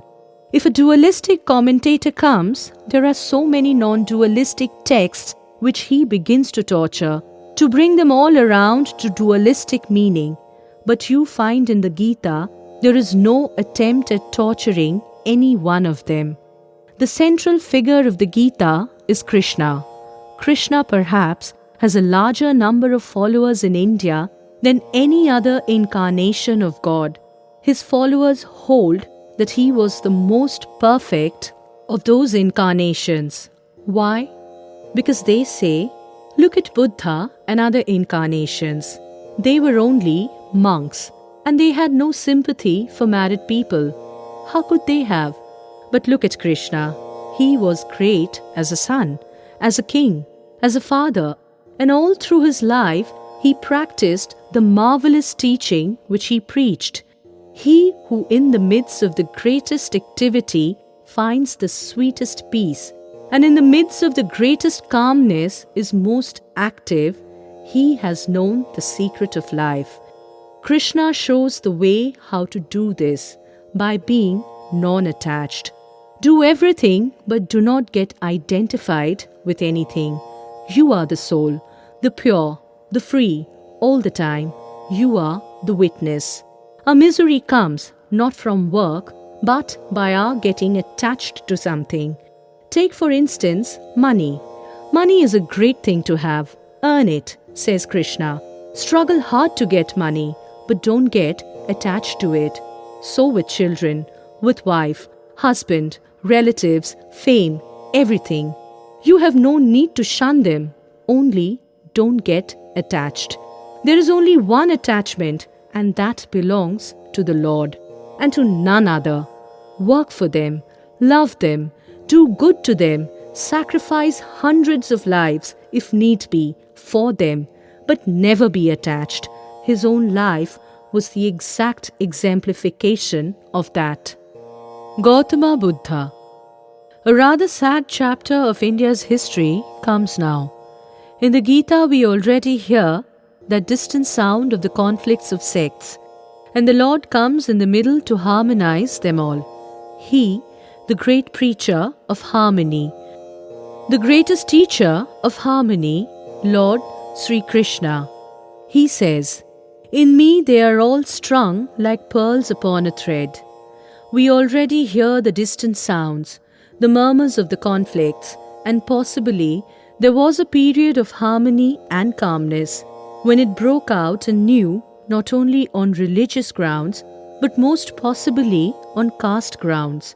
The fight between the two powerful factors in our community, the kings and the priests.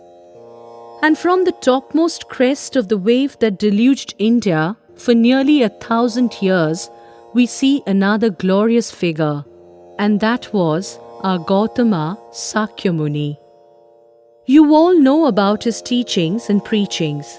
We worship him as God incarnate, the greatest, the boldest preacher of morality that the world ever saw, the greatest karma yogi, as disciple of himself, as it were. The same Krishna came to show how to make his theories practical.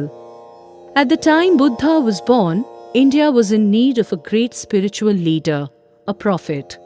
There was already a most powerful body of priests. Priests believe that there is a God, but that this God can be approached and known only through them. But while the priests were flourishing, there existed also the poet-prophets called sannyasins.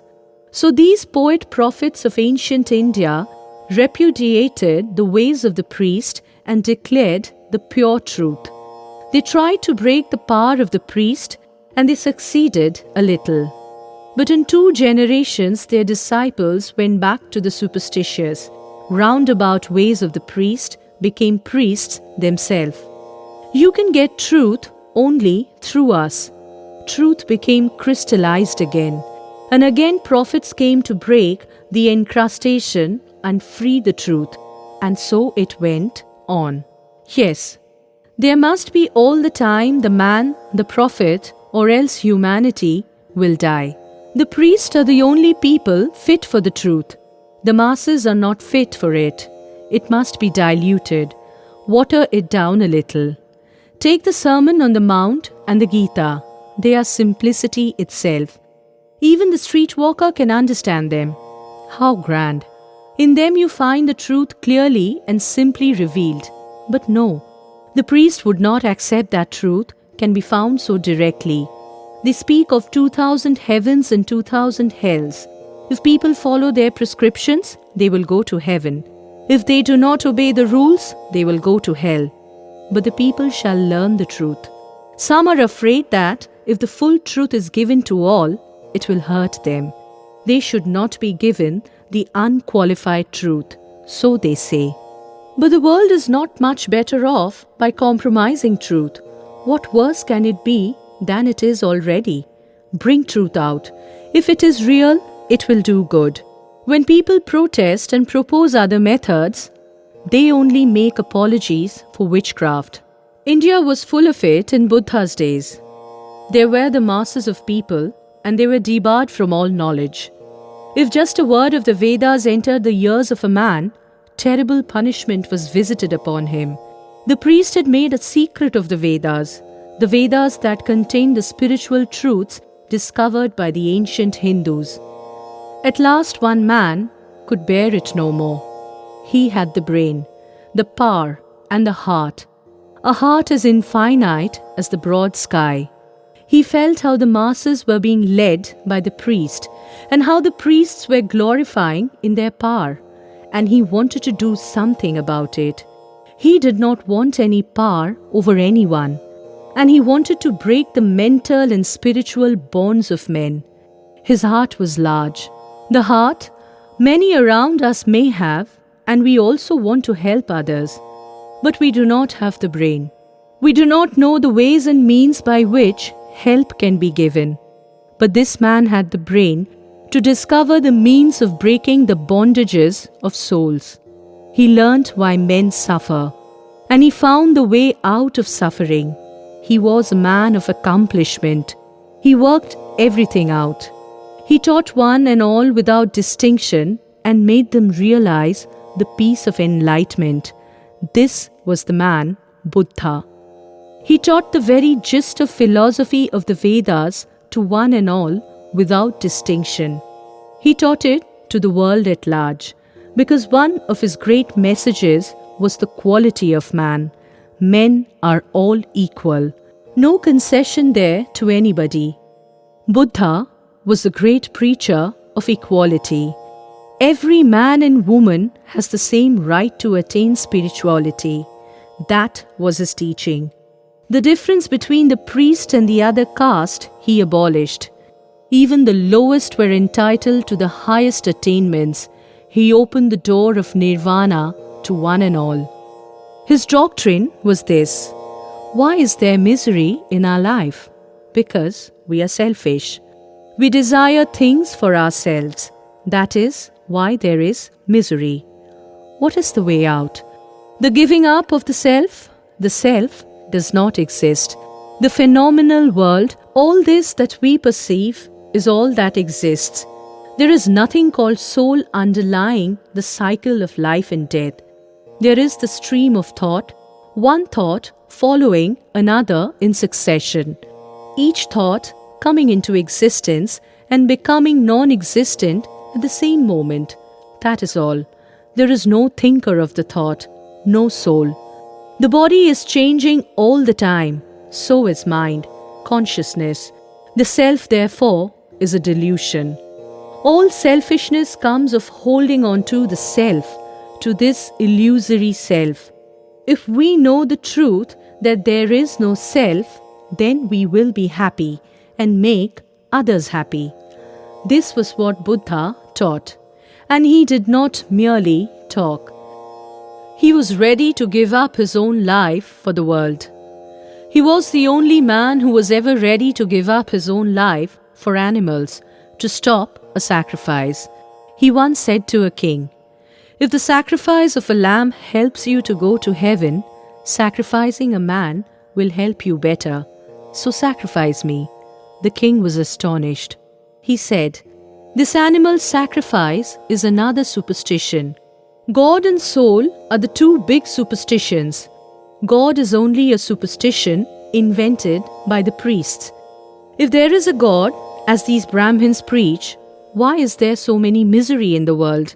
He is just like me, a slave to the law of causation. If he is not bound by the law of causation, then why does he create? Such a God is not at all satisfactory. There is the ruler in heaven that rules the universe according to his own sweet will and leaves us all here to die in misery. He never has the goodness to look at us for a moment. Our whole life is continuous suffering, but this is not sufficient punishment. After death, we must go to places where we have other punishments. Yet we continually perform all kinds of rites and ceremonies to please this creator of the world. Buddha said, "These ceremonials are all wrong. There is but one ideal in the world. Destroy all delusions. What is true will remain. As soon as the clouds are gone, the sun will shine." How to kill the self? Become perfectly unselfish, ready to give up your life even for an ant. Work not for any superstition, not to please any god, not to get any reward, but because you are seeking your own release by killing yourself. Worship and prayer and all that, these are all nonsense. You all say, "I thank God." But where does He live? Do you not know? And yet you are all going crazy about God? Hindus can give up everything except their God. To deny God is to cut off the very ground from under the feet of devotion. Devotion and God, the Hindus must cling to. Yet the religion of Buddha spread fast. It was because of the marvelous love which for the first time in the history of humanity overflowed a large heart and devoted itself to the service not only of all men but of all living things. A love which did not care for anything except to find a way of release from suffering for all beings. Man was loving God and had forgotten all about his brother man. The man who in the name of God can give up his very life can also turn around and kill his brother in the name of God. That was the state of the world. They would sacrifice the sun for the glory of God, would rob nations for the glory of God, would kill thousands of beings for the glory of God, would drench the earth with blood for the glory of God. This was the first time they turned to the other God, man. It is man that is to be loved. It was the first wave of intensive love for all men, the first wave of true unadulterated wisdom, that starting from India, gradually inundated country after country, north, south, east, west.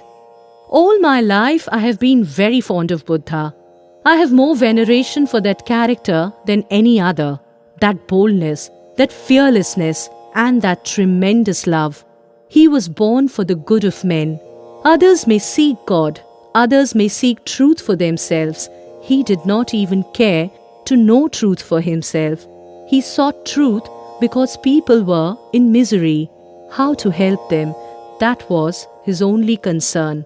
Throughout his life, he never had a thought for himself. If he was great in life, he was also great in death. He ate food offered to him by a member of a race similar to your American Indians. Hindus do not touch them because they eat everything indiscriminately. He told his disciples, "Do not eat this food, but I cannot refuse it. Go to the man and tell him he has done me one of the greatest services of my life. He has released me from the body." An old man came and sat near him. He had walked miles and miles to see the master, and Buddha taught him. When he found a disciple weeping, he reproved him, saying, "What is this? Is this the result of all my teaching?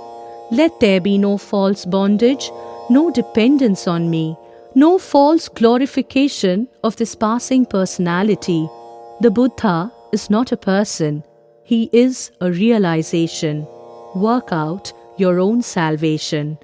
Even when dying, he would not claim any distinction for himself. I worship him for that. Shankaracharya. There was an element of danger in the teaching of Buddha. It was a reforming religion. In order to bring about the tremendous spiritual change he did, he had to give many negative teachings. But if a religion emphasizes the negative side too much, it is in danger of eventual destruction. Never can a reforming sect survive if it is only reforming.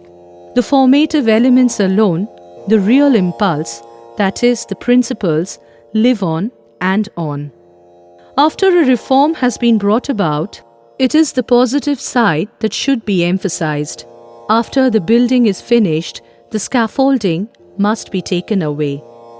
It so happened in India that as time went on, the followers of Buddha emphasized the negative aspect of his teaching too much, and thereby caused the eventual downfall of their religion. I have neither the time nor the inclination to describe to you the hideousness that came in the wake of Buddhism. The most hideous ceremonies, the most horrible, the most obscene books that human hands ever wrote or the human brains ever conceived, the most bestial form that ever passed under the name of religion, have all been the creation of degraded Buddhism. But India has to live, and the Spirit of the Lord descended again. He who declared, "I will come whenever virtue subsides," came again. And this time the manifestation was in the south. And up rose that young Brahmin, of whom it has been declared that at the age of 16 he had completed all his writings. The marvelous boy, Shankaracharya, arose. The writings of this boy of 16 are the wonders of the modern world, and so was the boy. He wanted to bring back the Indian world to its pristine purity. But think of the amount of the task before him. I have told you a few points about the state of things that existed in India. The Tatars and the Baluchis and all the hideous races of mankind came to India and became Buddhists and assimilated with us and brought their national customs, and the whole of our national life became a huge page of the most horrible and the most bestial customs. That was the inheritance which that boy got from the Buddhists. And from that time to this, the whole work in India is a reconquest of this Buddhistic degradation by the Vedanta. It is still going on. It is not yet finished. Shankara came a great philosopher and showed that the real essence of Buddhism and that of the Vedanta are not very different, but that the disciples did not understand the Master and have degraded themselves, denied the existence of the soul and of God, and have become atheists. That was what Shankara showed, and all the Buddhists began to come back to the old religion. Shankara, with his great intellect, I am afraid, had not as great a heart. I do not know why Shankara should be represented as rather exclusive. I do not find anything in his writing which is exclusive. As in the case of the declaration of the Lord Buddha, this exclusiveness that has been attributed to Shankara's teaching is most possibly not due to his teachings, but to the incapacity of his disciples. Ramanuja. Then came the brilliant Ramanuja. Ramanuja's heart was greater. He felt for the downtrodden. He sympathized with them. He took up the ceremonies, the accretions that had gathered, made them pure so far as they could be, and instituted new ceremonies, new methods of worship for the people who absolutely required them. At the same time, he opened the door to the high spiritual worship from the Brahmin to the Pariah. That was Ramanuja's work. You may mark one characteristic since the time of Ramanuja, the opening of the door of spirituality to everyone. Sri Chaitanya. This one great northern sage, Chaitanya, represented the mad love of the gopis. Himself a Brahmin, born of one of the most rationalistic families of the day, himself a professor of logic, fighting and gaining a word victory. For this he had learned from his childhood as the highest ideal of life. And yet through the mercy of some sage, the whole life of that man became changed. He gave up his fight, his quarrels, his professorship of logic, and became one of the greatest teachers of bhakti the world has ever known, Mad Chaitanya. His bhakti rolled over the whole land of Bengal, bringing solace to everyone. His love knew no bounds. The saint or the sinner, the Hindu or the Mohammedan, the pure or the impure, the prostitute, the street walker, all had a share in his love. All had a share in his mercy. And even to the present day, although greatly degenerated, as everything does become in time, his sect is the refuge of the poor, of the downtrodden, of the outcast, of the weak, of those who have been rejected by all society. Sri Chaitanya was a man of tremendous renunciation and had nothing to do with woman and carnal appetites. But in later times, his disciples admitted women into their order, mixed indiscriminately with them in his name, and made an awful mess of the whole thing. And the ideal of love which the Lord exemplified in his life was perfectly selfless and bereft of any vestige of lust, that sexless love can never be the property of the masses. But the subsequent Vaishnava gurus, instead of laying particular stress first on the aspect of renunciation in the master's life, bestowed all their zeal on preaching and infusing his ideal of love among the masses. And the consequence was that the common people could not grasp and assimilate that high ideal of divine love, and naturally made of it the worst form of love between man and woman. There can be no love so long as there is lust, even a speck of it, as it were, in the heart. None but men of great renunciation, none but mighty giants among men have a right to that love divine. If that highest ideal of love is held out to the masses, it will indirectly tend to stimulate its worldly prototype which dominates the heart of man. For meditating on love to God by thinking of oneself as his wife or beloved, one would very likely be thinking most of the time of one's own wife. Sri Ramakrishna, the one, that is Shankara, had a great head. The other, that is Chaitanya and Ramanuja, a large heart. And the time was ripe for one to be born, the embodiment of both his head and heart. The time was ripe for one to be born who in one body would have the brilliant intellect of Shankara and the wonderfully expansive, infinite heart of Chaitanya. One who would see in every sect the same spirit working, the same God. One who would see God in every being.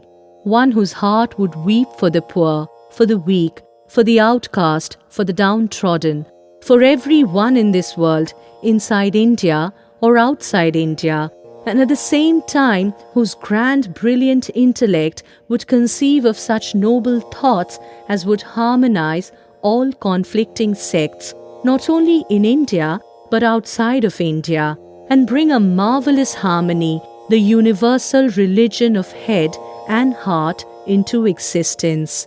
Such a man was born, and I had the good fortune to sit at his feet for years. The time was ripe. It was necessary that such a man should be born, and he came. And the most wonderful part of it was that his life's work was just near a city which was full of Western thoughts, a city which had run mad after these Occidental ideas, a city which had become more Europeanized than any other city in India. There he lived, without any book learning whatsoever. This great intellect never learnt even to write his own name. But the most brilliant graduates of our university found in him an intellectual giant. He was a strange man, this Sri Ramakrishna Paramhansa. This man came to live near Calcutta, the capital of India, the most important university town in our country, which was sending out skeptics and materialists by hundreds every year. Yet many of these university men, skeptics and agnostics, used to come and listen to him. I heard of this man, and I went to hear him. He looked just like an ordinary man, with nothing remarkable about him. He used the most simple language, and I thought, can this man be a great teacher? Crept near to him and asked him the question which I had been asking others all my life. "Do you believe in God, sir?" "Yes," he replied. "Can you prove it, sir?" "Yes." "How?"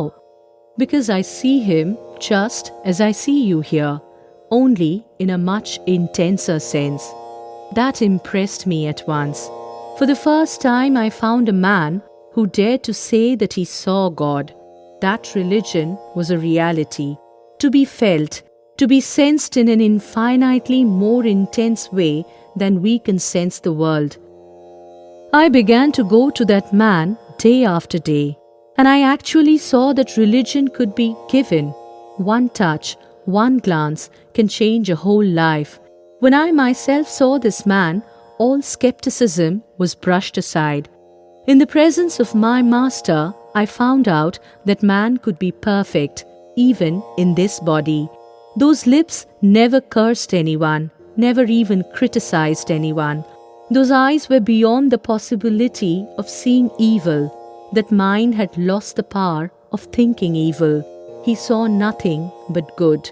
That tremendous purity, that tremendous renunciation is the one secret of spirituality. How can great spirituality come without that renunciation? Renunciation is the background of all religious thought wherever it be. And you will always find that as this idea of renunciation lessens, the more will the sense creep into the field of religion, and spirituality will decrease in the same ratio. That man was the embodiment of renunciation. In our country, it is necessary for a man who becomes a sannyasin to give up all worldly wealth and position, and this my master carried out literally. There were many who would have felt themselves blessed if he would only have accepted a present from their hands, who would gladly have given him thousands of rupees if he would have taken them. But these were only men from whom he would turn away. He was a triumphant example, a living realization of the complete conquest of lust and of desire for money. He was beyond all ideas of either.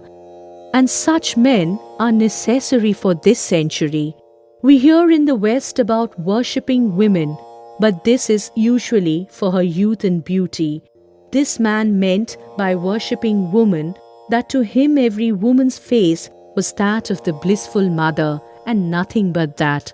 I myself have seen this man standing before those women whom society would not touch, and falling at their feet bathed in tears, saying, "Mother, in one form thou art in the street, and in another form thou art the universe.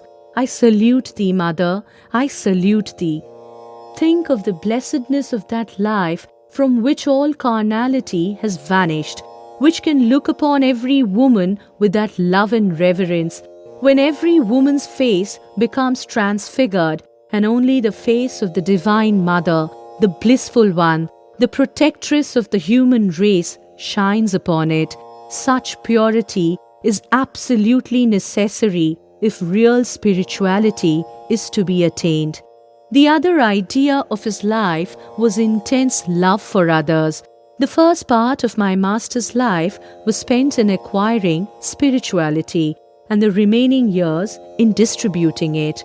So men came in crowds to hear him, and he would talk 20 hours in the 24, and that not for one day, but for months and months, until at last the body broke down under the pressure of this tremendous strain. His intense love for mankind would not let him refuse to help even the humblest of the thousands who sought his aid. Gradually there developed a vital throat disorder, and yet he could not be persuaded to refrain from these exertions. As soon as he heard that people were asking to see him, he would insist upon having them admitted and would answer all their questions. When expostulated with it, he replied, "I do not care. I will give up 20,000 such bodies to help one man. It is glorious to help even one man. If I had told you one word of truth, it was his and his alone. And if I had told you many things which were not true, which were not correct, which were not beneficial to the human race, they were all mine, and on me is the responsibility. In order that a nation may rise, it must have a high ideal. Now, that ideal is, of course, the abstract Brahma. But as you all cannot be inspired by an abstract ideal, you must have a personal ideal. You have got that in the person of Sri Ramakrishna. The reason why other personages cannot be our ideal now is that their days are gone. And in order that Vedanta may come to everyone, there must be a person who is in sympathy with the present generation. This is fulfilled in Sri Ramakrishna. So now you should place him before everyone.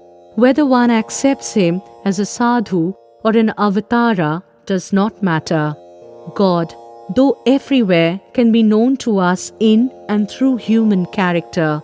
No character was ever so perfect as Ramakrishna, and that should be the center round which we ought to rally, at the same time allowing everybody to regard him in his own light, either as God, Savior, teacher, model, or a great man, just as he pleases. In a narrow society, there is depth and intensity of spirituality. The narrow stream is very rapid. In a Catholic society, along with the breadth of vision, we find a proportionate loss in depth and intensity.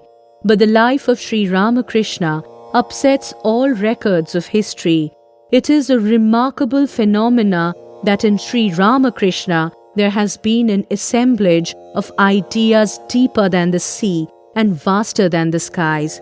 We must interpret the Vedas in the light of the experience of Sri Ramakrishna. As in the olden times, it was the Lord alone, the deliverer of the Gita, who partially harmonized these apparently conflicting statements, so with a view to completely settling this dispute, immensely magnified in the process of time. He himself has come as Sri Ramakrishna. Therefore, no one can truly understand the Vedas and Vedantas unless one studies them in the light of the utterances of Sri Ramakrishna, who first exemplified in his life and taught that these scriptural statements, which appear to the cursory view as contradictory, are meant for different grades of aspirants and are arranged in the order of evolution. If there is anything which Sri Ramakrishna has urged us to give up as carefully as lust and wealth, it is the limiting of the infinitude of God by circumscribing it within narrow bounds. Such a unique personality, such a synthesis of the utmost of jnana, yoga, bhakti and karma has never before appeared among mankind. The life of Sri Ramakrishna proves that the greatest breadth, the highest Catholicity and the utmost intensity can exist side by side in the same individual, and that society can also be constructed like that, for society is nothing but an aggregate of individuals. He is the true disciple and follower of Sri Ramakrishna, whose character is perfect and all-sided like this. The formation of such a perfect character is the ideal of this age, and everyone should strive for that alone. So now the great conclusion is that Ramakrishna has no peer. Nowhere else in this world exists that unprecedented perfection, that wonderful kindness for all that does not stop to justify itself, that intense sympathy for man in bondage. Without studying Ramakrishna Paramhansa first, one can never understand the real import of the Vedas, the Vedanta of the Bhagavata and the other Puranas. His life is a searchlight of infinite power thrown upon the whole mass of Indian religious thoughts. He was the living commentary to the Vedas and to their aim. He had lived in one life the whole cycle of the national religious existence in India. Ramakrishna Paramhansa is the latest and the most perfect, the concentrated embodiment of knowledge, love, renunciation, Catholicity, and the desire to serve mankind. So where is anyone to compare with him? He must have been born in vain who cannot appreciate him. My supreme good fortune is that I am his servant through life after life. A single word of his is to me far weightier than the Vedas and the Vedanta. Oh, I am the servant of the servants of his servant. But narrow bigotry militates against his principles, and this makes me cross. Rather let his name be drowned in oblivion and his teachings bear fruit instead. Why? Was he a slave to fame? From the day Sri Ramakrishna was born dates the growth of modern India and of the Golden Age. In the Ramakrishna incarnation, there is knowledge, devotion and love, infinite knowledge, infinite love, infinite work, infinite compassion for all beings. You have not yet been able to understand him. What the whole Hindu race has thought in ages, he lived in one life. His life is the living commentary to the Vedas of all nations. India has suffered long. The religion eternal has suffered long. But the Lord is merciful. Once more, He has come to help His children. Once more, the opportunity is given to rise to fallen India. India can only rise by sitting at the feet of Sri Ramakrishna. His life and his teachings are to be spread far and wide, are to be made to penetrate every pore of Hindu society. Who will do it? Who are to take up the flag of Ramakrishna and march for the salvation of the world? Who are to stem the tide of degeneration at the sacrifice of name and fame, wealth and enjoyment, nay, of every hope of this or other worlds? Glory unto him on whom falls the Lord's choice. Ramakrishna Paramhansa came for the good of the world. Call him a man, or God, or an incarnation, just as you please. Accept him each in your own light. He who will bow before him will be converted into purest gold that very moment. Go with his message from door to door. If you can, my boy, and all your disquietude will be at an end. We must electrify society, electrify the world. Idle gossip and barren ceremonials won't do. A huge spiritual tidal wave is coming. He who is low shall become noble, and he who is ignorant shall become the teacher of great scholars. Through his grace, arise, awake, and stop not till the goal is reached. Life is ever expanding. Contraction is death. The self-seeking man who is looking after his personal comforts and leading a lazy life, there is no room for him even in hell. He alone is a child of Sri Ramakrishna, who is moved to pity for all creatures and exerts himself for them even at the risk of incurring personal damnation. Others are vulgar people. Whoever at this great spiritual juncture will stand up with a courageous heart and go on spreading for door to door, from village to village, his message is alone my brother and a son of his. This is the test. He who is Ramakrishna's child does not seek his personal good. They wish to do good to others even when at the point of death. All that I am, all that the world itself will someday be, is owing to my master, Sri Ramakrishna. End of Chapter 9. Chapter 10. Stirring Utterances. Bold words and bolder deeds are what we want. Awake, awake, great ones. The world is burning with misery. Can you sleep? Let us call and call till the sleeping gods awake, till the God within answers to the call. What more is in life? What greater work? Bear in mind, my children, that only cowards and those who are weak commit sin and tell lies. The brave are always moral. Try to be moral. Try to be brave. Try to be sympathizing. Come, be men. Come out of your narrow holes and have a look abroad. See how nations are on the march. Do you love man? Do you love your country? Then come. Let us struggle for higher and better things. Look not back. No. Not even if you see the dearest and nearest cry. Look not back, but forward. India wants the sacrifice of at least 1,000 of her young men. Men, mind, and not brutes. Calm and silent and steady work, and no newspaper humbug, no name-making. You must always remember. Can you become an Occidental of Occidentals in your spirit of equality, freedom, work and energy, and at the same time a Hindu to the very backbone in religious culture and instincts? This is to be done, and we will do it. You are all born to do it. Have faith in yourselves. Great convictions are the mothers of great deeds. Onward forever. Sympathy for the poor, the downtrodden, even unto death. This is our motto. Onward, brave lads. 3 things are necessary to make every man great, every nation great. 1. Conviction of the powers of goodness. 2. Absence of jealousy and suspicion. 3. Helping all who are trying to be and do good. Do not wait for anybody or anything. Do whatever you can.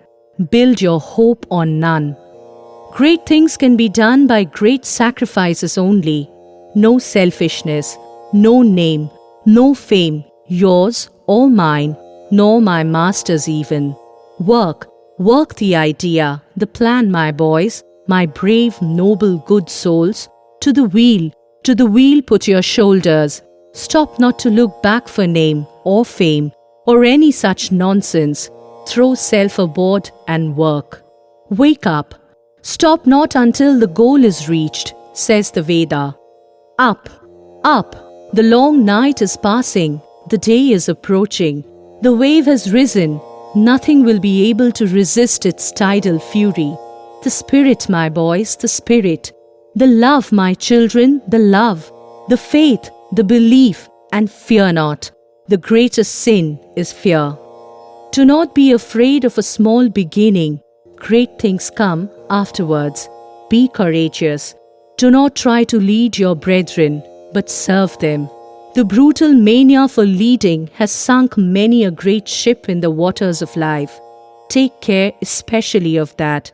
That is, be unselfish, even unto death, and work. Work hard. Be holy and pure, and the fire will come. Have faith that you are all my brave lads, born to do great things. Let not the barks of puppies frighten you. No, not even the thunderbolts of heaven, but stand up and work. Let people say whatever they like. Stick to your own convictions, and rest assured the world will be at your feet. They say, have faith in this fellow or that fellow. But I say, have faith in yourself first. That's the way. Say, I can do everything. Even the poison of a snake is powerless if you can firmly deny it. To work with undaunted energy. What fear? Who is powerful enough to thwart you? Fear? Whom to fear? Forsooth. Renunciation. Renunciation. You must preach this above everything else. There will be no spiritual strength unless one renounces the world. Mavei, courage. Everything will come about by degrees from all of you. I want this, that you must discard forever self-aggrandizement, faction-mongering and jealousy. You must be all forbearing like Mother Earth. If you can achieve this, the world will be at your feet. Whatever others think or do, lower not your standard of purity, morality, and love of God. No one who loves God need fear any jugglery. Holiness is the highest and divinest power in earth and in heaven. I do not believe in a God or religion which cannot wipe the widow's tears or bring a piece of bread to the orphan's mouth. However sublime be the theories, however well spun may be the philosophy, I do not call it religion, so long as it is conformed to books and dogmas. The eye is in the forehead and not in the back. Move onward and carry into practice that which you are very proud to call your religion and God bless you. No man, no nation, my son, can hate others and live. India's doom was sealed the very day they invented the word mleccha and stopped from communion with others. Take care how you foster that idea. It is good to talk glibly about the Vedanta, but how hard to carry out even its least percepts. A sannyasin who has no idea of doing good to his fellow is a brute, not a sannyasin. I call him a traitor who, having been educated, nursed in luxury by the heart's blood of the downtrodden millions of toiling poor, never even takes a thought for them. Where, in what period of history your rich men, noblemen, your priests and potentates took any thought for the poor, the grinding of whose faces is the very lifeblood of their power? Who thinks of raising these sunken, trodden millions? A few thousand graduates who do not make a nation. A few rich men do not make a nation. True, our opportunities are less, but still there is enough to feed and clothe and make 300 millions more comfortable, nay, luxurious. The only way is love and sympathy. The only worship is love. I am thoroughly convinced that no individual or nation can live by holding itself apart from the community of others, and whenever such an attempt has been made under false ideas of greatness, policy, or holiness, the result has always been disastrous to the secluding one. Give and take is the law, and if India wants to raise herself once more, it is absolutely necessary that she brings out her treasures and throws them broadcast among the nations of the earth, and in return, be ready to receive what others have to give her. Expansion is life, contraction is death. Love is life, and hatred is death. Do any deserve liberty who are not ready to give it to others? Let us calmly and in a manly fashion go to work, instead of dissipating our energy in unnecessary fretting and fuming. I, for one, thoroughly believe that no power in the universe can withhold from anyone anything he really deserves. The past was great, no doubt, but I sincerely believe that the future will be more glorious still. It is a life to do good. It is death not to do good to others. 90% of human brutes you see are dead, are ghosts. For none lives, my boy, but he who loves. Feel, my children, feel. Feel for the poor, the ignorant, the downtrodden. Feel till the heart stops and the brain reels and you think you will go mad. Be not afraid, my children. Look not up in that attitude of fear towards that infinite starry vault as if it could crush you. Wait. In a few hours more the whole of it will be under your feet. Wait. Money does not pay, nor name. Fame does not pay, nor learning. It is love that pays. It is character that cleaves its way through adamantine walls of difficulties. Bread, bread. I do not believe in a God who cannot give me bread here, giving me eternal bliss in heaven. Pooh! India is to be raised. The poor are to be fed. Education is to be spread. And the evil of priestcraft is to be removed. No priestcraft, no social tyranny, more bread, more opportunity for everybody. Have fire and spread all over. Work, work. Be the servant while leading. Be unselfish. And never listen to one friend in private accusing another. Have infinite patience, and success is yours. Onward, my brave boys. Money or no money, men or no men. Have you love?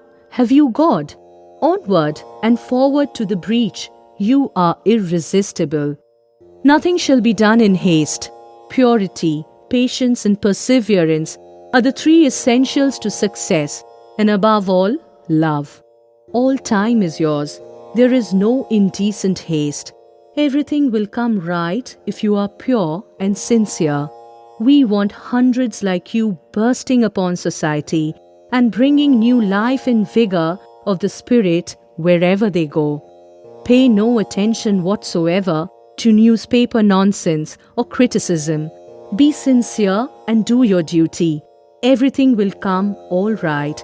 Truth must triumph. You must give your body, mind, and speech to the welfare of the world. You have read Matrideva Bhava, Pitrideva Bhava. Look upon your mother as God. Look upon your father as God. But I say, Daridra Deva Bhava, Murkha Deva Bhava, the poor, the illiterate, the ignorant, the afflicted. Let these be your God. Know that service to these alone is the highest religion. Do not try to be a ruler. He is the best ruler who can serve well. Be true unto death. The work we want, we do not seek wealth, name, or fame. If you are really my children, you will fear nothing. Stop at nothing. You will be like lions. We must rouse India and the whole world. No cowardice. I will take no nay. Do you understand? Be true unto death. The secret of this is Guru Bhakti, faith in the Guru unto death. Be the servant if you will rule. This is the real secret. Remember, we want both men and women. There is no distinction of sex in the soul.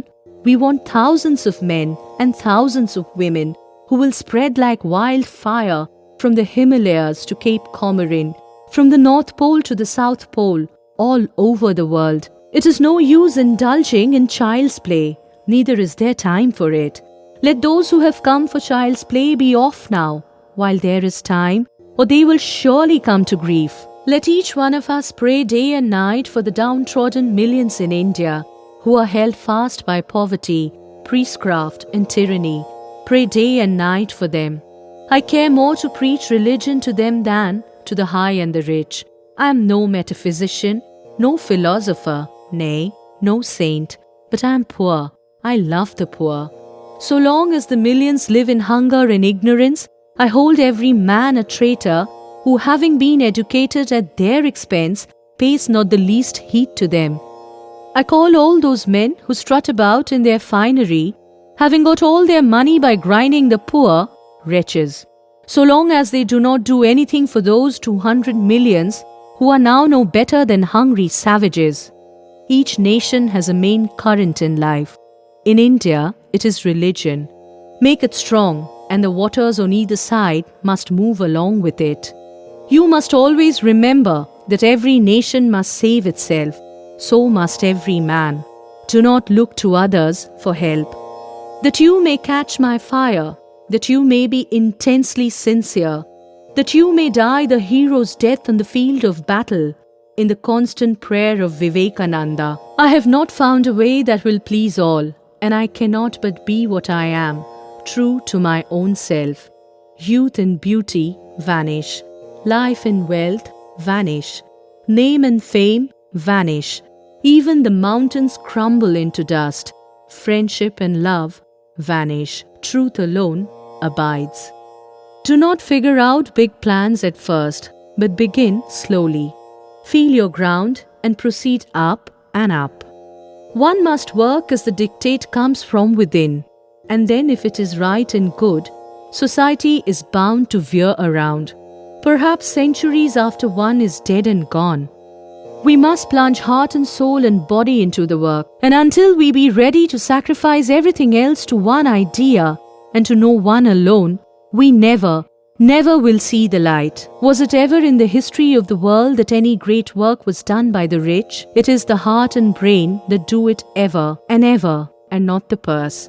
Know that every time you feel weak, you not only hurt yourself, but also the cause. Infinite faith and strength are the only conditions of success. Perfect sincerity, holiness, gigantic intellect, and an all-conquering will. Let only a handful of men work with these, and the whole world will be revolutionized. Truth alone triumphs, not untruth. Through truth alone lies the way to Devayana, the way to the gods. Those who think that a little sugar coating of untruth helps the spread of truth are mistaken, and will find in the long run that a single drop of poison poisons the whole mass. The man who is pure and who dares does all things. In religion lies the vitality of India, and so long as the Hindu race do not forget the great inheritance of their forefathers, there is no power on earth to destroy them. Cultivate the virtue of obedience, but you must not sacrifice your own faith. No centralization is possible unless there is obedience to superiors. No great work can be done without this centralization of individual forces. Give up jealousy and conceit. Learn to work unitedly for others.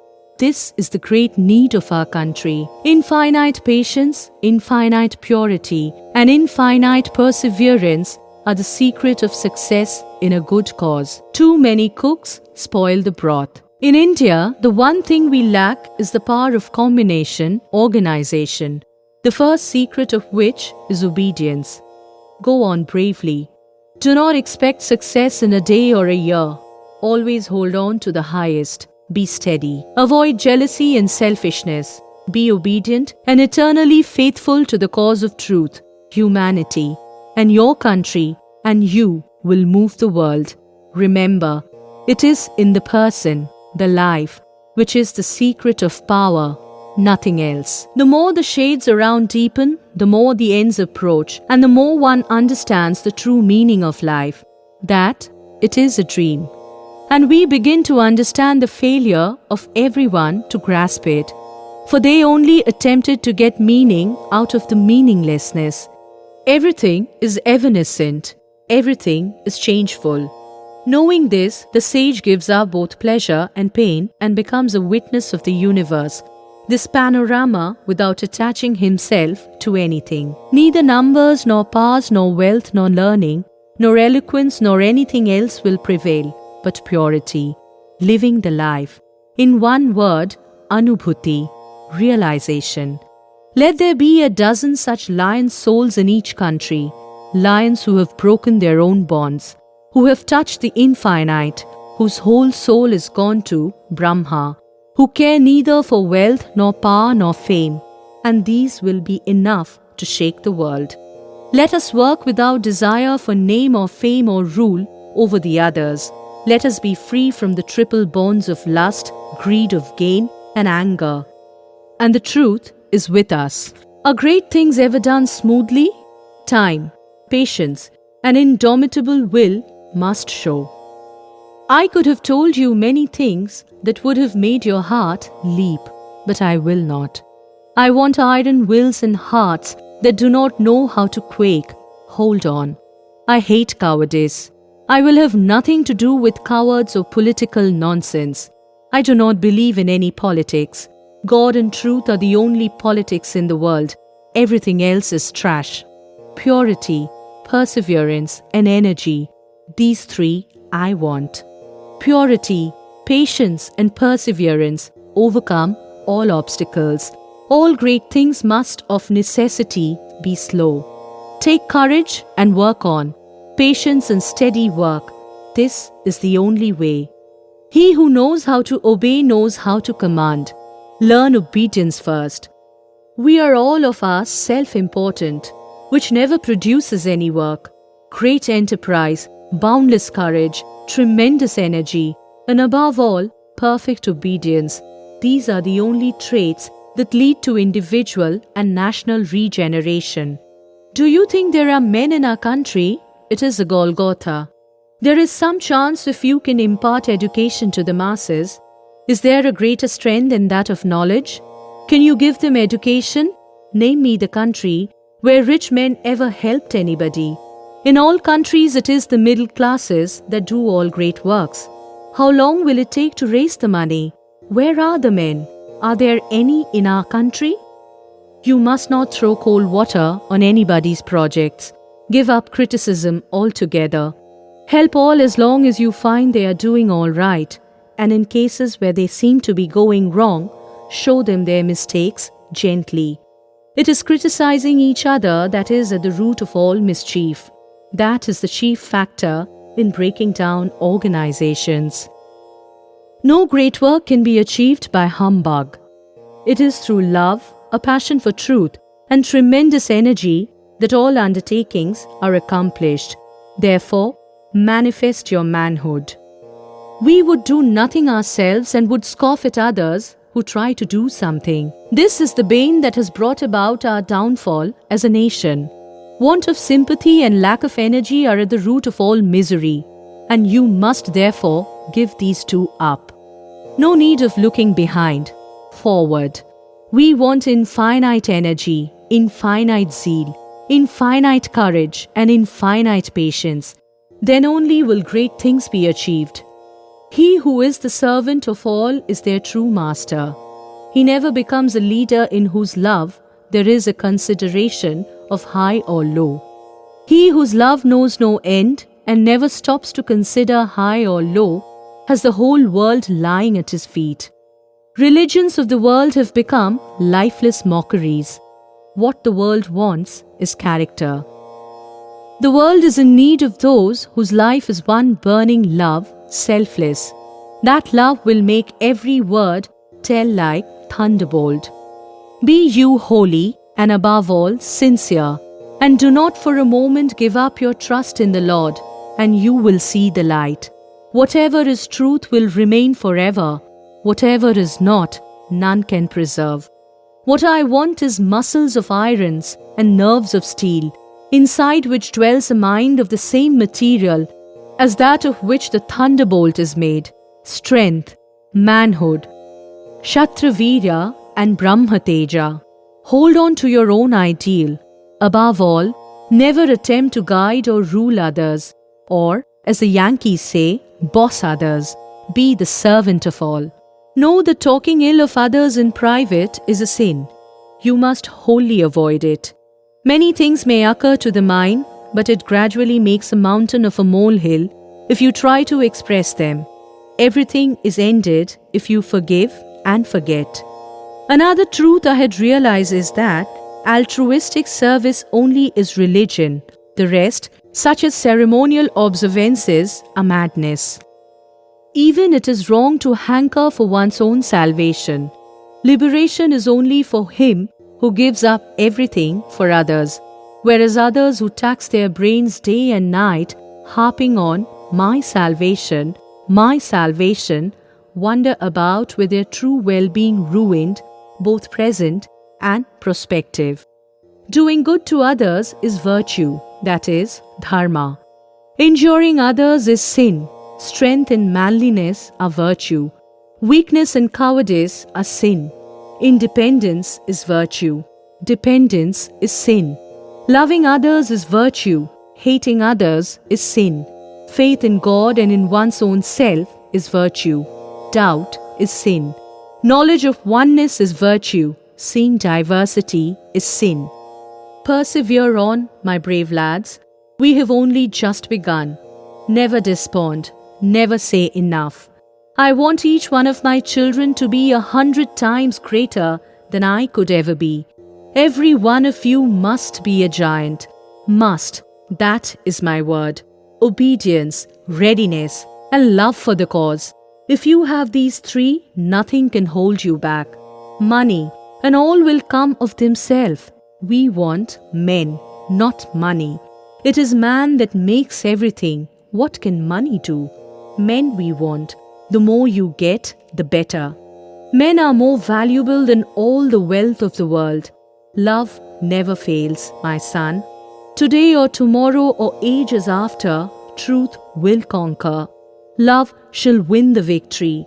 Do you love your fellow men? Where should you go to seek for God? Are not all the poor, the miserable, the weak gods? Why not worship them first? Why go to dig a well on the shores of the Ganga? Believe in the omnipotent power of love. Who cares for these tinsel puffs of name? I never keep watch of what the newspapers are saying. Have you love? You are omnipotent. Are you perfectly unselfish? If so, you are irresistible. It is character that pays everywhere. It is the Lord who protects His children in the depths of the sea. Your country requires heroes. Be heroes. Work unto death. I am with you.